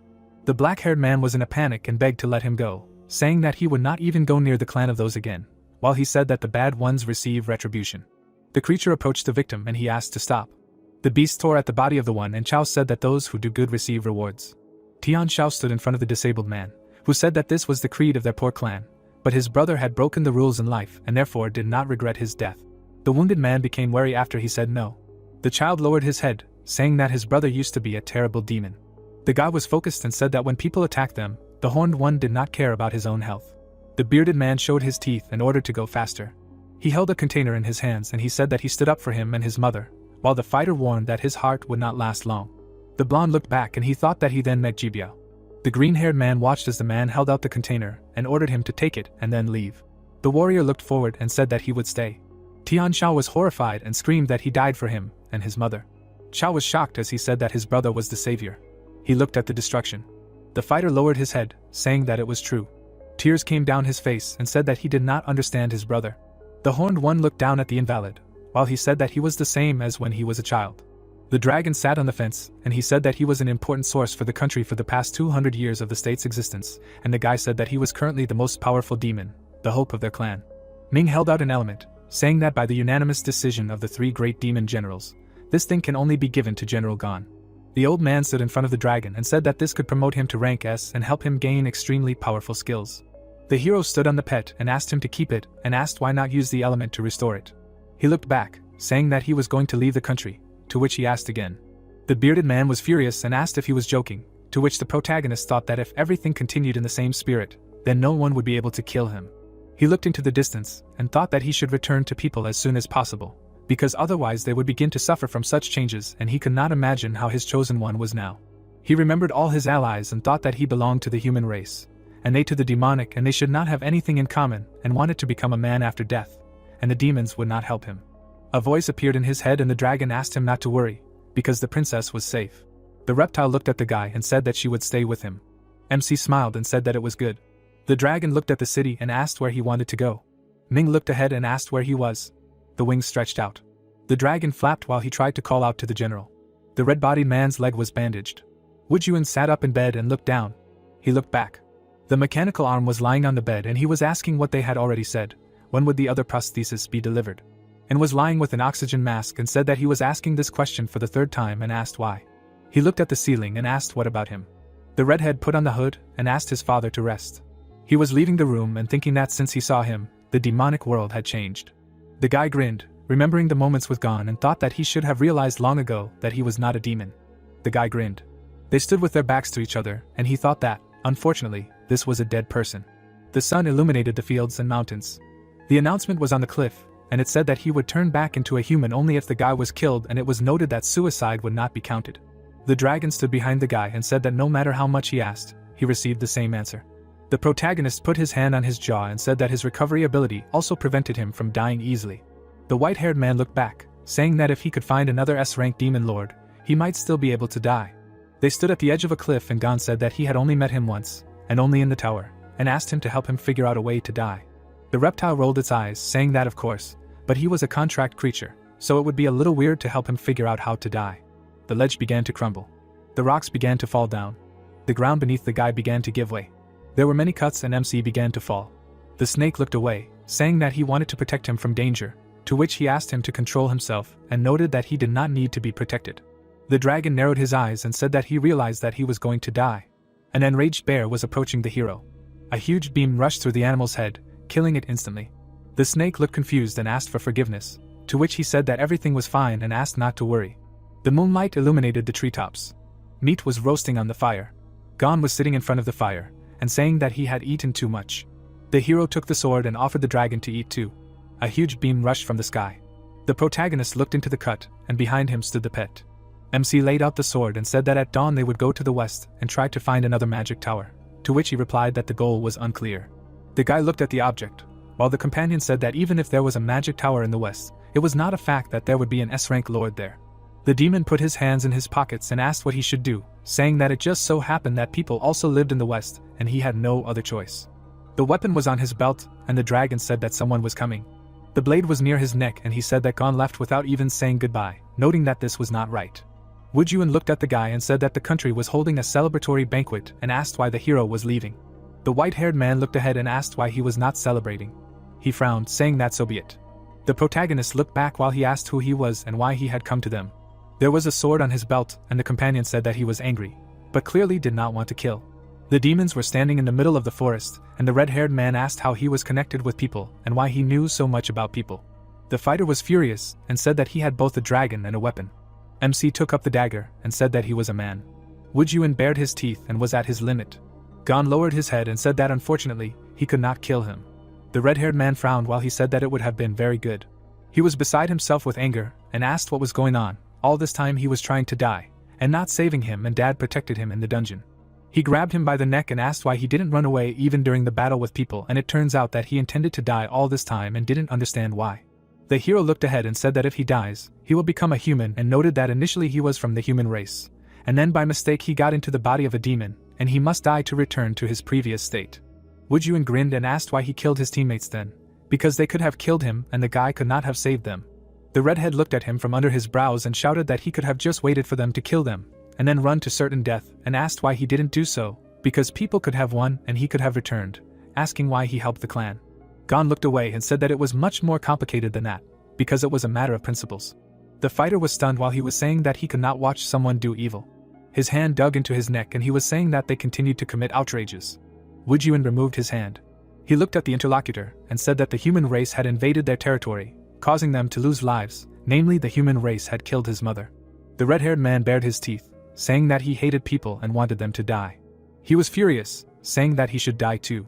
The fighter closed his eyes and said that he hoped that he would turn out to be a demon. Gon watched what was happening and the dragon said that he felt it now, that he was in great pain. The hero began to leave, saying that it was time for him to go. The white-haired man stopped while the reptile asked that he would not talk to the guy, to which he replied that he did not want to interfere in the affairs of demons, because they were not friends. Woodyun bit his lip, saying that in a week there would be an alliance meeting. The protagonist froze. He lowered his head while he said that this was the most important event, in which 18 countries of the demon race would participate. The red-haired man looked back, saying that there would be a tournament. 2 demons would be needed from each country, and the strongest would be there. MC froze after saying that even S-rank demons would be there. The fighter stood in front of the guy and said that if he wanted to die, there was no better chance. The horned one looked ahead and said that despite the fact that his homeland was not at odds with anyone, one should not underestimate opponents. Gon opened his mouth in surprise and asked what could be killed there, to which he replied that of course, because they had to prove their desire.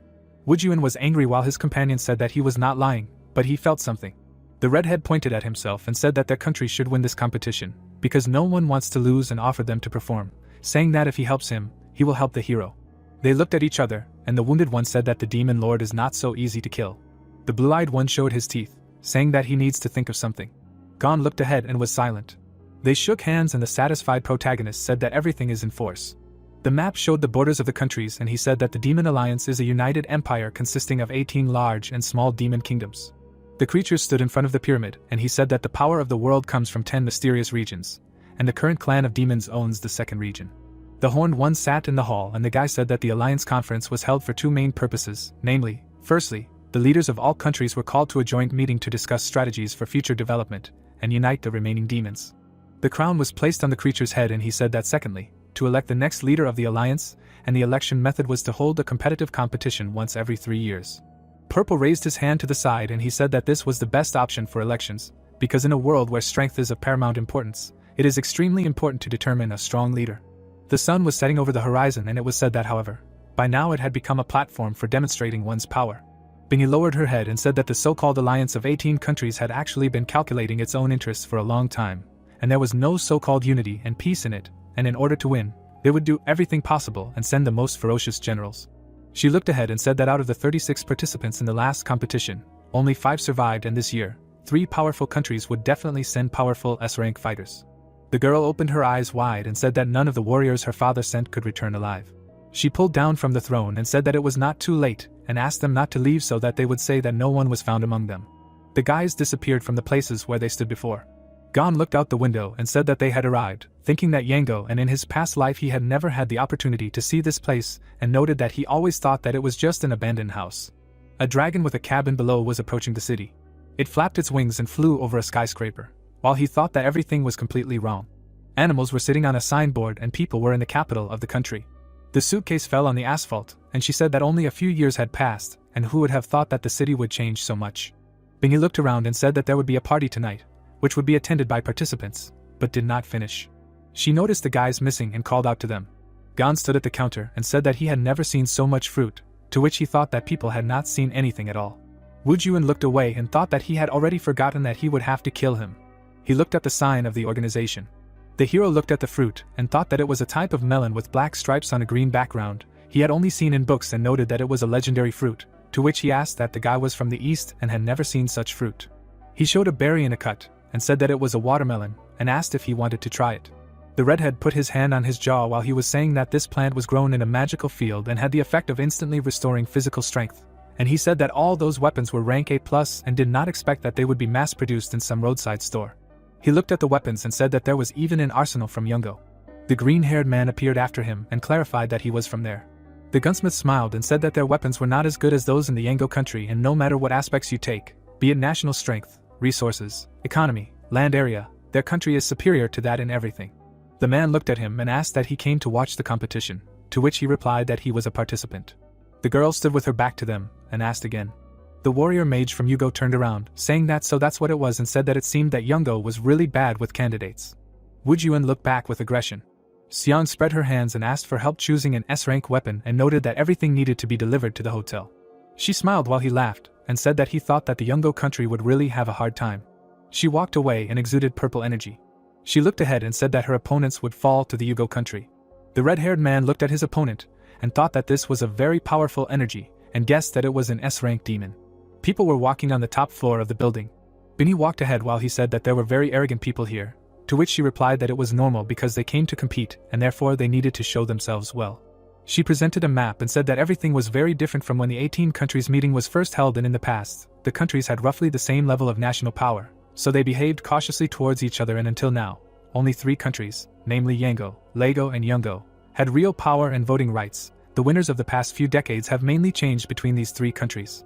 The horned one stretched out his hand for the crystal, and she said that the strong will always be strong, noting that these are the laws, and the alliance competition stipulated that the winner can get the promotion stone, which is the fastest way to develop an S-rank demon. The man stood on the pedestal, and she said that at the same time, the leader of the winning country will become the commander of the army of 18 countries, will command the army of the alliance, and will receive the key to completion. In other words, the winner will receive S-rank representatives and national power, and the state will have the right to exterminate members and access to minerals in that place. There was a mark on the map. Gon froze and asked again. They stood in front of the skyscraper, and the woman said that this was the tallest building in the entire demon clan. The red-haired man stood next to those present, and wanted to say something. Xiang stood behind, and the man and the woman in a wheelchair asked that this was the Xiangla Hotel. The green-eyed girl narrowed her eyes, saying that they had come here again. They entered the building in a group with Gon stood in front of the couple. Wu Juan grinned and said that he couldn't stand her and asked if he could finish her off, to which she asked him to calm down and not let her provoke him, because if aggressive behavior was recorded before the start of the game, he would be disqualified from the competition. The hero stood next to the couple and asked why they had come to participate, to which they replied that yes, and they were from the Yugo countries. He smiled and asked that if they met in the arena, then let them not spare him, to which she replied that she would try. The red-haired girl looked away and suggested that they go. The backpack flew off the girl's back and she fell into a stupor. She looked back and said that there were invitations in her backpack. The protagonist turned around and asked what kind of technique it was, and Wu Juan asked who dared to do this. The guy stood in a stance and asked to take care of his sister. He closed his eyes and magic appeared in his eyes. He exuded energy. He lowered his head and spread his arms. He stood on the floor and magical wings appeared on his back. The redhead was above the water. The guy opened his eye wide. The magician raised his hand and summoned a cloud. His hand reached forward and an ice shard flew forward. The tattooed one looked back and his face was illuminated by the projectile. The shock wave moved away from the magician and the block froze him until he understood how he was found. He saw the bud from above and became wary. The horned one folded his arms and was serious. The fighter looked at the offender, who was bursting into tears, and said that it was time to accept punishment, to which he said that he was also a participant and offered to simply return all the things and they would not cause each other problems. Gon held a wheelchair and told the girl that her brother was great, to which she agreed and he thanked those. The guys looked at them and Bingy said that without that they wouldn't have managed, and the guy said that it was a great technique and assumed that the other was an S-rank demon. The red-haired man scratched his temple while Wujun was dragging the offender by the ear and said that there were no demons of that rank in his country, but he would try very hard. The security came to the hotel and the guys were walking towards the exit and the fair-haired man was watching all of this. The guard stood next to the guys, filling out the protocol, and he said that the candidates continued to arrive. The man held a cup in his hands, saying that everything would start soon. A group of demons were going to check into their rooms while he was thinking that quite a lot of citizens from other countries had arrived here. The red-haired one looked at her watch, saying that if they continued to stand here, they would not make it to the banquet. Gon looked at the line with a tired look. He turned around, thinking that didn't the others know that the disabled should be let through. The hero approached the reception and thought that it was finally their turn. The red-haired one stepped back and said that the brother and sister should go first to rest faster, to which they thanked her. The violet-eyed one was angry and asked where the documents were, saying that they should be prepared in advance and that they were just stalling for time. The red-haired one stood in front of the table and apologized, asking that this wasn't it, to which she said that this was an invitation and she needed the documents. People turned around and someone said that a demon had arrived, whom they had only seen on the news, and asked to go through.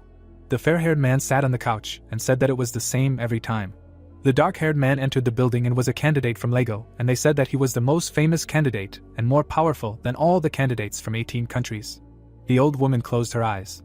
The guard ran forward. He stood near the table and apologized, asking to let him through. The red-haired man looked back. The bodyguard stood in front of the guy. He threw Chi aside and the sister became wary. She extended her hand and called out to the guy. Her hand fell on her shoulder. Gon stood behind her and was angry. Lin looked arrogantly to the side and the girl said that his mother was sick and suggested that they go straight to the green zone and not stand in line. He adjusted his glasses and asked his brother to go upstairs with his mother, and only then he would come, to which he obeyed. The hero hit him in the back and called out. The protagonist was driving a disabled person while the bodyguard was holding the arrogant demon, and the guy was saying that everyone should stand in line without exception. MC looked down and ordered her to serve them first. The violet-eyed girl was scared and tried to say something. The fair-haired guy was watching what was happening and wondering what was starting. The red-eyed guy narrowed his eyes, saying that he was not only a star, he also had a title. Lin was adjusting his jacket, and he was saying that he was the first of the demon clan. The fashionista asked why he was still hanging around here.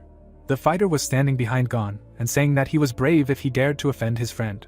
The hero looked at the girl and asked what was going on, assuming that they had some errors in the evidence. Ham put his hand on his shoulder and called out to him. He frowned and asked if he didn't hear. He looked away. Wujun looked at him from under his brows and asked him to let go. A smile appeared on the black-haired guy's face. He laughed, and the sound wave spread to the sides. The redhead bared his teeth, thinking that he had powerful energy. Lin smiled and said that he liked them and offered to try again, because his strength was impressive. The hand went up and they turned to the gentleman, saying that if the candidates started fighting before the tournament began, they would be disqualified. The dwarf looked down and said that he was an important person, so there was no point in waiting for registration and offered to come to him right away.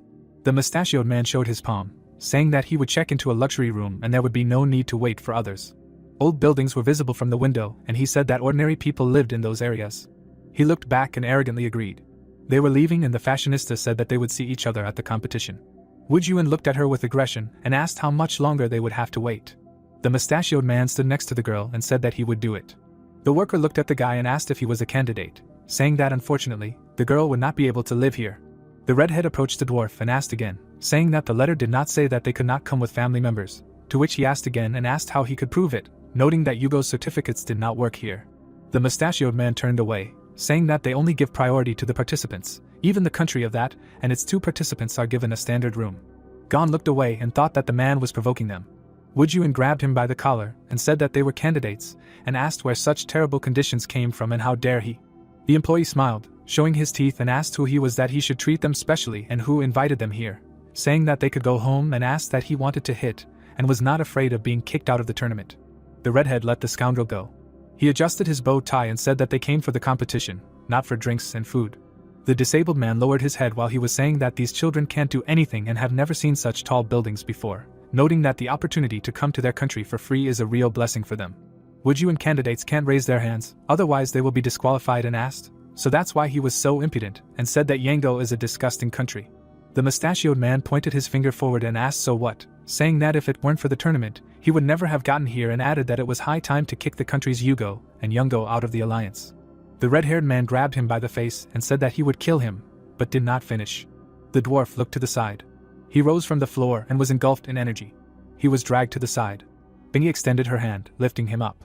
The red-haired woman looked at the bastard and said that she was not a candidate. The boar's face crashed into her hand. She looked at him from under her brows and, throwing him to the floor, said that she was the ruler of Yungo. The girl bared her teeth and said that she was also the successor to the first leader of the Alliance of 18 States. Aggression was written on her face, and she said that she had every right to kill him. The dwarf rubbed his cheek and tried to threaten, but Bingy interrupted him and said that when the demons gathered for the first time, they agreed that the 18 countries should unite. The figure stood under the banner of the Union and looked down. The ruler was furious and said that if someone threatened the clan, she had the right to get rid of this creature. The girl's face changed and said that initially the Alliance Conference was a symbol of prosperity and unity. The bastard trembled while she said that now everything had apparently changed, but she did not finish, making a pause. She stood up, radiating powerful energy, and said that everyone had forgotten about it, to which he knelt down and apologized, begging to let him go. The blonde man clapped his hands and said that it was a wonderful show. The old man burst into tears and asked to save him. Ming looked at the disgruntled group and apologized, saying that they were the ones who had not kept an eye on it. Bingy turned to the guy and said that this is who is in charge here, to which the red-haired man replied that the hotel staff is SOSO and with such subordinates you won't get far. The manager reached into his inside pocket and said that they didn't have many rooms and the expensive ones were booked in advance, so he asked them not to get excited. He had 2 tickets in his hands and he said that in order to express his apologies, he would give them the keys to the presidential suite. Ming extended his hand with the ticket to the girl and said that they could stay in his room on the roof, and he himself would live on the outskirts. The children were happy imagining the room, while he said that it was the highest point in the city and they would be able to admire the views from there. He threw up his hands, saying that the conflict that had just arisen was a small misunderstanding due to poor management, and hoped that the candidates would not hold a grudge. The boss looked at Gon and said that a banquet would be held a little later and suggested that they prepare for it. The hero pointed his finger at the scoundrel and asked what about it. The dwarf burst into tears, while he asked that they just let the man go, to which he received the answer that it would be too easy. The hotel owner was holding a revolver. He loaded 5 bullets out of 6. He spun the cylinder. The man cocked the hammer and said that he would take care of the future of the traitor. The barrel was pointed at the forehead of the traitor, and he said that the chance of survival was 1 in 6, to which he tearfully begged for forgiveness and promised that such a thing would not happen again. The demons looked away and anticipated the reprisal. The hammer was cocked. The shot didn't happen and he went into hysterics. The mustachioed man fell to the floor and thanked him for not killing him. Ming looked at his charge and said that he didn't want him to see him in the hotel again, to which he thanked him. The elevator button was glowing up. People were going inside. The blonde man smiled while the girl was saying that she was very scared and said that it was good that he arrived in time. The Lord narrowed his eyes, thinking that some of them surprised him, but they resolved the conflict quite quickly. The protagonist went inside. He walked forward and asked the dragon if he felt anything, noting that he easily got rid of the staff, to which he replied that it was very strange. The owner of the hotel stood next to the ruler and the scoundrel and he asked why he did this and assumed that he had deliberately forced them to act, to which he said that then it was not worth going out. Gon looked back and the companion said that there was only one reason and that he was the same as him, he wanted to test his strength. Ming saw people off and laughed sarcastically. He exuded energy and hoped that they would meet again. The girl sat at the table and was asked if she wanted another cup. The violet-eye looked away and refused, thanking him and thought that she hoped everything would go well. The Colosseum was empty and it was said that the states would be divided into 2 stages, namely, the first stage was the qualifying round, and the second already contained the main essence of the competition, and a total of 36 demons from 18 states took part in the tournament, but one of those who arrived would not take part in the first round. The girl's outline was illuminated, and it was said that the remaining 35 people would be divided into 7 groups, each of which would have 5 people.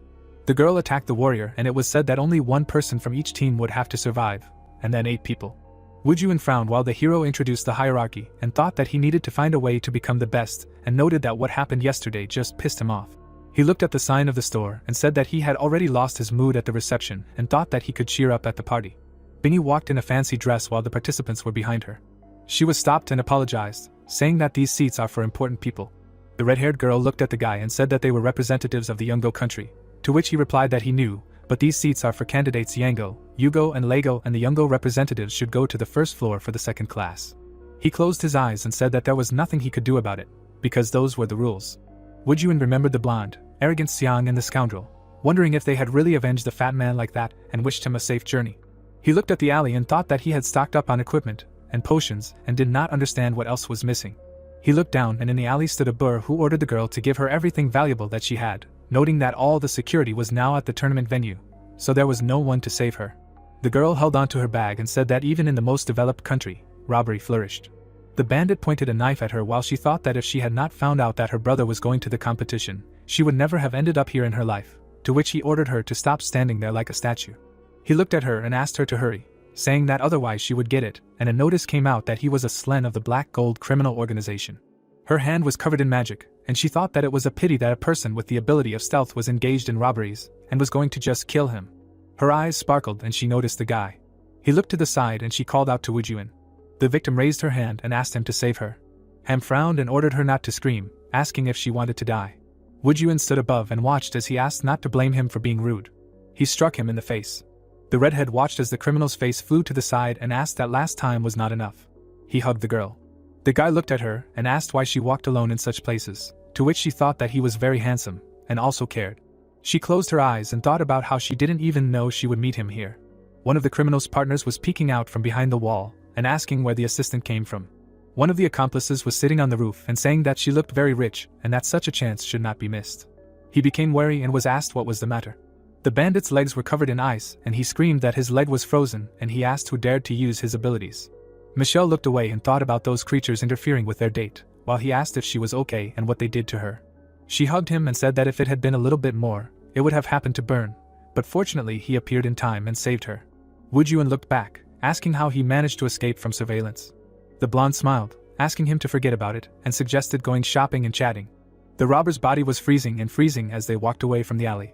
The siblings were crossing the road. He looked at her and apologized for being so useless, to which she asked what he was saying that the prices for medicine were just too high, but they would definitely come up with something.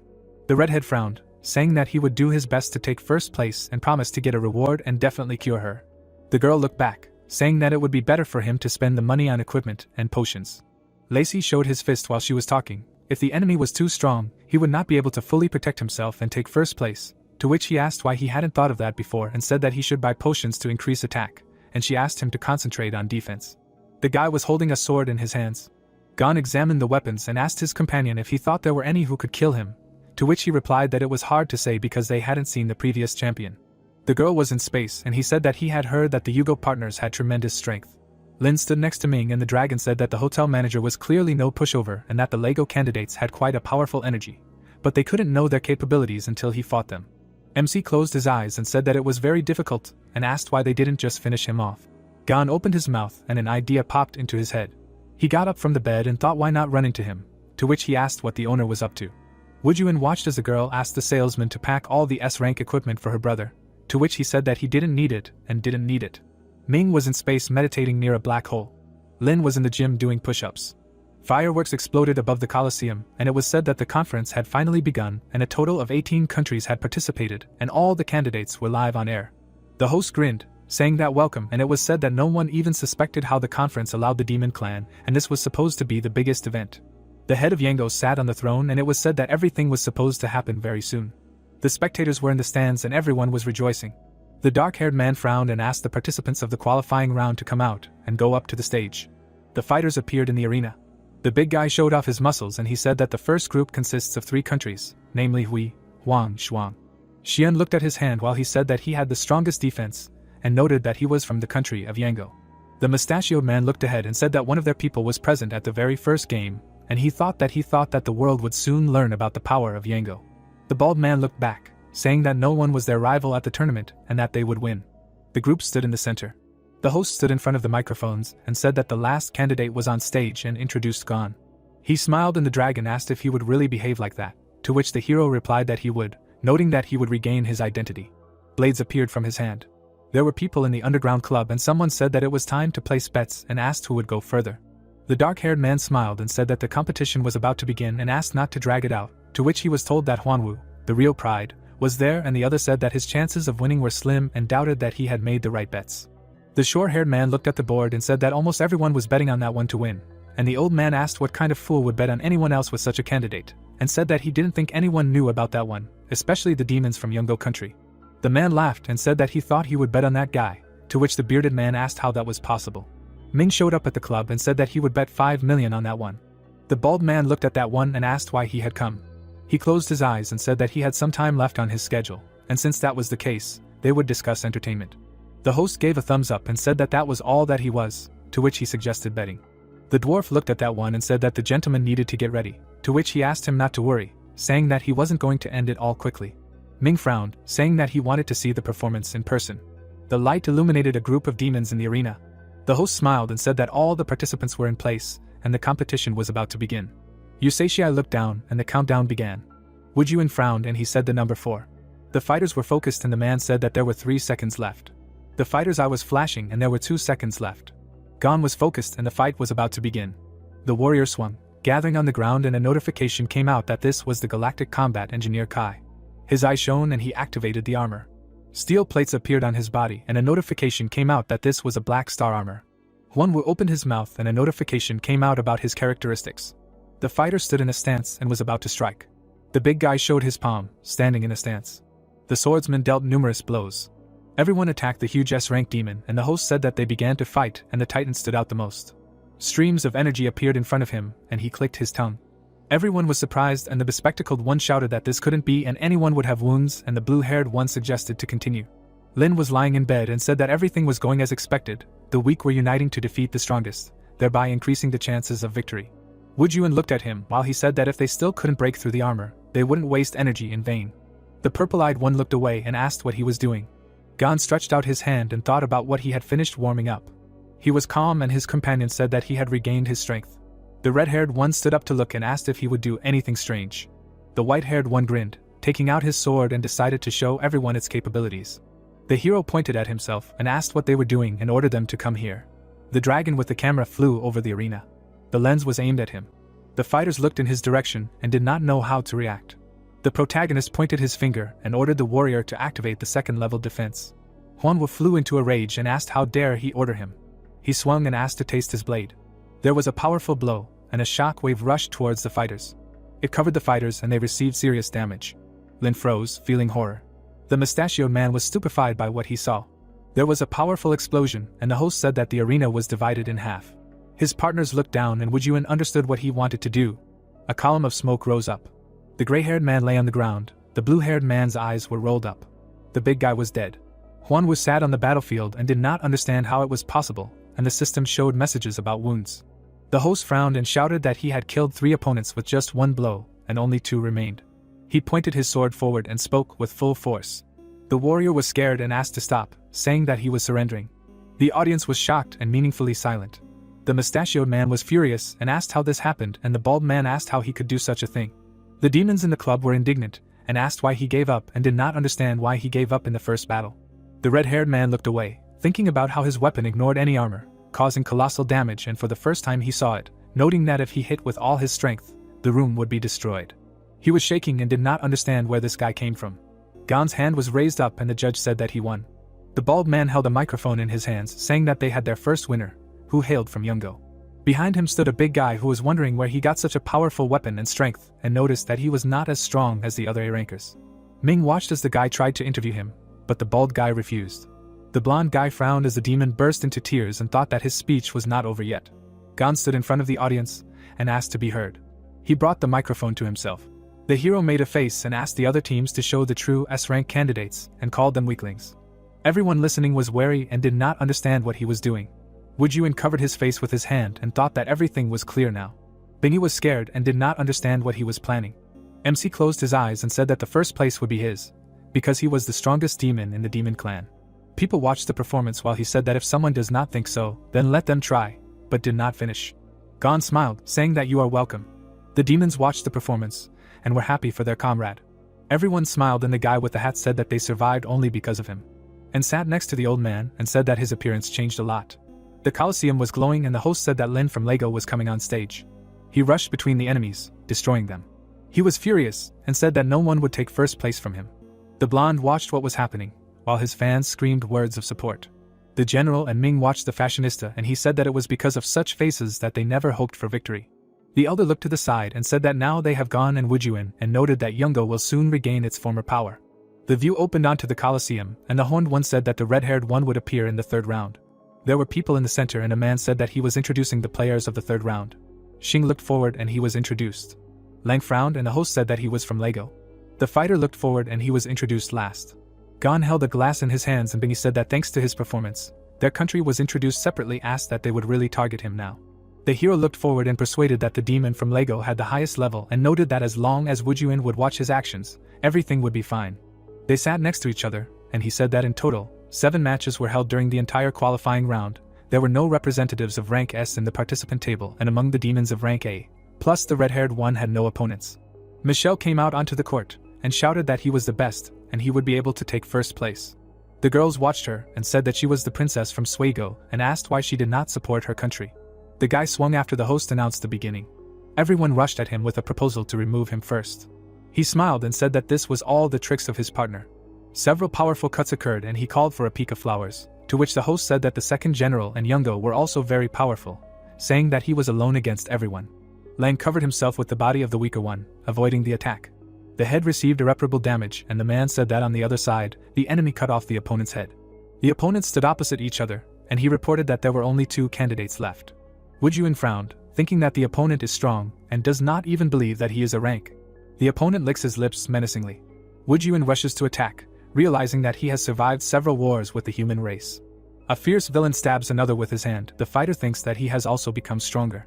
The monster glances to the side, not understanding where such speed comes from. Wujuan at this time uses a poisonous robe. He deftly cuts the enemy's body with his blade. Dao's body falls to the ground. It is said that Wujuan killed him with 1 blow, and the battle is over. He clenches his fist and calmly declares that it's over, realizing that he would have dealt with him even if he were an S-rank demon. Wujuan looks ahead in shock. Gritting his teeth, he sees a puncture in his chest. The host shouts that the competition continues. The fighter turns around in fear, seeing a silhouette. It is said that Tian, deprived of his head, seems to have survived. Wujuan waves his blade at his opponent. The girl, watching the battle, is surprised that he is fighting even without a head. The protagonist, watching what is happening, realizes that something is wrong with Tian. Wujuan jumps high into the air, intending to attack his opponent. He angrily realizes that he can't. There are bright flashes of blades. He realizes that he will not lose at this stage. The fighter cuts Tian's body with many blows. Wujuan lands not far from him. Tentacles crawl out of Tian's body. He laughs ominously. The red-haired fighter frowns and says the end. In complete shock, he opens his eyes, not understanding what is happening. Tian's severed limbs have grown back. He prepares to attack. The hero does not believe that his body has recovered. Wujuan stands in front of him. Particles are flying behind him. He thinks about his skill. Tian attacks him with a red blade. He deftly jumps over. Wujuan rolls on the ground not far from his opponent. Wujuan, sliding his legs and hands on the ground, realizes that the wound was serious, but for some reason he is still as powerful. Gon, sitting in the stands, watches the progress of the battle. Putting his 2 palms near his mouth, he shouts loudly that something is wrong with him. There is some strange energy in his body and he should not continue the fight. Blood flows from Wujuan's mouth. He hears the cry of surrender. Tian, with many vines and tentacles sticking out of his body, approaches his opponent. Wujuan wipes the blood, asking if the opponent really thinks that he will give up so easily. Gritting his teeth, he recalls the fight, saying that in any case, he does not want to experience the powerlessness that was that day again, and he will not allow anyone to hurt his father again. His eyes glow red. He adds that he will not let his people be harmed. Flames burst out of Wujuan's chest. He furiously declares that in the future, only he will protect the city. His body transforms, a mask and armor grows. He claims that therefore he must become stronger, become number 1 and the best S-rank demon, or die. Tian with tentacles pulls his blade, hearing that the guy is not going to lose either. Wujuan rushes to attack. In rage, he begins to use the Demon Lord's Dragon Breath. A powerful green beam makes cracks in the ground, rushing forward. The guy looks at the powerful explosions, thinking that after them, nothing will remain of the arena. A silhouette is visible among the clouds of smoke. They say that it worked. Half of Tian's body is lying on the ground. The host says that most of it was torn off, so he is declared the winner. Tentacles are growing from this half, glowing red. The announcer says that you need to wait, because there is something there. Tian's head has almost recovered. He looks forward with a terrifying look. Wujuan stands in front of him in shock. The system says that the body has been restored. A state of weakness has been imposed. Gon loudly shouts that things are bad. Tian stands in front of him with a grin. The system says that the body has been fully restored. He puts his hand in front of him, from which red magic flies out. The system notification says that the Demon Lord's Dragon Breath skill has been used. A red beam pierces the ground and rushes towards the hero. Wujun sees a bright flash in front of him, and stands next to Ming and watches what is happening with tears in his eyes. Lu and her friends sadly shout no. 3 heroes surrounded the lying Wujun. The girl holds him and asks him to wake up, asking what's wrong with him and whether he will die. The protagonist with a serious look states that fortunately, at the last moment he passed the zone of maximum damage, relying on instincts, but still fell under the residual effect. Gon stands against the background of his friends leaving. He advises to quickly take the wounded to the medical room. The protagonist stands in front of the enemy, declaring that the candidate turned out to be problematic. Tian with black eyes looks at him. The host announces congratulations to the winner. In the frame, the king of the Phone Kingdom, Maiden, hears that the assistant tells him that their candidate won the round. 2 characters stand with severed heads. An insect with many legs crawls along the shoulder. It crawls into the bloody neck. As a result, the body begins to deform. It gradually transforms. Suddenly, a new head appears in place of the severed one. Tian looks at his hands in shock. Maiden looks forward. A fighter approaches him. The 2 of them are kneeling in front of a hooded figure who claims that they will be great helpers. The same men are standing in front of him now. Tian claims that they have finished the first task. The man with black eyes looks at the owner. He laughs and speaks very well. An unknown character from the Spirit Clan with a frightening grin declares that they should take first place. At the same time, another round is taking place on the other side of the arena, against the background of the Colosseum. It is heard that in the 4th round Seong wins. The guy smiles against the background of the lying opponent. It is said that in the 5th round Mr. C wins. It is explained that the Demon Clan did not realize that the threat was quietly approaching. The announcer loudly shouts into the microphone about inviting participants to the 6th round. A girl in a pink sweater enters the arena. It is said about another candidate from Lei, whose name is Jasmine.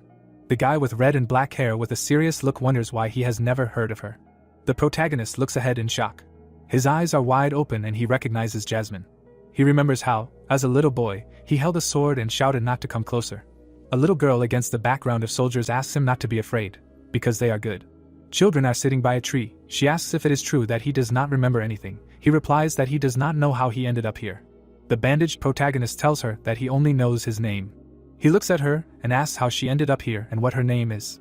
She looks away in embarrassment and tries to explain that she ran away. She looks away with a smile and says that her name is Jasmine. A soldier with a weapon on his shoulder turns to the princess, offering to return, because her mother is worried. She looks out from behind a tree and asks to be quiet, because she asked not to talk about it. 12-year-old teenagers make their way through the building. The girl says that they must get to the party, but so that no one finds. The protagonist takes her hand, hearing that it is high up here. He looks at her with an embarrassed smile and says yeah. Jasmine looks him in the eye and asks him to remember that they use different names. He looks away embarrassed and says that he knows everything. The guy is shocked to remember that every time the girl secretly left the capital, she called herself Jasmine. And is it really Nana? Gon looks at the arena with fighters. It is announced that the competition has begun. Nana stands still while the enemy flies towards her. She sighs. Blue crystals appear on her body. She attacks enemies. The announcer says that her skill is to attack from a distance, and it's great. The system says that when used, the singing spreads over a certain distance and therefore all the people around experience pain. It is said that it turns out that she is a singing demon, and it is very rare to see the owner of such a powerful force. The main character screams in shock how this is possible, because even the skills are similar. She closes her eyes and casts a spell. Jasmine flies above the ground. The host wonders if this is singing. She lands and hits the ground with her staff. Vines entangle everything around. A cocoon of plants forms around her. The host declares that Jasmine is an elemental mage. Gon watches in amazement. A bunch of vines suddenly breaks. Plants hit the opponents. They fly high into the air. The announcer says that she knocks everyone off their feet. Jasmine looks forward in glasses. The host asks to congratulate the winner. Gon looks at her from the balcony, thinking that she is a cloud singer, a bloom mage, and it turns out that even specializations and skills are the same as Nana. He wonders in amazement where such coincidences come from. The protagonist watches her standing in the arena and asks himself, if she is Nana, then why does she look like this and how did she become a demon? Jasmine goes to the door. The host announces the winner of the 6th round. The protagonist is in a hurry. He knocks down a worker while running down the hallway. He sees a staircase in front of him. Gon runs quickly and shouts Nana's name. He stops in front of the doors. He thinks in shock that she also got into the demon's body, but he doesn't believe it. He sees a corridor in front of him. The guy sadly lowers his gaze, realizing that if this is true, what did she forget here? The inner being replies that she is very similar to the princess, only the energy is different. The girl in the pink sweater is standing in the room. She sadly looks down and mentally apologizes to the main character, saying that it is too early. She stands against the background of a girl with a crown, saying that first you need to finish your business, because it was at this time that the most sinister clan appeared and took the leading positions. Tian, Maiden and a mysterious villain in a hood are presented in the picture. It is said that the demon clan fell under their control, and it is on these days that a turning point in history will occur. The protagonist stands in front of Tian's image. The girl understands that she must stop him from taking first place, because he must become king. Jasmine stands resolutely in front of the villains, saying that their opponents are very powerful. But if they show themselves now, the consequences may be irreversible. She turns and looks forward, telling the protagonist to wait a little longer, because she will tell everything soon. Gon walks forward, stating that after his reincarnation, the world has undergone some changes. In front of blue butterflies, he says that since his reincarnation was chaotic, he did not know where he was, and at this time in humanity, Jibiao successfully calculated the situation and attacked Yun, so he had to side with the kingdom. Gon looks forward in front of the city, saying that the butterfly effect has already begun and may soon spread to the entire world, but he cannot predict what disaster will befall humanity. He seriously hears the question of what he will do if the conference fails. He answers that there is only one thing to do. The picture shows the tournament participants. Gon explains that there were 6 qualifying rounds in total, and combined with the exemption, there are only 7 candidates to reach the playoffs. Lu stands next to a thoughtful Gon, and says that there is still one place left. Against the background of the Colosseum, it is said that there are still 2 players left in the last qualifying round, who will take the prize place. Xiao stands in front of a ball giant with a weapon in his hands. It is explained that an S-rank demon, the leader of the Black Gold faction, is opposing him. Bai in a mask hangs over the guy and asks if he attacked his people. The enthusiastic spectators wish the big guy good luck. The masked giant shouts in rage that he wants Xiao to understand what happens to those who oppose Black Gold. It is explained that in addition to being an S-rank, this man is a potential champion. Louis looks down with a serious face and talks about the round. She stands next to Gon and hears the question that Xiao has no chance. She replies that although he helped them earlier, his life is of little value and there is too big a gap between them. The main character, sitting on the couch, calmly says that he is clearly not comparable in strength. Everyone believes that he will lose very soon. The girl sits in a chair in fear and mentally asks her brother to be careful, while the guy says that there is one person who believes in him. The boy points his weapon and realizes that he must take first place and save his sister. Gon says that Xiao knows about this, that someone really needs him to win. He shouts forward in rage, declaring that he is not afraid of the enemy. It is said that for her sake he is ready to put his own life on the line. Gon looks forward with a serious expression. It is said that the little devil has challenged the gladiators. In the background of the Colosseum, shouts of "kill him" are heard. The 12-year-old protagonist stands with a sword in his hands in the middle of the arena. People shout "kill this bastard" and quickly, and the mammoth is their most ferocious beast. The boy shouts forward in rage, declaring that he is not afraid of him. In front of him stands a huge warrior of the A rank, the gladiator mammoth. He laughs and says that he has not eaten fresh meat for a long time. In a cage in the prison of the awakened, little Gianna sits. She asks why he came back, because she said that she would detain them. The guy holds a sword and declares that he has already made a bet, and as soon as they win, they will be released, and despite the fact that their legal system is rather strange, they will never break the rules of the arena. The little warrior hears through the pain that this is their strongest gladiator, who needs to show his cruelty, and as soon as the B-rank guy dared to challenge, he replies that he will definitely bring her home. A huge monster swings a cannonball on a chain, shouting that he does not have enough strength for this. The question arises under what circumstances a person will overcome his own boundaries. The protagonist, being a teenager, clenches his teeth in rage, just like Xiao does in modern times. Bai blocks Xiao's shots, shouting that now he will see absolute power. The big guy pierces the enemy with yellow lightning, causing paralysis. He swings his hand, shouting that he is finished. In memories, the protagonist gets hit in the face with a cannonball and flies to the side. He slides along the ground with a bloody body. Mammoth walks towards him with a grin. Shouts of "kill him" are heard. Now Bai is also hanging over Xiao. People are shouting the same thing, demanding to kill. The girl in the cage with tears in her eyes shouted the name of the protagonist. Now the girl in the wheelchair with tears in her eyes also addresses her brother. It is said that when a person has a reason to win, the enemy's body is divided into Mammoth and Bai. They are furious and say that it was not worth it to climb. The little protagonist and Xiao look up in rage. The big guy swings his fists at the guy. Both boys feel the weapons approaching their heads. There is a strong explosion and Bai flies off to the side. Xiao shoots an energy bow in flight and declares that he will not lose. The protagonist in his youth pierces the gladiator's body with a sword, claiming that he will not lose to him. The boys shout in rage that only here. A fighter pierces the head of a gladiator mammoth with a sword. It is said that when the life of a loved one is at stake, you are ready to do anything.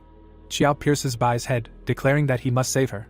The system window says that S rank has broken through. Xiao, with furious yellow eyes, looks forward. The notification says that an elemental mage of S rank, Xiao. He stands in front of the killed opponent, blazing. It is explained that at that moment you become stronger than ever before. Shocked spectators shout that he made a breakthrough. Another does not believe that this is possible. Are there still demons in the world who can advance without the help of a stone? In the frame, the young protagonist blazes with yellow flames. People shout that he broke through and won. Lu, surprised, declares that he broke through right during the competition. Here is the first demon of S rank in his country. Gon sits on the sofa with a grin and says that all the overlords became strong gradually. Xiao looks at his burning hand. The host shouts about an amazing competition, because the candidate, being weak, defeated a strong opponent and he deserved it. There were cards of 8 candidates in the space, and the host was saying that the viewers were currently seeing 8 participants who had managed to advance. The system was showing the competition selection scheme, and it was said that the final selection stage would be held in 3 rounds, each of which would be a life-or-death battle in pairs. The fighters were walking towards the exit, and the man was saying that all finalists were invited to participate in the battle. People were walking along the inside of the Colosseum. Jasmine was holding a ball in her hands while Gon was thinking that when he saw her, he remembered Nana and wondered how she was doing. The hero lowered his head while his companion was telling him that she looked very much like a princess. He closed his eyes, thinking that he could no longer put it off and that he needed to return to his body immediately. To which the dragon replied that nothing had worked out so far and noted that he needed to find a very strong person. The blue-haired girl examined the object in her hands, and the protagonist's pet said that its strength was still unknown. MC looked down, and it said that there was still a chance, and the guy decided to take a look. The huge mechanism was moving.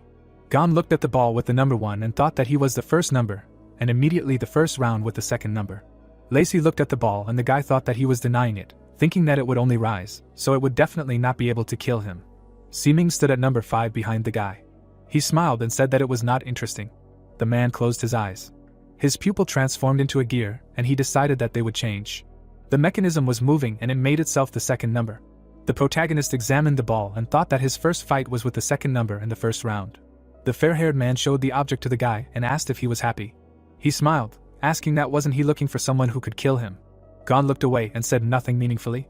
The red-eyed man leaned over, putting his hand on his chest, and said that he could try. There were many spectators in the Colosseum, and the host said that the draw had been decided and there would be 2 matches in the first round. The head of the Qing army stood in front of the arena and a notice came out that he was from Yango. He looked at the pairs of future opponents. Gon stood next to Siming, and the host said that there was a dark horse in front of them, and on the other side was a fair-haired man. The second pair of opponents at the arena table, and it was said that Xian was next, and Tian would be their opponent. The head of the army was gaining energy while he said that this battle would be very dangerous, and it would be necessary to fence himself off. The demon's legs were shrouded in mana. The energy absorbed Gon and he sighed in surprise. A black hole formed under the guy and the host said that the players would go to the competition site. The opponents were standing on a rooftop, and the man was saying that the first game would be held on the high stage of their country. Dragons were flying above the head of the statue and it was said that they would be right there. The hero stood in front of Siming and asked that he had activated the ability so that he would be his opponent. The blonde man gaped as he said that he had been using abilities ever since they first met. The man pointed a revolver at his protege, and the protagonist noted that he remembered his revolver with missing bullets, and that the lot played a role here too. MC scratched his temple, saying that this pompous game was a test of strength, and asked that he was looking for a worthy opponent, assuming that he did not want to win. Gon looked away and said that if it was about winning, he would have chosen other opponents, asking why him. The opponent covered his face with his hand and laughed. He smiled, saying that he was not an ordinary representative of the demon clan, and he wanted to see his abilities. Siming showed his fist and said that life is an experience, and he wants to get it in full and noted that he already knows the outcome of each battle, so it is not interesting. The hero was calm while he said that he was the only one he was not sure of and that was good. The opponent pointed his hand at himself, and shouted that he did not know if he would be able to win, and asked if it was not impressive. Gon spread his hands, saying that he would be able to defeat him only under one condition, and asked to kill him in front of everyone. The hero grinned, pointing his finger forward and said that otherwise, his first major failure would be broadcast live to the whole world. Siming stood up and asked not to worry, because he would not lose, because in his future there was not even such a word. The blonde froze and asked to wait. The protagonist stood in front of him and asked to begin. The opponent closed his eyes, saying that he saw 4 outcomes. Gon stood next to the corpse. He plunged the sword into the opponent. MC stood in front of the guy, who was on his knees. The hero held the sword to his neck and the red-eyed man thought that no matter the outcome, he would still lose. He grinned and thought that this was his first time. Siming extended his hand forward and decided to try 16 options, and realized that this was not it. He became wary and tried 256 options. He fell to his knees and asked how so. Sweat was pouring down his face, and he said that he lost in all options and Gon beat him every time. The hero looked down while he said that this did not happen with other S-rank demons. The opponent stood in front of the guy on his knees and said that he heard several legends that in this world there is the ability of immortality and conditionally this is the so-called bug. But even S-rank demons are not all powerful. Xiang sat on the floor with her armor broken. She looked ahead and thought that it was impossible, because even if she used all her strength, he could instantly recover, and it was simply impossible to kill him. Tian swung, preparing to strike, and she realized that he was a monster. A powerful blow occurred and the fragile body flew up. Her eyes were hidden under her hair and blood flew out of her mouth. The dark-haired man stood in the arena, and she thought that there was no chance of winning.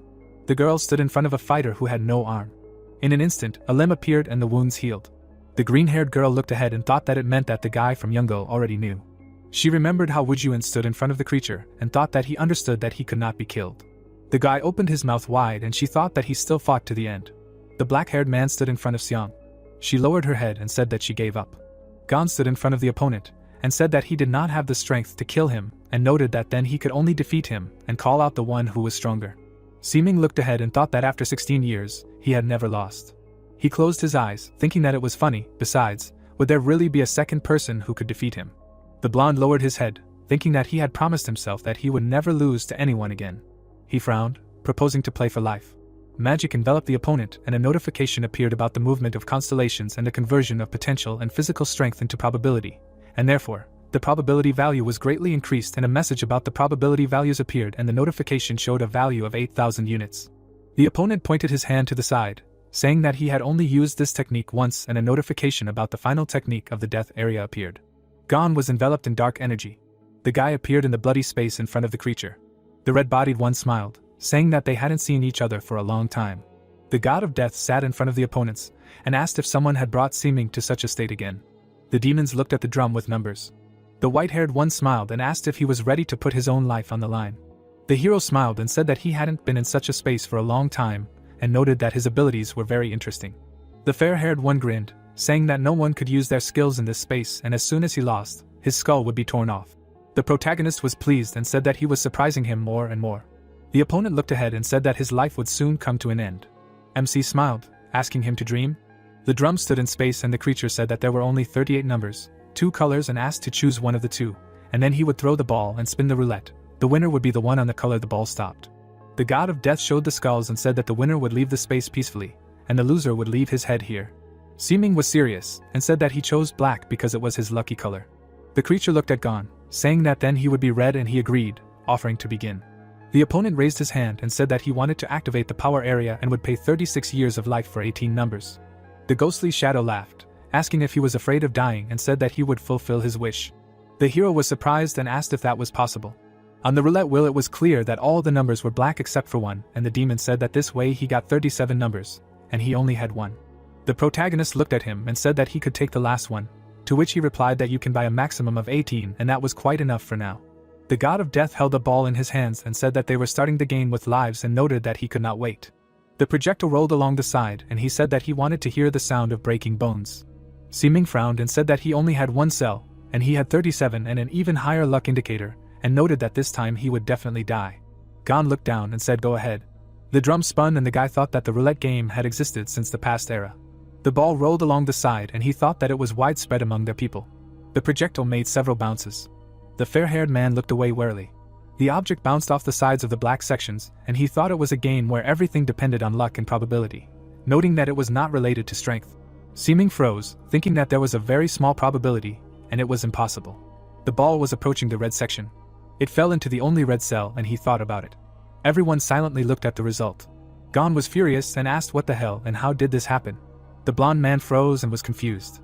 He was angry and said that the probability of winning was 97.3% and even all the numerical values were transformed so that the chance value rose to 8,000. He remembered how he transformed strength and odds. The blonde man looked at the hero and asked that his chance value was really higher than 8,000. The god of death looked down and said that he had never seen anything like this either. The creature looked at the guy and said that it couldn't even scan him, while the system showed a message that the chance value was too high and scanning was impossible. The protagonist was upset and he thought that he couldn't kill. There were stats above the fighter, and he thought that hostile demons also had this data. The beam flew past the warrior while he thought that the chance value affected evasion, the probability of unlocking abilities, critical hit, the probability of using skills, the probability of synthesizing high-quality items, and so on. The opponent stuck his enemy into the ground. Money fell on the man and he thought that with an increase in the value, the luck in the life of demons will change for the better. Gon looked at his hands, thinking that he couldn't die purely because of luck. He grinned, thinking that this couldn't be true. He recalled the previous life of the body and thought that if the case was that the shell from birth had such a high chance value, then why did the previous owner die, allowing him to be reborn and transmigrate into the body? The warrior encountered various obstacles and he thought that now, recalling everything that happened before, it was really strange. The white-haired man put his hand on his jaw, realizing that as long as he had the slightest chance of surviving, he would be immortal. The god of death leaned on his cane, saying that this was interesting and perhaps the protagonist was one of the main bugs that affected their world. The demon stood in front of the powerful being and he asked again. Seeming showed his hand, saying that he was ready to admit defeat and asked to take his head. He looked down, saying that even if one can clearly see the future, it is impossible to correctly walk the path of life, and noted that he had been gambling for more than 10 years, won the whole world. But if he lost twice, he loses everything. The fair-haired man looked up and said that this was fate, and it seemed that he could not fulfill his promise. The death god smiled, speaking of fate, heaven, and noted, the will is predetermined. The scythe was covered in a black substance, and he said that they would decide everything here and now. Gon appeared before that. There was a blow, which the hero successfully blocked. He looked from under the sword at the enemy, and said that since he had at least the slightest chance to survive, he would be immortal, and noted that if so, he would deprive himself of this chance. MC stood up and said that only the three of them knew about this game, and the result would be as the three of them decided. The death god looked at the enemy and asked what this meant. Gon pointed his head at the roulette and asked him to look there, saying that it was clear that he had won. The ghostly shadow bared his teeth, asking that he had arbitrarily spun the roulette, and saying that this was against the law of heaven, asked if he knew about the consequences. The hero held out his sword, saying that his fate was in his hands and ordered to kill him. He bared his teeth and said that he should fight. The fair-haired man looked away and did not understand what he was thinking, realizing that anyone who entered the death space turned into an ordinary person, losing all strength. The red-bodied man became furious, and said that since he was so eager to die, he dealt a powerful blow and said that he would do it somehow. The wound healed and a notification about the ignoring effect appeared. Magic healed the wound and the system showed a message about restoring life and activating the rollback skill. Seeming was shocked and asked what it was and how it was possible. The red-bodied man looked at the guy and said that this was an exception and he knew this skill. The scythe fell to the floor. The ghostly shadow fell to his knees and asked what he had inherited from the power of his demon lord. He bowed to Gon and said that he was his master's contract demon and had never broken the contract, so his space could not limit his master's power. The fair-haired man was dumbfounded and asked again, and wondered if this was a joke or a legend. Tears appeared on the death god's face and he said that since he died, he sealed himself in this space and waited for him here for hundreds of years. The creature bowed its head and asked if it could continue to serve him. The hero looked forward and was serious. The fighters appeared on the roof. Seeming approached the guy. He showed his palm, saying that he did not expect him to have such a story. The red-eyed man showed his hand and said that in any case, death obeys him, so there is nothing to be afraid of for now, and noted that he surrenders. 2 lightning bolts struck the arena. The fair-haired man left, saying that he was curious about what he would look like when he showed all his power. The opponents stood in the center, and the host said that in the first round, Mr. Seeming gave up and asked what had just happened, noting that they stood and looked at each other for several minutes. The bald man covered his eyes with his hand and asked why he gave up, saying that he was the only hope they had left. The servant burst into tears and said that it was a disgrace to the state, since both participants had given up to some guys. The mustachioed man looked down and said that he must have had his reasons for this, noting that this was the first time he had seen the third brother with such a relaxed expression. The Colosseum was illuminated by the sun and the host said that this was the end of the first 2 rounds and that Tian and Gon had become the winners, warning that the second part was about to begin. The action took place in the city hospital. Xiang was standing at the door.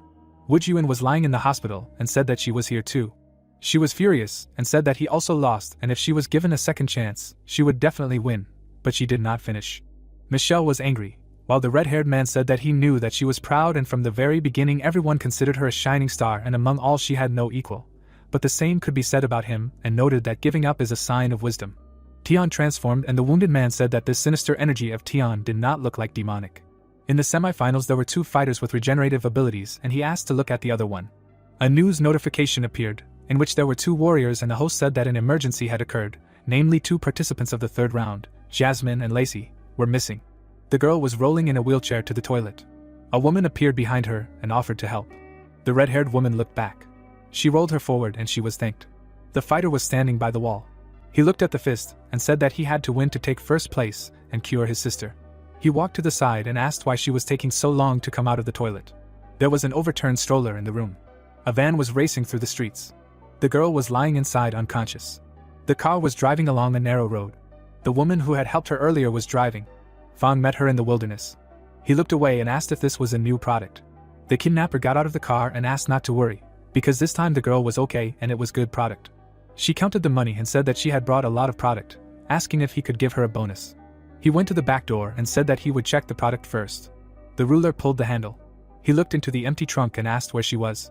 She was scared and asked how it was possible, saying that she had given her a sleeping pill and that she was disabled and could not leave on her own. Fawn was furious and asked that she had brought the girl, but she had run away and said that she knew how angry he could get. Something began to burst out of his neck and he said that the woman had lost his trust. A huge tentacle appeared in front of her. There was a powerful cut, and her head flew off her shoulders. Her feet stepped on the mud. The girl walked through the forest, leaning on a stick, and thought that it was good that she had managed to hold her breath. She remembered how she covered her airways with a rag and thought that she managed to wake up earlier. The redhead came to the edge of the forest and asked what kind of place this was. People were standing in a circle. Tian stood in front of the demons and said that their gathering had undergone changes. He leaned over, saying that someone had already noticed and noted that they needed to act sooner. She was scared and wondered what was wrong with them and noticed that they looked like they were possessed. She remembered lying in the van, thinking that they first traded bodies and then brainwashed them, to which she told herself no, because brainwashing couldn't work that quickly and thoroughly, and asked what kind of technology it was, noticing that they looked like they were possessed and it was scary. The blonde looked down, while she remembered the girl at the reception and thought that she had seen this girl and she had changed a lot. The girl shuddered after being asked what she was doing here. She looked back sharply. The creature was looking forward and saying that their master was just holding a meeting with them. The dark-haired one was looking at the girl. His head began to come apart, and he said that she was not one of them. The tentacles burst out of the body of the one, and he ordered her to go away. The blue-eyed girl fell into a stupor, and he said that the owner gave her another task. He looked at her, and was silently meaningful. The monster looked at the girl. The guy turned around, going back and saying that everything is clear. The redhead knelt down, thinking that it seems that they do not know their comrades by sight. She lowered her head and understood that she needs to leave here. Her hand took hold of the stick, and she thought that these guys are clearly not demons and assumed that something strange had possessed them. Lacey walked, imagining the one who stood in the center, and thought that the creature standing there was also a participant, and noted that the competition could be dangerous, and decided to tell everything to her brother. She looked ahead and said that although she did not know what this place was, but if she just ran to the tall buildings, she could return to the hotel. Someone was watching her from the bushes. The woman appeared behind her, and said that they met again. The blue-eyed girl looked back. The possessed one showed her teeth and asked if she really thought she could escape. Her mouth began to open wide. The redhead fell to the ground while tentacles burst out of her mouth. A huge limb burst upward. Paws with a mouth rushed towards her. Arrow rushed forward. The attack killed the creature and blood gushed from the body. The corpse fell to the ground. The girl looked back. Lacey was standing in front of his sister, and she asked how he got here. He looked at her and asked if she was hurt. The disabled woman looked at the savior and called out to him. He hugged her and asked her not to be afraid. He looked back, noticing Tian and his ward behind him. Monsters were standing in front of him, and he said that there were many creatures here. The boss smiled, saying that this is a good body. Something happened suddenly and the birds rose above the treetops. The guy waved his hand, creating a magical flow. It rose above the enemies, swirling the flows. Lacey looked down, preparing to strike. The possessed rushed to attack. He stood in a stance and ordered the attack to fly forward. An attack of enormous power hit the ground. The bodies of the creatures instantly began to collapse and pieces of flesh were torn off from their limbs and torsos. Rays flew out of the magic circle, creating even larger explosions. He landed on his knee. The redhead looked forward. He froze, realizing that their bodies had been restored. Creatures were appearing from the smoke. The sister stood behind him and said that they had the ability to revive, and said that there was some kind of connection between them. He lowered his head. The guy opened his mouth wide and called on the clouds. The wave rushed forward. He looked at the creatures and said that something was moving in the bodies of the bodies. The creature was in the body, and the guy said that these were some kind of insects that he had not seen before. Tian pointed his hand forward and ordered to kill both. Tentacles burst out of the bodies, and he thought that the guy's actions were very coordinated. The redhead remembered how they had a meeting and suggested that it was very similar to a collective brain. She stood behind the guy and said that they had a strict hierarchy and they needed to figure out who was the most important. Tian looked to the side and his sister said that everyone listened only to him. Lacey's eyes shone and he said that he understood. He rushed forward at great speed. A magic circle formed above the enemy. The guy used a skill and a notification appeared that a top-level skill of rank S of the ice element was used, namely a comet, and concentrated cold energy should have caused tremors inside the bones, depriving mobility. Tian was embraced by ice. The creatures fell to their knees in front of the guys. The redhead looked ahead and said that they were indeed connected like a mother and larvae, noting that inside that person, the mother beetle and the rest of the larvae were obliged to obey the commands of that one. So if that one was destroyed, the rest would not be able to act. In the main one, there was a parent beetle that allowed the rest to control people. The redhead lowered his head and said that he was using this S-rank skill for the first time and said that it was not for nothing that she was his sister, and a notification came out that he had exceeded the power of the consumed energy. The girl smiled. She froze. The tentacle pierced her body and she asked how this happened. The woman pulled out the tentacle and laughed. Lacey was horrified and called out to La Man. Fang stepped onto the ice. He walked towards the guy. He narrowed his eyes, saying that they were very smart. He raised his hand, saying that the first-level mother beetle could not be stopped, and a notification came out about the activated skill, namely, about controlling the ice element. The man shot a finger at a boulder. The red-haired man looked back and was scared. A tentacle rushed towards him. The claw grabbed him by the neck and he fought for his life. Tian was lifting the guy. The blue-eyed man looked back. His sister's dead body lay on the ground. A tear ran down his cheek and he said that it was over. The beam rushed forward. The tentacle was pierced and he fell to the ground. The creature looked forward. The ruler turned his head. The plants tied the woman and La Man recovered. The man took a step. Jasmine stood on a sprout. She squinted and asked if everything was okay with them. The Colosseum was packed with spectators and the host said that they had been waiting for quite a long time, but the two third-ranked participants never showed up and noted that they were forced to announce that those two were eliminated. The cards of the participants were on the screen and two were sealed while he announced that the rest were advancing to the finals. The action took place in the desert, and he said that it was quite an interesting place for the competition. Kim looked around, saying that they chose the second area and noticed that everyone wanted to get here. He smiled and said that this is where the source of magic is and if they can capture these lands, then all the power will be in their hands. The opponent showed a hand that accumulated magic and said that he had no chance. The guy showed a blade, saying that she was just the champion of the last tournament. A powerful blow occurred. He rushed forward, saying that he would take the championship this year, and the host shouted that immediately after his appearance, he launched an assassin technique. A powerful cut occurred. The girl dodged the attack and counterattacked him with her foot, and he commented on it. Bingy sat next to Gon and they watched the fight. She frowned and said that it was surprising, because they were so fiercely restraining each other, and said that it was understandable, because both were S rank, so their strength was equal. The screen showed a table of elements, and which restrains what. The queen showed the tablet to the guy and said that Tian would also be against the cloud element, but she did not see what element he had, so she could not complete the diagram. Michelle held the hand of the injured man, and he said that he had the element of the star, but the power did not come from him. The red-haired looked back and asked if he had already left, to which he replied that scars suit men and noted that they were small scratches. The red-haired looked to the side and asked if he would defeat the one, to which the guy replied that he apparently forgot why he was here. Gon stood up while the dragon said that he had not felt his energy for a long time, and the guy replied that it felt like something was about to happen. The hero looked at the sky, saying that changes were about to come. Jasmine wrapped vines around the enemies and La Man asked her name. The redhead looked ahead and asked how she ended up here, to which she replied that she just decided to follow Tian and here she was. The white-haired one adjusted her glasses and said that everything was clear now. Fang tried to break free with the boss and she said that all these people were demons, but their bodies were captured by the evil race and all of them, its representatives. The girl was surprised and asked how this race ended up in Yango. The violet-eyed girl extended her hand forward and said that according to the prophecies, this race would take first place in the tournament, and said that they would discuss the details later. Her hand reached towards the creatures and said that they needed to deal with those first. The ruler grinned, saying that one should not underestimate the evil race. Tentacles burst out of the bodies and he said that no one could stop them. The opponents rushed to attack. Jasmine looked back and said that it was good that there were two of them and suggested killing them right away. Lacey took a stance and said that he would help. Two huge beams pierced the soft tissues of those. The redhead looked forward and said that those guys were recovering too quickly and asked what they should do. The girl sent the plant forward, forming a vortex, and Fang's body was in critical condition. She landed on the ground. The white-haired girl looked forward, thinking that she had used too much power lately and her body could not cope, and she understood that she could not completely get rid of those. She closed her eyes and thought that she would try to lure out the parasites and decided to use all her power. The area around her turned green. The sprout rushed upward, creating a flower, and a notification came out that the flower control technique was activated, namely, transformation and flowering, scattering pollen and luring out parasites. The eyes of the enemies glowed green and Lacey said that as soon as the parasites left the body, he would kill them immediately. Jasmine looked back and asked him to hurry. He became wary and said that he understood. He closed his eyes and called for a cloud resonance. The parasite crawled out of the guy's shoulder with interest. He was intoxicated by the bait. The redhead shot the beams forward. The attack knocked down two parasites at once. Tian's body fell to the floor. People looked at Fang's body. The guy was happy and said that the two parasites were finished. Jasmine lowered her head, being exhausted, and La Man asked her how she was.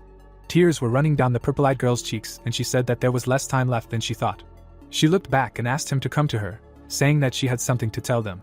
The blue-haired girl looked at the guy, and the host said that at the moment in the arena, the participant from the Yugo country was demonstrating the strong fighting power of the current champion, and although the participant from the Lego country was suppressed by the force of the elements, he demonstrated extreme mobility, and noted that it was not for nothing that this round was recognized as an early final. Lin took a stance and said that in any case, it was just a girl from the country of Yu who could only suppress the elements, but he would even step over the girl for the sake of the goal. He rushed to attack and said that he would give it his all. The fighter stood in a stance and watched. 2 copies of the guy appeared nearby. The opponent was approaching the goal. The fashionista smiled and said that she would not guess where he was. The girl's finger glowed with magic and she asked that this was all he could do. A powerful attack occurred and electricity engulfed the ice copies. Lin appeared from the copy and writhed in pain. He looked at the opponent and asked that she also had 2 elements, and she was just hiding it. She looked back, saying that he made her show her power. The fighter raised the enemy with magic. She clenched her fist, saying that this participant would not pass. A powerful blow occurred and Lin lay on the broken battlefield. He looked away and his face was bloody. Lightning bolts struck the arena. The opponents were standing in the center, and the host was saying that the winner of this match was Lian from the Yugo country. The old woman was looking at the arena and ordering the bodyguards to lift his son onto a stretcher and remarked that she would not forgive that country for this. The boy looked towards his friend and asked if she was hiding her strength, and did not realize how strong she was. Woodyun looked ahead and asked how she managed to finish him off so quickly, to which Xiang replied that her strength was amazing. The old man looked at the opponent, and it was said that last time, that girl, at the age of 14, became the youngest demon to make it to the finals to face the fiercest warrior of the demon race. The girl was holding her head by the beard and it was said that in just 2 minutes, she finished the match and it was the fastest final in history. But everyone watching knew that she did not give it her all. The blue-haired girl left, and Xiang said that maybe no one knew how strong she was. The green-eyed girl looked at the arena and hissed admiration. Gon looked at the opponent's hands and thought that her hands had changed and noted that it looked familiar. Bingy looked to the side and said that the next in line was a hero and asked him to be careful, because Tian was very dangerous. Woodyun looked back, asking if he would defeat him, to which Xiang replied that the guy had no choice. An emergency broadcast screensaver appeared on the screen. A body was lying on the floor and the host said that his body was found on the central boulevard and currently the patrol team is investigating the cause of death and due to this, he will not be able to participate in the next round. The red-haired guy was shocked and asked that he was dead. The red-haired girl looked away in rage and asked that shouldn't he be next. A table with heroes appeared on the screen and the host said that the next round would go straight to the final. The cards of the next participants appeared on the screen and it was said that too many unexpected events had happened in this demon race martial arts tournament. The arena was under a dome and the man said that the final would be held live and to ensure safety, huge barriers would be installed in the stadium. Lian folded her arms and looked away. Gon stood in front of her and thought that there could instantly kill him. He turned around, thinking that in other words, this was the last chance to be killed. Siming stood on the court and wanted him to show all his strength. Lacey ran to the side, sighing deeply. The guard stood in front of the guy and said that the final had already begun and he was not allowed to enter. He ran through them and said that he had a very important matter. The guard pressed the earpiece and said that someone had gotten inside and reinforcements were needed. The guy ran into the building and the soldier was waiting for him around the corner, while he thought that Gon should wait. His hand was reaching for his head as he thought he should tell him what Jasmine had said. The guards grabbed the guy and said they had caught him. He looked around and asked to let him go. They were standing next to the offender, and he thought he should tell him. There were people in the arena. Lian stood in front of the opponent and asked if he hadn't said that the demons from her country were very weak, to which he said that they were. The hero pointed his finger forward and asked what was wrong with her strength. Was she sure she could win first place? The blue-haired girl looked at the guy and said 3 seconds. She rushed to attack and said that that was enough time. Phone looked ahead and asked not to worry, saying that he would lead everyone to victory. He stood next to Liang Na and asked her to rest, promising that when he returned, he would marry her. She smiled and said that she knew and promised that she would wait for him. Lian approached the guy and he thought that unfortunately, he broke his promise. The girl struck, knocking off 1000 HP from the guy. Gon looked back, thinking that according to the information, she had a dual core and the ability to transform. The guy's wounds healed and he thought that he needed to find a way to make her use all her strength and the system showed a notification that revival was activated. The girl looked back and asked if he was not an A-rank plus demon and did not understand what kind of recovery power this was, saying that even S-rank demons do not always have such power. No wonder he dared to challenge. The blue-haired girl began to transform. She swung, preparing to deliver a powerful attack and asked what so what. She stabbed the tip into his body and said that she was the strongest demon, and the host said that they saw that the current situation on the battlefield was one-sided. A powerful blow occurred and he said that the fighter and Youngo did not even resist and noted that the final would come faster than they thought. The audience was furious and said that the country would pay for him and ordered to get rid of the guy. Lacey looked around and said that he had important news, to which the guards were going to remove him from the battlefield. Bingy covered his mouth with his hand and called out to him, while Xiang said that that girl was unmatched. Michelle looked at Wu Juan and he thought about his comrade. The redhead lowered his head and it seemed to him that he had made a decision and did not understand why he wanted to return to the people so much. He remembered standing behind MC and saying that his strength allowed him to win the championship, and by joining the clan, he would enjoy fame and respect, and asked that even if he returned to people as a demon, who would dare to reproach him. The white-haired man looked at the starry sky and said that he was not interested. Wu Juan was confused while he said that maybe she was alone now, facing panic and fear, and said that he was afraid that she thought he was dead. He looked back, saying that he did not want to make her wait for him. Gon was lying on the battlefield and was injured. He looked at the sky and asked if she gave it her all. Lian looked back, asking why she had not killed him. He stood up, saying that she was a pitiful brat, and asked if she did not want to become the strongest demon and take revenge on the clan.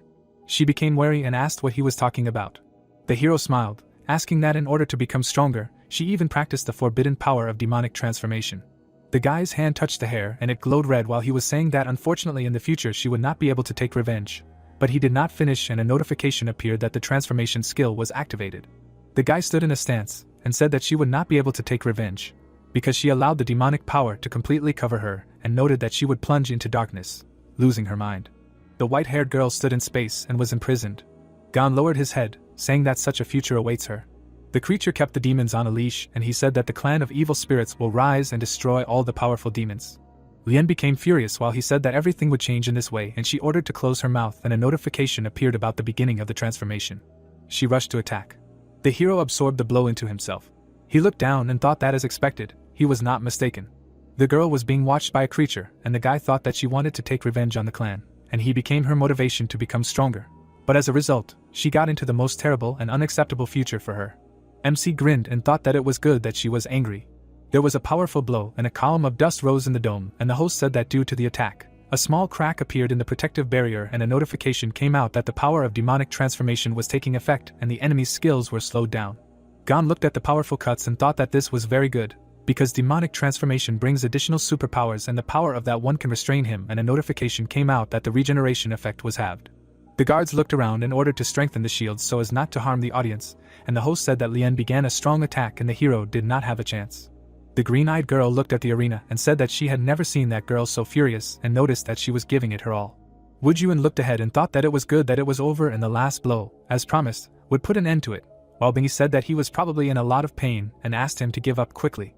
The red-haired man looked at the battle site.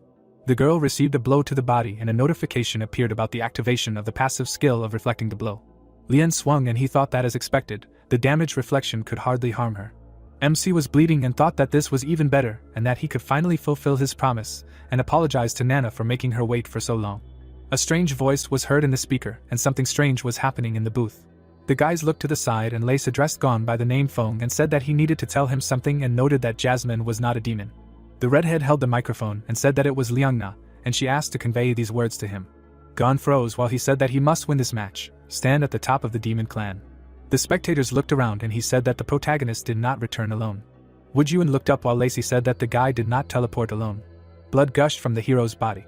Lian swung, preparing to deliver the finishing blow. The claws were approaching the guy and the redhead promised to tell him about it personally after the fight. The white-haired girl became wary, looking forward. An ice puppet stood in front of her. Gon looked down, thinking that Jasmine was Nana.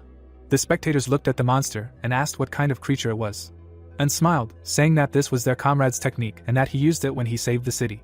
The horned one frowned and asked if they now understood that he was going to fight seriously, and that meant that Youngo would win. The fans turned around. On the screen, the swordsman was attacking the girl. She was standing in a stance and a notification appeared saying that the demonic transformation was 20% complete, while she asked that he was summoning an ice demon, assuming that he was a summoner. She dodged the attack and asked that this was the final skill. Gon stood in a stupor and thought that judging by Lacey's words, she might have been reborn. The hero looked down, wondering why she did not recognize him and assumed that there was a reason for this. The protagonist lowered his head and the dragon apologized, saying that he did not know that it was Princess Nana, to which he asked him not to blame himself, because she was difficult to recognize. He clenched his fist and the companion asked what they would do next, to which he replied that of course they would go to her, because he had a lot to ask and too much to say to her. Gon closed his eyes, thinking that if she had made him take first place, then there was a reason for it. He looked ahead and thought about how he needed to finish with her quickly. The guy's hand returned the microphone. Lacey smiled and said that he was done and let him continue. The man cleared his throat and said that who would have thought that the hero would be a summoner. The girl fought with the ice swordsman, while the host said that the summoned ice demon was very strong and the battle became tense. Lian looked away and her eyes sparkled. A powerful blow passed through the creature. A powerful explosion occurred and the puppet crumbled into pieces, raising a column of dust. Lian landed on the ground and the host said that she was the champion of the last tournament, and she used all her strength to kill the demon. A smile appeared on her face and she said that she had defeated the demon and noted that he was not that strong. She crawled on the ground and said that now he would have to pay for his words, and a notification appeared that the transformation was 35% complete. Gon calmly looked at the opponent and said that she had activated the side effects of the transformation, and she would not be able to get rid of the filth. She bared her teeth, saying that she was invincible, and asked him to shut up. Lian rushed to attack and said that no one could defeat her. There was a powerful explosion and a blinding flash. The audience covered themselves with their hands and the host said that she was attacking Gon, and the shock wave raised a huge amount of dust and they could not see what was happening on the battlefield. Binnie closed her mouth and said that she was very strong and asked if he had a chance of winning, to which Xiang asked what she was thinking. The green-eyed girl remembered how the fighters gave up when fighting the hero and said that in the first round he relied on chaotic attacks to knock down the candidate from Yango, and in the second round she herself understood how it all happened, because the opponent simply gave up and noted that it is impossible to win the championship relying only on luck. The blonde looked at the arena arrogantly and said that the boy from the state of those was unlucky, because he faced her with all his weapons and he would simply be torn to pieces. Wu Juan watched the battle and said that he would not need to give it his all to defeat her. Xiang raised her hand towards the boy and asked what he said and how he so underestimated the candidate from Yugo. Michelle stood up for the object of her adoration and asked where she was going, to which she asked what she was doing. Red smiled and thought that he began to understand the determination of him after Lacey's words and asked him to win the championship and offered to show everyone the power of Yungo. The girl looked forward and was almost transformed. Gon's figure was visible from the smoke. He was standing with a sword in his hands. Lian was almost transformed and said that he was almost restored, and it seemed that she needed to deal a very strong blow to defeat him, while the system showed that there was 20% left until the transformation was complete. Energy burst out of the enemy's body and the hero watched what was happening. The protagonist looked forward, asking that she was really going to complete the demonic transformation and noted that she was captured by more than 50%. She took shape and asked what happened, saying that even if she lost her mind, she must win, and noted that she would never give up. MC frowned and said that her determination was strong, but to become stronger, it was not necessary to follow the path of darkness. The creature stood on the battlefield and exuded energy. She smiled and said that no one would stop her. Her body exuded a blinding light, and she said that she would become a champion, and a notification came out that the transformation was almost complete. Gon lowered his head, saying that he understood. He closed his eyes. The hero raised his sword, which was emitting energy. He rushed towards the attack and said that it was time to end it then. Everyone watched what was happening, anticipating the finale, and the host said that there was an attack from both sides. A powerful cut occurred. The body of the captured was approaching, blinding with light. Two powerful forces collided. The arena under the dome cracked, forming boulders. A beam rushed from the center. The spectators looked to the side and fell into a stupor. Lian was deprived of appearance, and looked injured, and thought that it was at this moment that her mind returned to her. She looked at Gon from behind, thinking that she, being the youngest strongest demon, used demonic armor and used all her power. She fell to the ground and thought that he easily defeated her, and she saw. The hero took out a rag.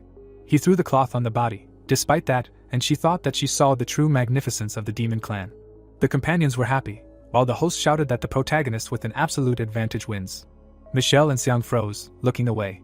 MC held the sword in his hands, while his eyes copy held the opponent, and the man shouted that Gon won. The creature stood on the roof and watched what was happening. The possessed hid his face under the hood and said that the country of Yugo could not get the title of champion and ordered to proceed to Plan B. He went into the wall, hiding from view, and the host said that a little later the awards ceremony will take place. The Colosseum was empty. Lacey held a box in his hands and asked if the hero was ready. In the box was a decoration, and the red-haired man said that Nana was already waiting for him. The sun illuminated the crowns of the trees. The bird sat next to its relative. The white-haired one sat on the swing. Gon looked at her while she was saying that the guy finally won. Drones were flying over the city and the hero was watching what was happening. People were walking down the street. The protagonist was stunned and asked himself in his head that this was the state of Xinhua. He looked back, thinking that it was Wenhua. Phone looked away and the dark-haired man said that the armory had been checked, to which he asked to stay home. The fair-haired man closed his eyes and asked that his son would have a birthday and asked not to worry, saying that he could handle the demons himself. MC looked ahead and thought that this was the future 6 years later, the day before he traveled through time. Gon stood in a ruined city and was wary. He watched as the buildings collapsed. The girl was holding a stick. She stood with her back, saying that here they met. The hero looked ahead and asked what was going on. Nana looked back, saying that this was the real future that she had seen and apologized for not asking for consent and dragging her here. The protagonist approached her from behind and she said that only now could she tell the truth, and she did not know how to fight the future that would happen in 6 years. The army was destroying the city, and it was said that in 6 years the race of furious ones would begin an invasion. The soldier held a weapon, protecting the child, and she said that humanity did not have the strength to resist. The girl protected the wounded man with herself. Fear was written on her face, and she said that she had been reborn many times, but was always late. Tears appeared on her face, and she said that every time she was reborn, she only returned 1 day ago, and by that time, their plans had already been made. Phone hugged the girl from behind. Tears were running down his face, and he said that he should apologize for the fact that she had to go through all this alone. The captain cried and said that he had only experienced reincarnation once, and had already felt like his skin was being torn off and his bones were being taken out, and she had repeated it so many times. The soldier bled and reincarnated, saying that he thought the system had given him reincarnation, but it turned out that it was she, and asked how she had managed it. Nana turned away, saying that after her first death, after 6 years, her ability to foresee suddenly turned into reincarnation, but she was limited to only returning half a year back each time, and she could not change anything, because she had repeated reincarnation for 500 times. The princess walked into the gorge, saying that in order to find another way, she went to the territory of the demon clan. Phone and the girls stood in the cave, and she said that at that time, most of the demons were exterminated by the furious, and the rest became slaves. Gon was imprisoned, and the chosen one said that she met a strange demon. The hero looked ahead and asked if she could kill him, and she said his name. The protagonist looked at the corpses and she said that all the relatives, family, were killed, but they could not kill him. Even the furious clan could not cope with him, and MC said that the more he seeks death, the more and more he suffers, because he could not resist the entire furious race alone, and could not resurrect his family. In connection with this, he lost the motivation to live. Liang now looked at the demon, and she said that this is why they made a deal. He had a technique that could return to the past for a longer period, and this technique could also transfer the hero. The demon was exhausted and said that the highest task is to stop the furious race. People looked at him, and Nana said that the premise is the following: he must take his place, because he could not suffer anymore. Phone looked ahead and thought that no matter what method of death, nothing will come of it anyway, and then he deliberately left him the system so that he would become stronger. The representatives of the different races looked around, and it was said that it is believed that there are only 2 races, but in fact there are 4, namely demons, elves, humans, and the furious. The princess looked away, saying that they need to cooperate with the other races to stop the furious race with joint efforts. The creature looked at the stone, and she said that in the past life, they took first place in the competition and seized control, step by step beginning to control the upper echelons of the demon race, and noted that they should not give them access to power and the second zone. Phone put his hand on his jaw and said that this time he took first place, so they have already stopped the first step. Nana turned around, saying that it is not so simple, and among the demon race there may be spies and they have infiltrated Rina and did not give up even when she exposed them, to which he replied that it is unclear what they want to achieve, but their goal is the key to the second zone, and this is unchanged. The Colosseum was filled with spectators, and the host offered to congratulate Youngo on the final victory in the 46th Great Martial Arts Tournament, and said that the ceremony of handing over the treasure of the demon race, the key to the second area, will begin soon. The rulers stood next to the magic ball. The man extended his hand, saying that they invite the previous representative of the Yugo Kingdom to the stage and said about this year's champion, the head of Youngo, when he comes to the stage. The red-haired girl walked towards the podium. The spectators from the homeland watched the events and rejoiced, rejoicing in the victory. Everyone was happy and said that she was very young, and already represents the country of champions, and noted that it was inspiring. Ming cried, saying that almost a century had passed and Youngo would finally be reborn. The bandaged man looked away and asked why Tian Shao was not visible. Jibiao stood over the child's body and asked him to speak, but did not finish. The fair-haired man was furious and asked where Gon was. The green-haired man closed his eyes and passed out. The representatives of the countries stood in front of the sphere. The bearded man folded his arms and said that he never thought that the key to the second area would soon be handed over to a woman, and asked that there was no one in Youngo who could achieve this. The red-haired woman turned away, saying that his daughter was also an outstanding heroine, and noted that Uncle Guan used to fight on the same battlefield with her father to face the enemy together, and remarked that she always believed that a person like them who had endured so much hardship would not judge people so superficially based on gender. The old man looked away, saying that the key to the second area was the treasure of the demon race, and even if they had to die, they could not allow it to be lost. The hands touched the sphere. Energy flowed along the hand, forming a symbol. Bingy examined his hand and thanked him for understanding, promising to keep everything. The host pointed his hand to the side, saying that the key transfer ceremony was officially over and wanted to move on to another act, but did not finish. A sharp spike emerged from his chest and he froze. The bearded man turned around, asking who did this. There was a creature standing behind the speaker. The creature stood in the arena and was a fighter of the fierce race of the A+ rank. He looked to the side, saying that they were starting. Something strange was approaching the spectator. Spies appeared behind the observers. They began to kill everyone present.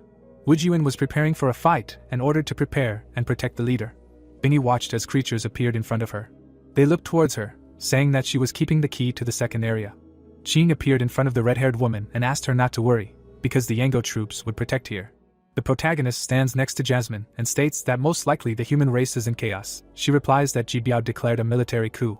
She sadly says that when she first returned, her body was very weak. The heroes lie among the magic sign. They are sadly next to each other. The girl says that she cannot use all her power, and she does not have time to stop Ji Biao. Getting up, she looks at the protagonist. Jasmine wipes away her tears, when stands behind her and asks if the commander has woken up. Turning around, she asks with a serious face to call all her dearest teammates. The girl, along with the fighters, looks in that direction, explaining that in a past life they started a coup at a wedding banquet, but then he was successfully stopped by him, and this time he has not woken up and their actions will become more intense. The heroes stand in front of the green monster copies. Jasmine says that this is why she used her power in advance to create puppets of his most trusted comrades. The system window says about the flower limit, revealing a dagger that summons clone puppets. The participants of the celebration see a couple in formal attire. One with blue eyes stands hugging a girl. It is said that all the puppets who participated in the banquet and were killed simply learned the behavior of those who killed them. The green puppet lies on the ground. Another one looks at it. Military vehicles are driving along the road. It is said that they will protect her and his body. They will leave the base in advance. Against the background of the sword, it is said that the target of the Ji Biao army's attack is Yun, namely the country where Gon is located, and therefore she left his equipment and allowed him to leave with him. The protagonist calmly holds the blade. Jasmine states that once he encounters him, he will definitely take his weapon back, and it is good that everything is going according to plan. The enthusiastic protagonist in human form asks if Wen and the others are still alive. He opens his eyes excitedly. Jasmine looks at him and receives a question about herself. How is her body? Because the ability to copy greatly depletes mental strength. She asks him with a bright smile not to worry, because now they are safe.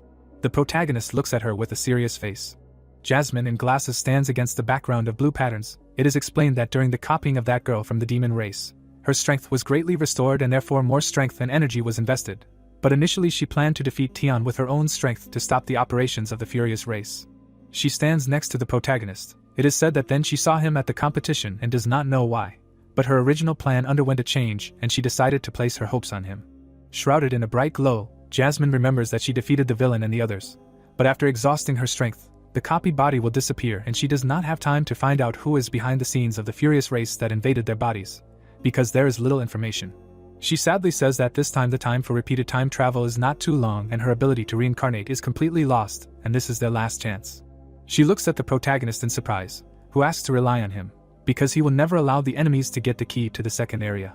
He seriously declares that he will deal with them. Jasmine and Gon look at the crack in the sky. She says that they have not walked like this for a long time and want to continue the walk. They look ahead. The girl notes that unfortunately this world will not last long. They hug. Jasmine declares that when she defeats the enemy, she will immediately go look for him and take care of his body, waiting for his return. She raises her head and says that there is something else. The blade flies through the air. The opponent with a sword in his hands attacks the enemy with a shield and hammer. He thinks angrily. While his hand reaches for him, he reflects on the fact that such a large-scale event was held, but they did not prepare for defense, and it is his fault. The monster behind almost reaches him with its paw. Seeming points at him in a rage, shouting for his brother to get up. He asks not to protect him because the monsters came for the key. The guy excitedly tells him not to worry, because there is a second brother below. The furious monster rushes to attack and receives blows. Blades are visible on the fighter's hand. The hero stands next to Lu and calmly demands to protect the Lord. The army commander seriously states that it is their army's fault for not providing themselves with decent protection. The fighting heroes notice something in the distance. Lu turns around with him and asks what it was.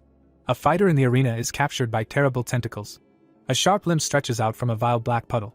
Half turned into a monster, the fighter begins to laugh ominously. The system window says that he is a star warrior of the 510th squad, a star mage. The guy is kneeling not far from him. Qing is frightened as he is entangled in vile tentacles. He asks what kind of ability this is because he feels like he is being sucked in right now. The villain points to the girl in the crown and shouts that she has the key. Lu is shocked to see the monster approaching. A bright flash occurs. Wujiyun furiously cuts the monster on the way to her. He looks to the side and sees another villain. He cuts the enemy, thinking that these guys can turn into elements, and when attacking, they turn into shadows. He sees a black substance that attacks him. He understands that he cannot attack, unlike them. Black tentacles grab Wujiyun's arms. He sees slime on himself and realizes that his body has not yet fully recovered and that the strongest power of the demon clan is currently wounded and exhausted. The villain smirks and says that the tournament attracted the strongest demons of the entire clan, shouting that he thought their army was stronger. He releases more tentacles with a cry of weaklings. The villain grabs Lu, someone shouts Madam. Woodyun and the others look at this with excitement, and say that things are bad. The monster smiles ominously. Suddenly, his face is pressed into the ground by an unknown hero in blue armor. Another character in the distance sees this. The protagonist watches frantically. An enthusiastic Siming shouts that Gon has come to them. C stands nearby and asks how he will fight alone against such a strong army. The assistant exclaims that this is true because there are so many enemies. The guy looks with interest and says that he is not alone. Blue fighters are visible behind the protagonist. Siming explains that he has brought an army. Gon clenches his fist with a serious expression in front of his fighters, declaring that the furious clan will fall. Blue warriors are visible around the cluster of monsters, far outnumbering them. The tied-up Woodyun looks at Gon in delight. The tentacles are cut, and the red-haired fighter says that he has finally come to them. The army commander turns to the lady and orders them to retreat and protect the leader. Woodyun looks forward and says to let Gon figure it out himself. Lord Guang looks at the guy and asks how his sister is. Shan calmly declares that everything is fine, she did not receive serious injuries and will wake up soon. Her opponent's last blow was restrained. The system window says that he is an S-rank demon, Shuo's elder brother. The king looks forward and says that he did not expect this, because in the end, the entire demon clan can only hope for him. They look at Gon's back, saying that 200 years have passed. The protagonist stands calmly among the clouds of smoke, pronouncing the name of his native land. In the picture, a camera lens. The fighter's foot stomps on the ground, stones fly in different directions. Gon stands next to a huge blue monster, declaring that he and his army will help the demon clan take the lead. Spectators in the square watch the progress of the battle in the arena on a large screen. And sits next to Ming and says that the Army of Shadows is the secret weapon of the Furious clan, and it has never lost before. An old warrior with an angry face says that although General Gon always brings surprises, the enemy is a high-ranking fighter, while the protagonist is now just an A+ rank soldier who, moreover, has not yet been promoted. In the frame, a blue girl is enveloped in black tentacles. Her hand breaks off and flies to the side. Something black breaks out of the ground, half of the fighter's body lies in its background. The tentacles rush towards Gon. The protagonist sees them circling around. He exclaims about a fool who knows no bounds. Black huge hands try to grab the protagonist. They collapse, a powerful clap is heard. The creature in black guise sees this. The villain with a sinister grin declares that he is a representative of the S rank of the 10th level. The Lord of Guang stands near Shan and angrily says that his shadow power is legendary. The villain deftly cuts Gon inside the black palms. The man says that it lies not only in his powerful attacks, but also in the element. He says through clenched teeth that a physical attack is ineffective against the shadow. The villain in a mad rage attacks the hero, asking if he feels. The man says the most difficult thing. From the gap in the black hands, the transforming blade of Gon flies out. Small parts of the sword fly towards the villain. They dig into his black skin. He looks at it in shock. His body is pierced by several lightsabers. He falls. Clouds of smoke float around. The villain is motionless. He asks in surprise what is happening and why Gon was able to attack him. The protagonist looks at him. Hearing that he has full health, he apologizes to the enemy. Gon clenches his fist, approaching the villain. He raises it and calmly states that his strength is nothing. He delivers a powerful blow to his jaw, saying that the monster is complete bad taste. The protagonist delivers a series of strong punches to the villain's face. The beaten monster screams stop. The surprised man next to Shan wonders how his weapon can do real damage. The villain's teeth fly out and blood. The man wonders what kind of moves he has and how this is even possible. Gon holds the frightened opponent by the neck. The overlord thinks that the protagonist's abilities are far superior to S rank. The protagonist, with an unperturbed look, holds him back and asks him to say who his boss is. Frowning, the guy asks how he got into the demon clan and who helped him get in. The beaten and frightened villain asks if Gon really thinks that he will betray his comrades like the demons do. The guy squeezes his enemy's cheeks with his hand, saying that he has ways to make him talk. The villain's hand is harshly pierced by a blade. He understands that he cannot resort to his skill, because the weapon holds him back. The villain screams in rage that he will not give the opportunity to interrogate him, because soon the Furious clan will smear them and the demon clan is just an inferior race destined to be exterminated. The villain's eyes light up red. He continues to talk about the Furious clan. An explosion occurs. The villain managed to say that they will rule the world. The Lord of Guang and Shan watches what is happening in surprise. The fighters see blood flying around in shock. The warrior of the Furious clan looks at his hands in fear. The fighter sharply pierces him with a blade, asking where he is going. The warrior with a hammer hits the enemy. A cry is heard that the situation has changed for the better, and the head of the clan is dead, and now they will kill everyone who was hiding in the shadows. C joyfully clenches his fist against the background of the indignant Seeming.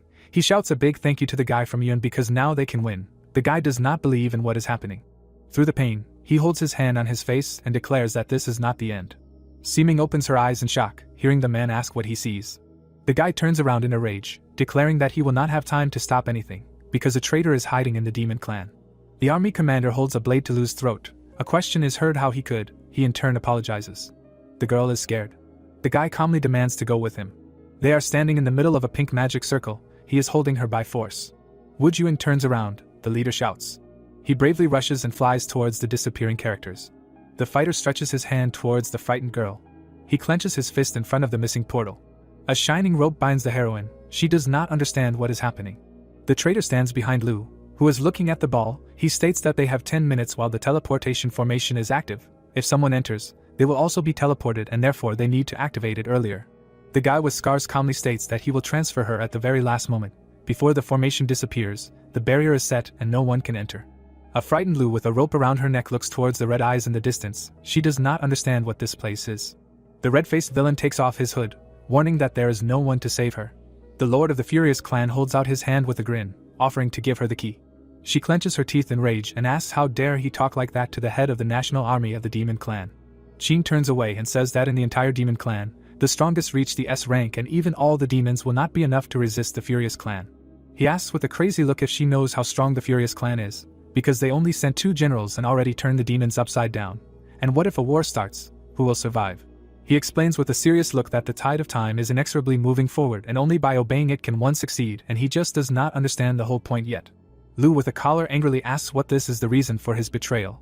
Calling it shamelessness, she clarifies what exactly the Furious clan gave him. The Overlord looks at them, wondering why she is speaking in such a tone, since they and the demons share the same roots and origins, and only by working together can they prosper. He holds out his red hand with a mad grin, stating that all she has to do is hand over the key to the second region, and the Furious clan will guarantee not to harm a single inch of their land. Qing holds onto the orb, stressing that she must understand what is going on, and if a war breaks out, innocents will die.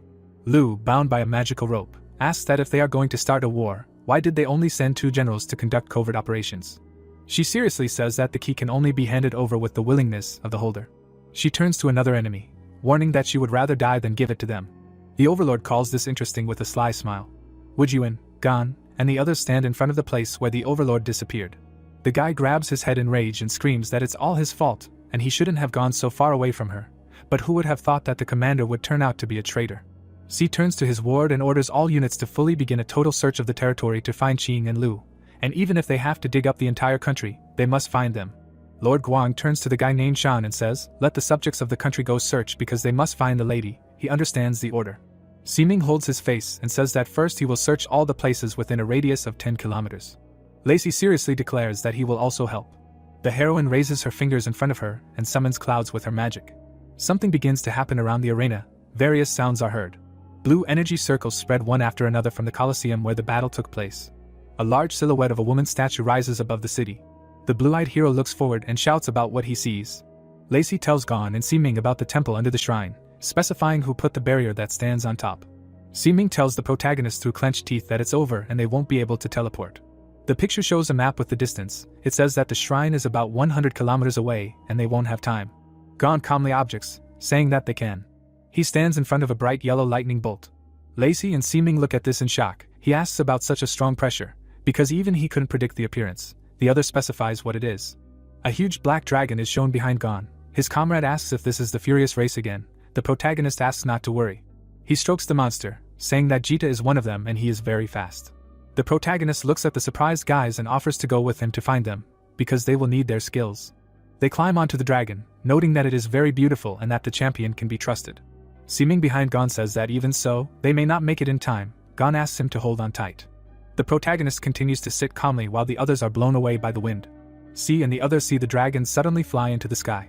The man stands in shock near Shan and wonders how much the sky has not shown yet. The black dragon flies in the sky. A large stone statue of a woman stands in the middle of the forests. The Lord of the Furious clan says with a smile that the little girl decided to play the martyr. Parasites crawl from his hand. He asks if she does not know that his ability is to control insects. Hundreds of small bugs crawl out of his body.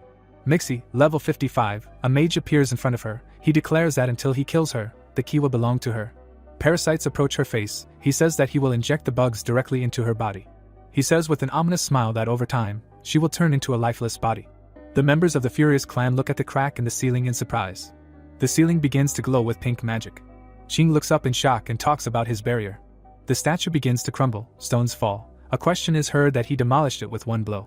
An enthusiastic Lacey sits next to a sad Seeming, shouting about the great damage. He talks about the statue. Gon looks at them and says that it is time to go down. The black dragon instantly begins to fly down. It breaks through the ground, an explosion occurs. The fighters of the Furious clan look at the collapsed ceiling.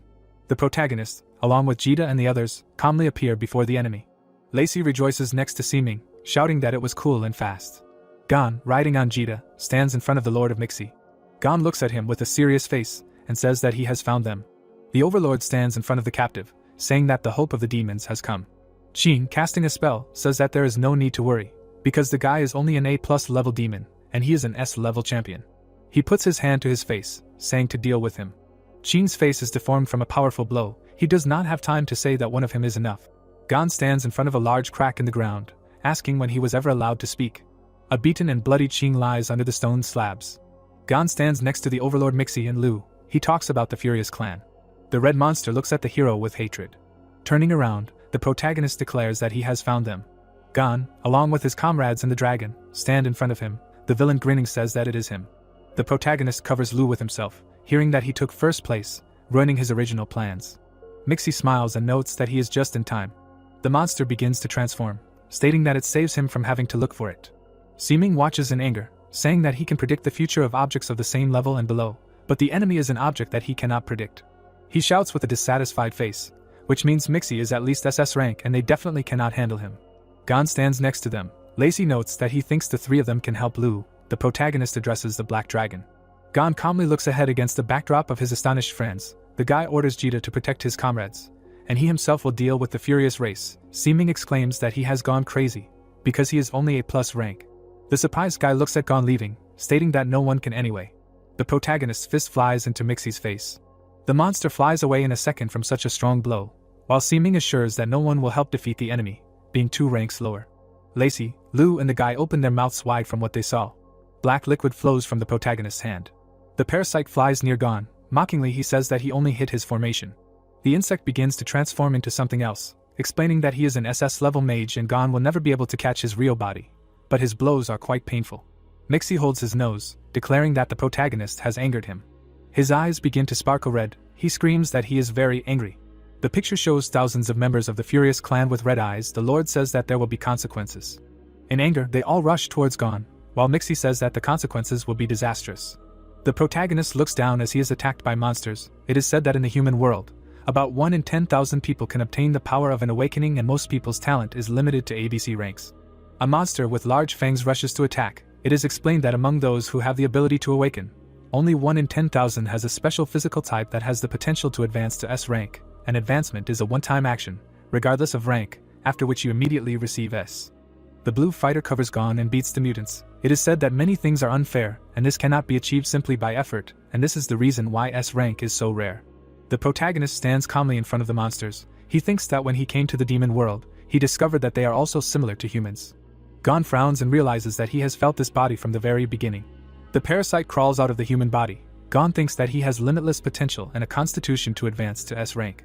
Seeming screams loudly cautiously, while the protagonist realizes that he has not experienced such feelings for a long time. The enemy's tentacles attack him. He realizes that he will no longer be like a mole and fate will not rule over him. The Lord Mixi screams in rage that all the demons present here are his first-rank larvae, and any of them can kill. The protagonist is surrounded by monsters. The villain screams for them to make a strong attack and tear him to pieces. Gon's face is still visible among the mutants. He realizes that he will not try to die anymore. He remembers the fight with the gladiator. Lacey looks forward in rage. Seeming and Lu stand behind Lacey, who shouts Gon's brother. The blonde says that he warned that it was not worth coming. At this time the protagonist realizes that Nana spent everything to give them a chance to be reborn. Lu fearfully asks Gon to wait. He understands that even if he suffers from pain all his life, being bitten by insects, even if he falls to the very bottom, nothing else will stand in his way. A mountain of insects is visible in the middle of the battlefield. Gon understands what is beginning. A strong explosion occurs in the middle of the mountain. The blast wave illuminates everything around. Mixi watches this in surprise.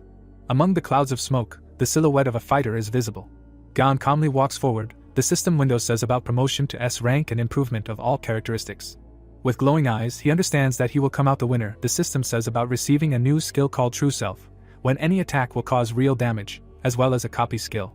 Gon stands in front of his enemy. He frantically declares that in fact, to deal with Mixie, A+ rank is enough, but now he wants. The protagonist takes him by the neck and declares that he wants to end everything as soon as possible. Mixie tries to breathe, not understanding what is going on. The system window writes that real damage is activated, ineffective against the element of 10,000 units. Gon runs forward with him. He hits the parasite on the ground. Enthusiastic Lu and Lacey look at this and exclaim that it was great, and Brother Gon is strong because he knocked him down with one blow. Seeming opens his mouth and declares that he advanced to such a rank so easily, and not only weapons, but also fists can cause real damage. The insect lies on the ground in pain, asking what kind of monster Gon is. The monster, being in shock, does not understand why it cannot change form. The notification says that real damage is activated. Mixie, in the form of a parasite in shock, tries to understand what kind of demon is in front of him. The protagonist calmly hangs over him, saying that it is time for torture and beating out confessions. Bloody Ching sits near a crack in the wall. It is said that his life will be given to the head of the military tribunal. Seeming angrily tells him that it would be better to explain, or at least try. The beaten Ching says that the winner takes all, the loser loses. The protagonist stands in front of the tied-up clan lord. Lacey among the bodies says that the insects have been cleared. The protagonist, along with Mrs. Lu, look at Mixie and he wonders who was the initiator of the plan. The monster calmly replies that they will not be able to get anything out of him, because the Furious clan is different in that they are smarter than demons. Gon with a serious expression asks why, knowing that their plan failed. No one came to save them, because he is just a pawn. The defeated opponent asks so what, because he was born a pawn and is happy to be one. Lu silently watches what is happening. Frowning, the protagonist realizes that the Furious clan has been under military administration since birth. The fighters fight against each other. Gon thinks that since childhood they are thrown into battlefields where they kill each other to instill the idea of violence, and the survivors are the elite who have gone through the Great Purge. The fighter holds the sword in rage. Gon realizes that this is why they are all natural-born warriors and suicide bombers. The cloaked subject kneels among his fellows. Opposite him is a monster on the throne. The guy understands that they are unconditionally loyal to the only king. A man in a red hood sits on the throne. Gon reflects on the fact that he is the supreme leader of the clan, the Furious Emperor. The picture shows the body of an insect. The protagonist understands that the Emperor's strength is extremely great, and he is very self-confident, so his attacks are never hidden and evasive. But now everything will change. He looks forward with a serious expression, thinking that this way of attack reminded him of the guy who eventually became the king after 6 years. In the frame, the character in a wheelchair, Gon thinks about how in his early years he hid among people and even secretly controlled the upper echelons of humanity, and all his actions were secretive and planned, so no one knows about his existence. Because he is the illegitimate child of a Furious Emperor and a man. Gon calmly pronounces the name Dao. The monster looks up in shock.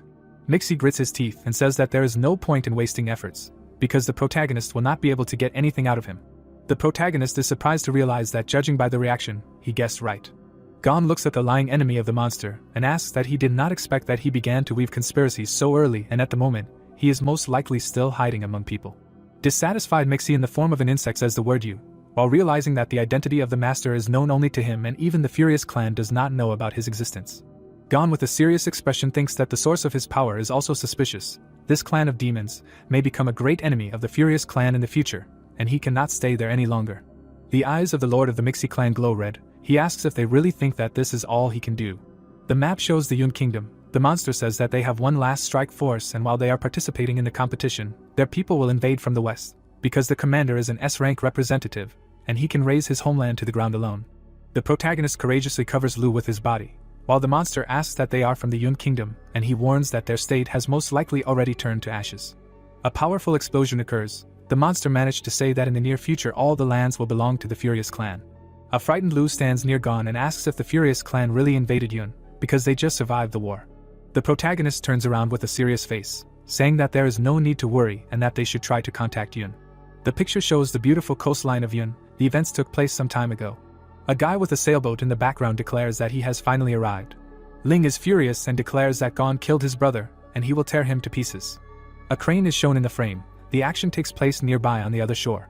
Members of the Furious clan in cloaks are moving near the construction site, saying that apparently Yun just survived the battle.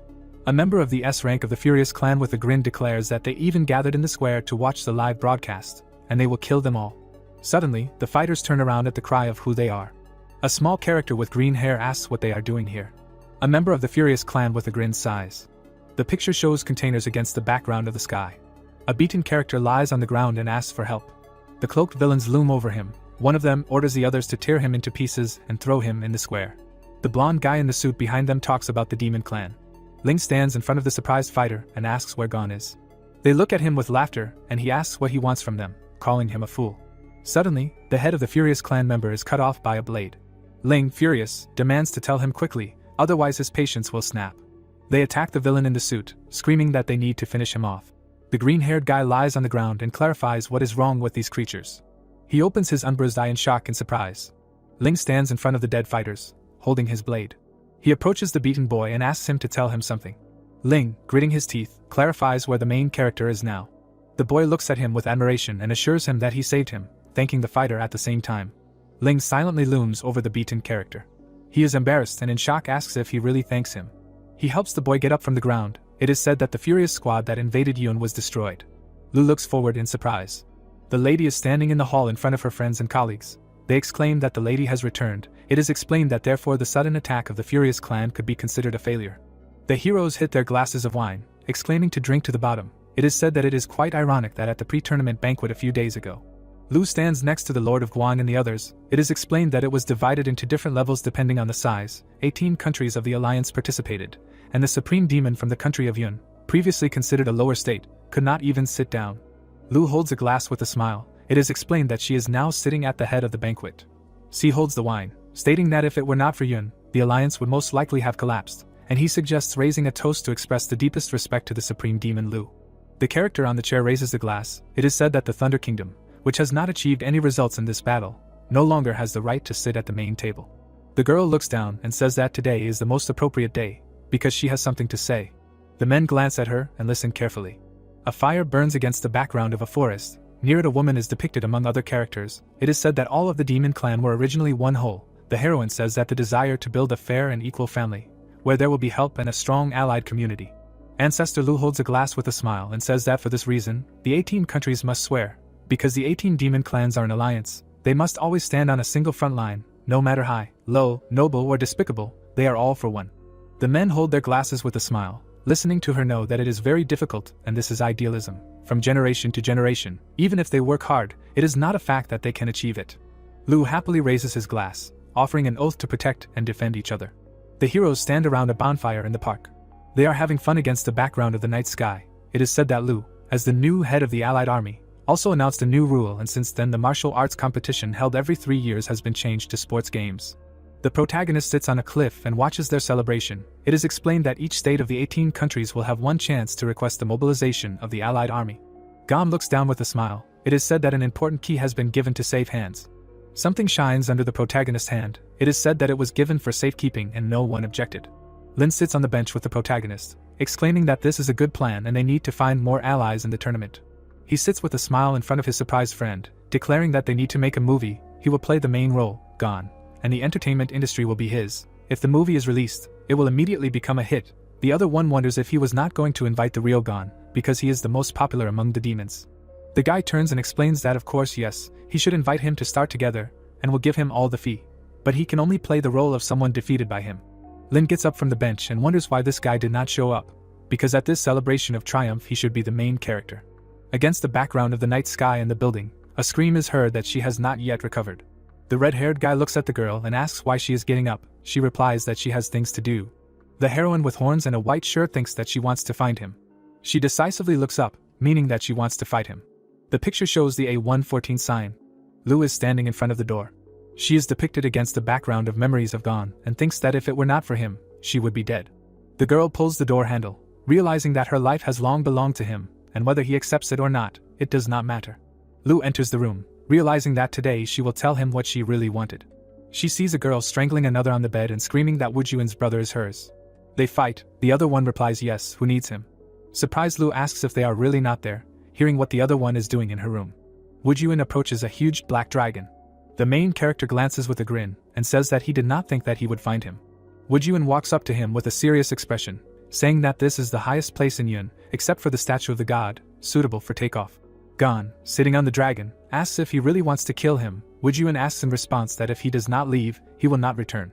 The protagonist calmly says that this is true, because he is from the people that the red-haired man hates the most, and now his mission is complete, and the demon race should no longer have grudges. Noting that there is no need to worry, The other replies that he knows. Wujun smiles and says that after this battle, he no longer hates the human race, and he is not going to hate the furious race either. The red-haired fighter stands next to Gon on the dragon, saying that the identity of a representative of a race can never represent everyone, and among the demons there are good and bad people, and the furious one as well. Wujun looks down and declares that among the people there are good and bad, and Gon is his friend. The protagonist is surprised by what he heard. Wujun says with a grin that no matter who Gon will be next time, a human or a demon, if he returns, he will wait for him at the highest place. The protagonist gets up from the dragon, hearing the question of whether he is going to return to people. Gon turns away towards the starry sky and denies, saying that he will first go to the world of immortal demons. The red-haired fighter is very surprised, noting that this place belongs to the elves. He lowers his gaze with a grin, remembering that this is Gon. The dragon spreads its wings. Wujun's exclamation is heard. The protagonist's friend looks at Jita, hearing from the guy that he will soon marry a human girl. Gon turns around with a grin and tells him not to forget to come and congratulate him. The black dragon soars into the sky. Wujun closes himself from the airflow. A guy in a suit standing on the ground thanks the protagonist for saving Yun and the demon race. He bows with his hand on his heart, expressing his respect for the demon clan. The protagonist is riding a black dragon on fire, flying over the city. Wujun says that he will always stand by his side. Jasmine, clinging to the protagonist, says that there is one more thing, stating that when he returns to his body. The surprised guy listens to her. He is shocked and asks the question, can't he return to his body as soon as he dies? The protagonist yells at the system window, which claims that in fact she deceived him, because with any danger his body only gets stronger and her data turned out to be incorrect. He yells that it turns out he should have died earlier. The system window smiles next to Jasmine, claiming that he dealt with SS-rank demons and it's all nonsense. The guy replies that she should not be trusted because she is deceiving. The girl raises her finger with a smile and asks not to worry, because she found a way to return him to the body, but first, she needs the most important item. A flower with a blue crystal grows from the ground. She means the soul grass. The map shows the world of immortal demons and their continent. It is explained that the grass grows only in the third area and the world of immortals can only be reached through the territory of the elf clan. The picture shows a cyclone and a deadly barrier. It is said that there is a barrier around the world, which is a whirlwind, which is very sharp and cuts any steel, and few spirits can go outside, so the state has become closed. The area is highlighted in the frame. It is explained that other races cannot harm the closed state either on water or at sea, and in 6 years only this world will not be captured by the furious clan. Jasmine says with a smile that except for him and Jita no one else will be able to get there. The main character in his old guise asks that her father belonged to the elf clan and she also probably wants to go back there. Jasmine sadly replies that if he passes by his grave, he should lay flowers on it. Gon seriously says that they have arrived. The dragon approaches the barrier in the sky. He holds onto the dragon and asks if Jita is ready. The dragon calmly replies of course. They fly further, shouting forward. Jita breaks into the clouds and whirlwinds. In the memories, he breaks out of the clouds riding a dragon with Jasmine. The girl behind him enthusiastically asked how he can rise so high. Jita and Gon fly above the clouds. They look down. The protagonist says that the vortex belts are under the cloud layer, and that is their goal. They fly to the area among thunderstorms and clouds. He shouts about the world of immortal demons. The guy with a grin declares that he is already on his way. The events take place in an underground prison. The character walks along the corridor among the cells. Seeming looks at his interlocutor in surprise and asks if he really wants to say that the next target of the furious race's invasion is the elves. Qing, with a chain around his neck, replies that this is true, because it was their ignorance that prevented his plans. The beaten hero looks down, saying that he initially infiltrated them, and if he had reached the highest ranks, he could have protected both the demons and the elves. Seeming, in a rage, holds him by the chain around his neck, exclaiming that this is a capitulation and does he really want everyone to live under the oppressive rule of the furious race. He in response asks what else they can do and whether they have the strength to resist. The blonde hears in anger that this time they were able to survive the disaster only thanks to the sudden appearance of Gon, clarifying what about the elves. Qing looks at his brother in rage and shouts that in those years they loved the same woman. Even united they could not protect her, and now her homeland will suffer from the disaster, and who will stop them? In the frame, the monster flies over the burning buildings. It is said that this time the actions of the furious race are different from the battle with the demon clan, and now the general will personally lead the troops, and the entire race of elves will turn to ashes. The protagonist stands among the green forests, admiring the world and saying that it is fundamentally different from theirs and even the air is much fresher. Gon, crossing his arms, says that if the large beach were the territory of the human clan, it would already be filled with ticket sellers. Jita asks to stop complaining, because it is very dangerous here and you need to be careful. Gon notices something in shock. He turns around asking what is the matter. Jita feels great energy and danger. The protagonist sees red energy in the bushes, stating that he also feels the power of at least SS or even SSS rank. He excitedly realizes that he has never felt such a powerful force even in his past life. The protagonist takes out his weapon from his belt. He turns around in shock, noticing something. The sword particles fly out and rush away. Someone's hand catches the blade. An old man in a shirt holds his sword and sitting opposite asks the demon why he came here. The man in glasses looks at the weapon and asks how such a sword ended up in his hands. Shocked, Gon realizes that perhaps this is not a person, wondering why the blade flew towards him. The mysterious character looks at him. The protagonist standing opposite the cliff watches the man and wonders who he is. The old man stood in front of the guy. Gon extended his hand and asked to return the sword. Ching lowered his head and asked what he wanted, for it to return. The sword trembled and he wondered if this was its new owner. The man stood in a stance, holding the weapon. He looked ahead from under his brows and said that he initially wanted to see what he was capable of. The hero was angry and thought that his opponent definitely did not have rag S and his body was not lying, because he took the blade and he could not take it. He charged, deciding that he had to give it his all. A fist with a knuckle duster was approaching the war criminal's father's face. He dodged the attack and the protagonist's hand flew past. Ching counterattacked, and MC threw his head back. Blood was flowing from his nose, and he thought that he was very strong, and even among humans he had not met such. The opponent's foot crashed into his cheek. Gon landed on the ground and stopped. He grinned, assuming that he was an elf. The hero charged. The bearded man was calm and thought to himself that his opponent was an S-rank demon. The sun was breaking through the clouds. A huge star was hiding behind the horizon, announcing the imminent end of the day with its sunset. Cheng stood in front of the guy. The protagonist wiped the blood, thinking that his speed, strength and all characteristics were great, but stopped, thinking that they had been fighting for half a day, and he had not shown the slightest weakness and a long time had passed, and his endurance was still so high. The fist was approaching MC, while he was thinking about how to defeat him in one blow. The old man made an attack and Gon's body flew to the side. He kicked the guy in the body. The man looked away and said that they had been fighting for a long time, and he was still okay with it, and said that it was quite good. A powerful blow occurred, creating a splash and the guy flew to the side. Ching was behind while the guy was regenerating and he said that the hero had a good recovery ability. The blue-eyed man was calm, saying that the guy's combat power was mediocre. The protagonist's eyes sparkled. The old man was covered with hooks while the demon flew to the side. The bearded man became wary and found himself constrained. The fighter smiled, saying that the sea was in his power and thanks to that, he finally created golems that spent almost all of his energy. The creature held the chains and the system showed the name of the ward. Gon looked at the chained one and said that the summoned golems were hiding under the surface of the sea, waiting for a chance.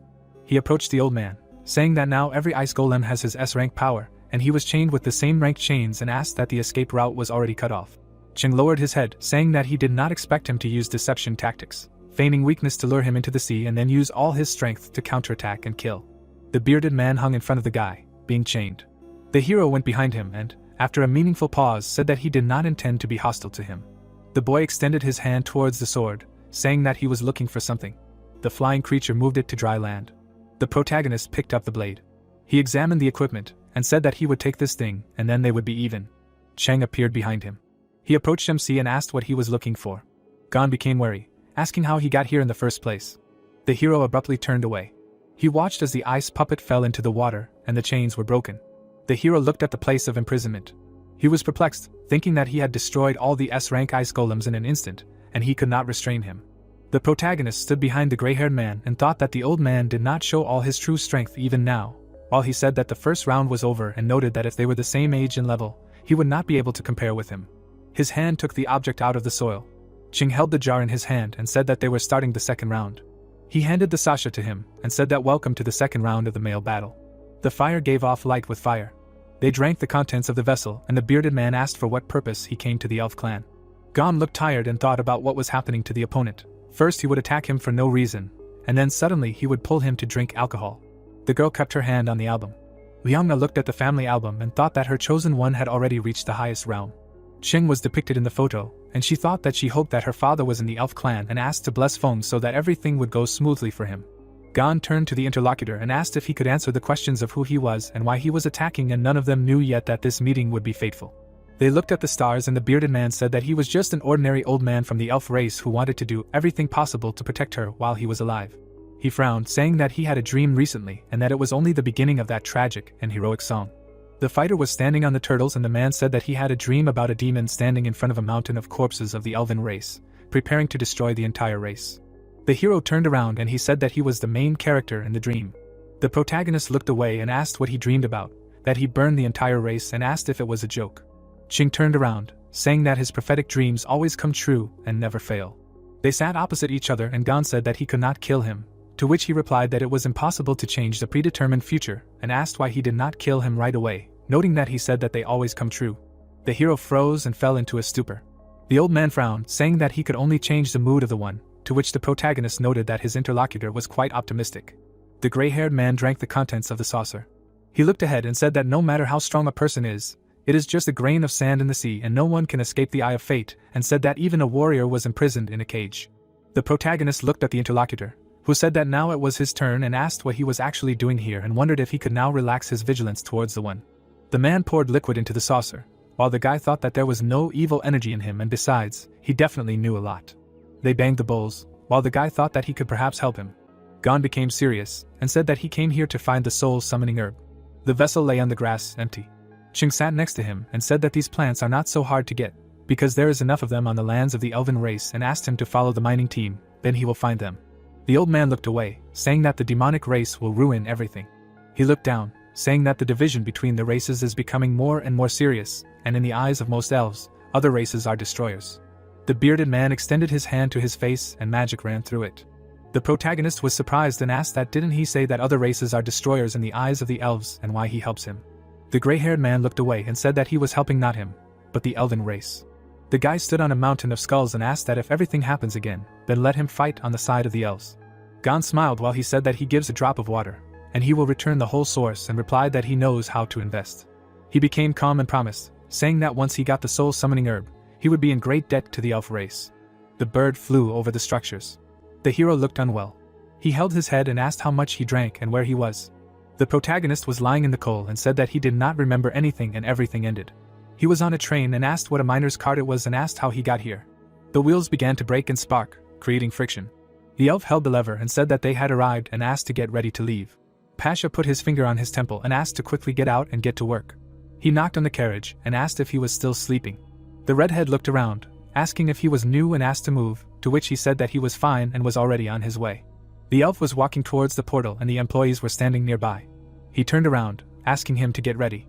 Gon was tired and thought that this must be a mining team, and in front of him was a spatial portal, which was the door to the demon's lair. Pasha went inside, while he thought it reminded him of the entrance to the human space, and as soon as someone went there, he could immediately get into another world and noted that the current demons originally came from that world, and there was also the source of all magical power. The workers went inside and he thought that in his past life he often went into such lairs to kill monsters and level up. The Eastern elves looked back and asked the princess to stand behind. She opened her hood and said that her father was constantly watching her anyway. Patong took off her hood and said that she barely managed to slip out, and they still controlled her, noting that now she is a C-rank mage, and she can clean these D-rank and lower buildings by herself. Pasha stood behind her and said that this was just a D-rank demon lair, and there shouldn't be any danger. He turned around and told the two of them to walk behind and not to bother the princess. He was serious and said that if they upset the princess, then that would be the end for them. The frightened guy looked ahead and obeyed.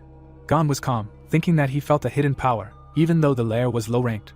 The snake stuck out its tongue and it was said that there were many low-level demons here and they were analogous to beasts in the real world. The creature showed its mouth while the girl said that she would take care of it, and he thought that many of them did not have intelligence, and even more so those did not have the ability to leave the dungeon. The monster approached the girl while he thought that mainly monsters serve as experience packages for others. The princess's staff burned and the body fell to the floor. Pasha smiled, saying that the princess was doing well, to which she replied that she said she could handle it. The blade passed through the elf's hand and Patong was frightened. She turned away and her face was splashed with blood. She saw a sharp thorn that was stained with blood. Fear swung his sword. Everyone present was frightened and the servant asked where another monster came from. The monster showed its teeth and there was a huge hole in its head. Gon frowned, thinking that something was wrong in this lair. The fighter stood in front of Fierce and he thought that in such places the highest being is usually a monster no higher than rank C. But now a monster of rank B suddenly appeared. It opened its mouth, and he thought that it was a humanoid. The hero was serious while they were hiding behind him and thought that something was definitely wrong in this dungeon. But he could not join the fight now. He remembered the hand reaching towards him. Ching looked away and said that the effect could last for a maximum of 3 days and during this period one should not use the abilities frivolously, and as soon as he began to use the power, the effect and duration would be significantly reduced. The princess held a stick and asked that they would definitely be able to handle it. The monster was missing a hand and smiled. He bowed his head. He opened his mouth and released a projectile. The attack flew to the side and asked to be careful. There was an explosion and the servants tried to contain it. Patong covered herself with her hand and said that it was pointless to defend and that it was necessary to destroy him. The servant frowned and said that they would do it together. The creature swung. The blade burst through a cloud of dust. The defenders stood in front of the humanoid. The blonde stretched her hand forward. The monster struck and the sword cracked. The elf tensed and fell into a stupor. The bodyguard rushed to attack. There was a powerful cut, and the head flew off his shoulders. The mage looked at the enemy's head. The guard looked back and said that it was the first time he faced a B-rank boss. Pasha was injured and she said that he had injured his hand, to which he replied that everything was fine because the bleeding had stopped. He smiled, saying that their princess had grown a lot. The bodyguard looked away and said that the final boss had appeared too early and noted that it was good that they had figured it out. Gon frowned and thought that it was not a boss. The creature appeared from the darkness, and he thought that before that it was just small fry. The monsters appeared in front of the group. They were crawling out of the dust curtain and were about to attack. The guard grinned, asking what was going on and where else they had come from.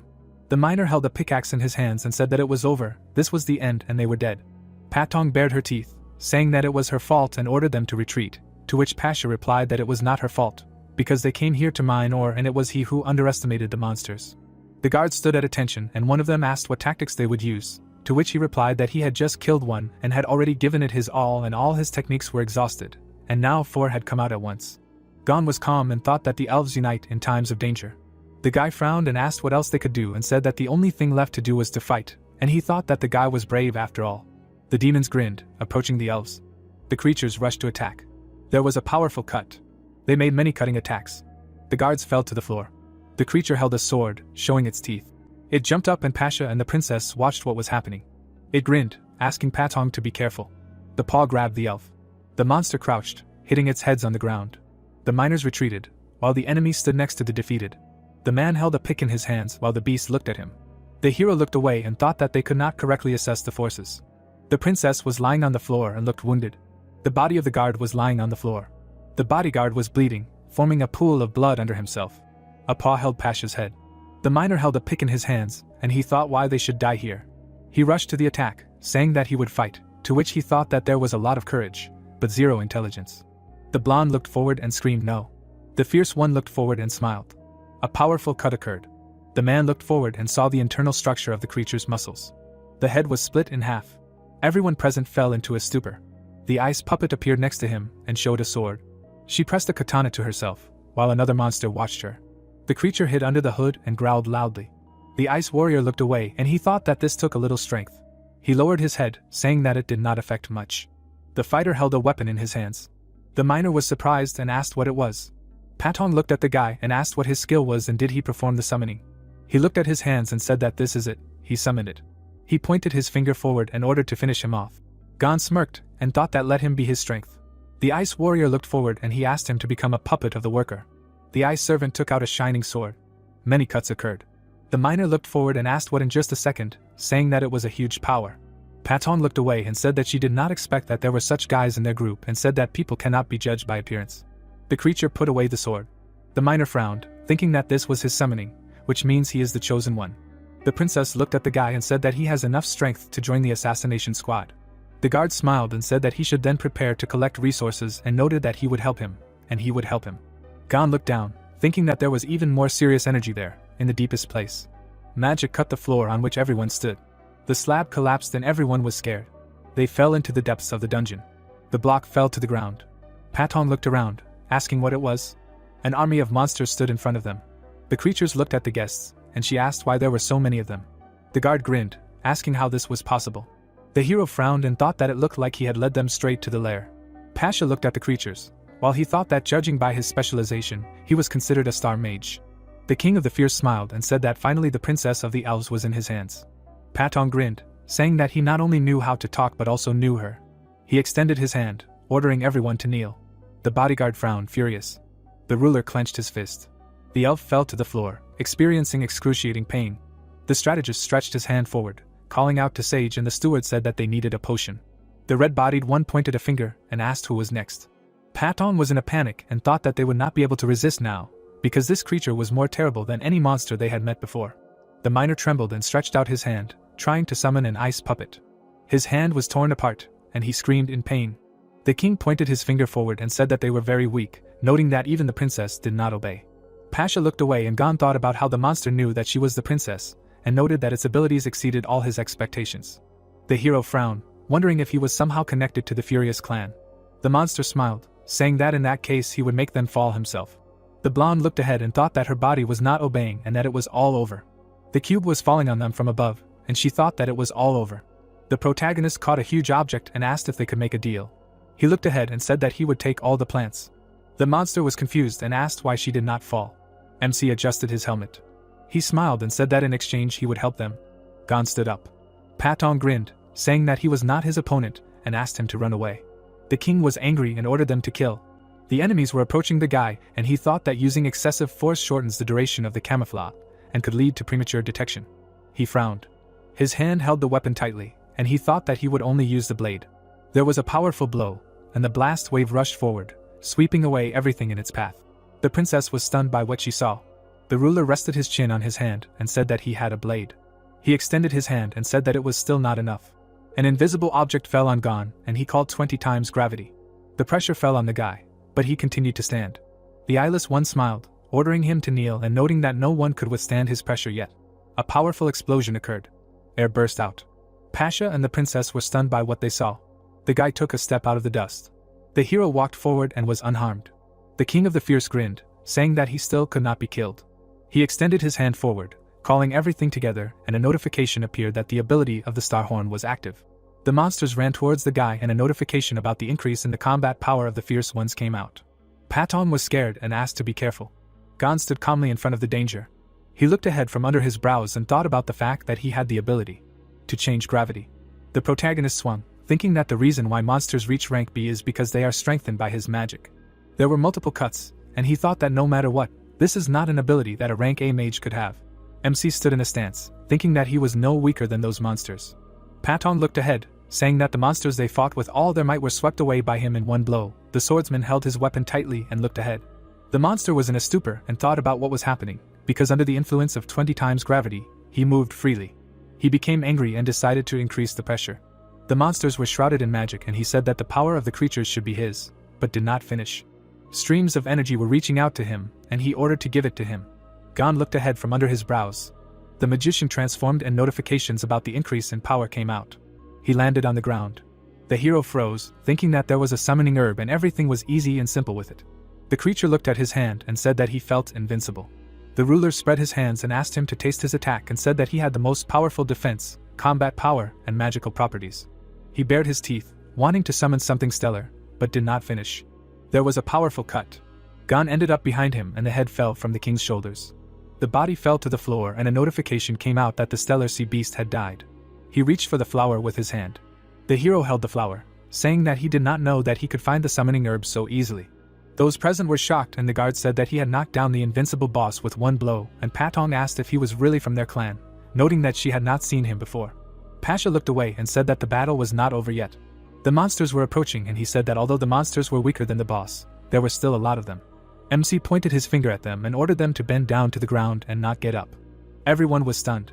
They began to squat and the bodyguard asked what he was up to which she replied that she did not know, but they had no choice. Gon swung, saying that everything was fine.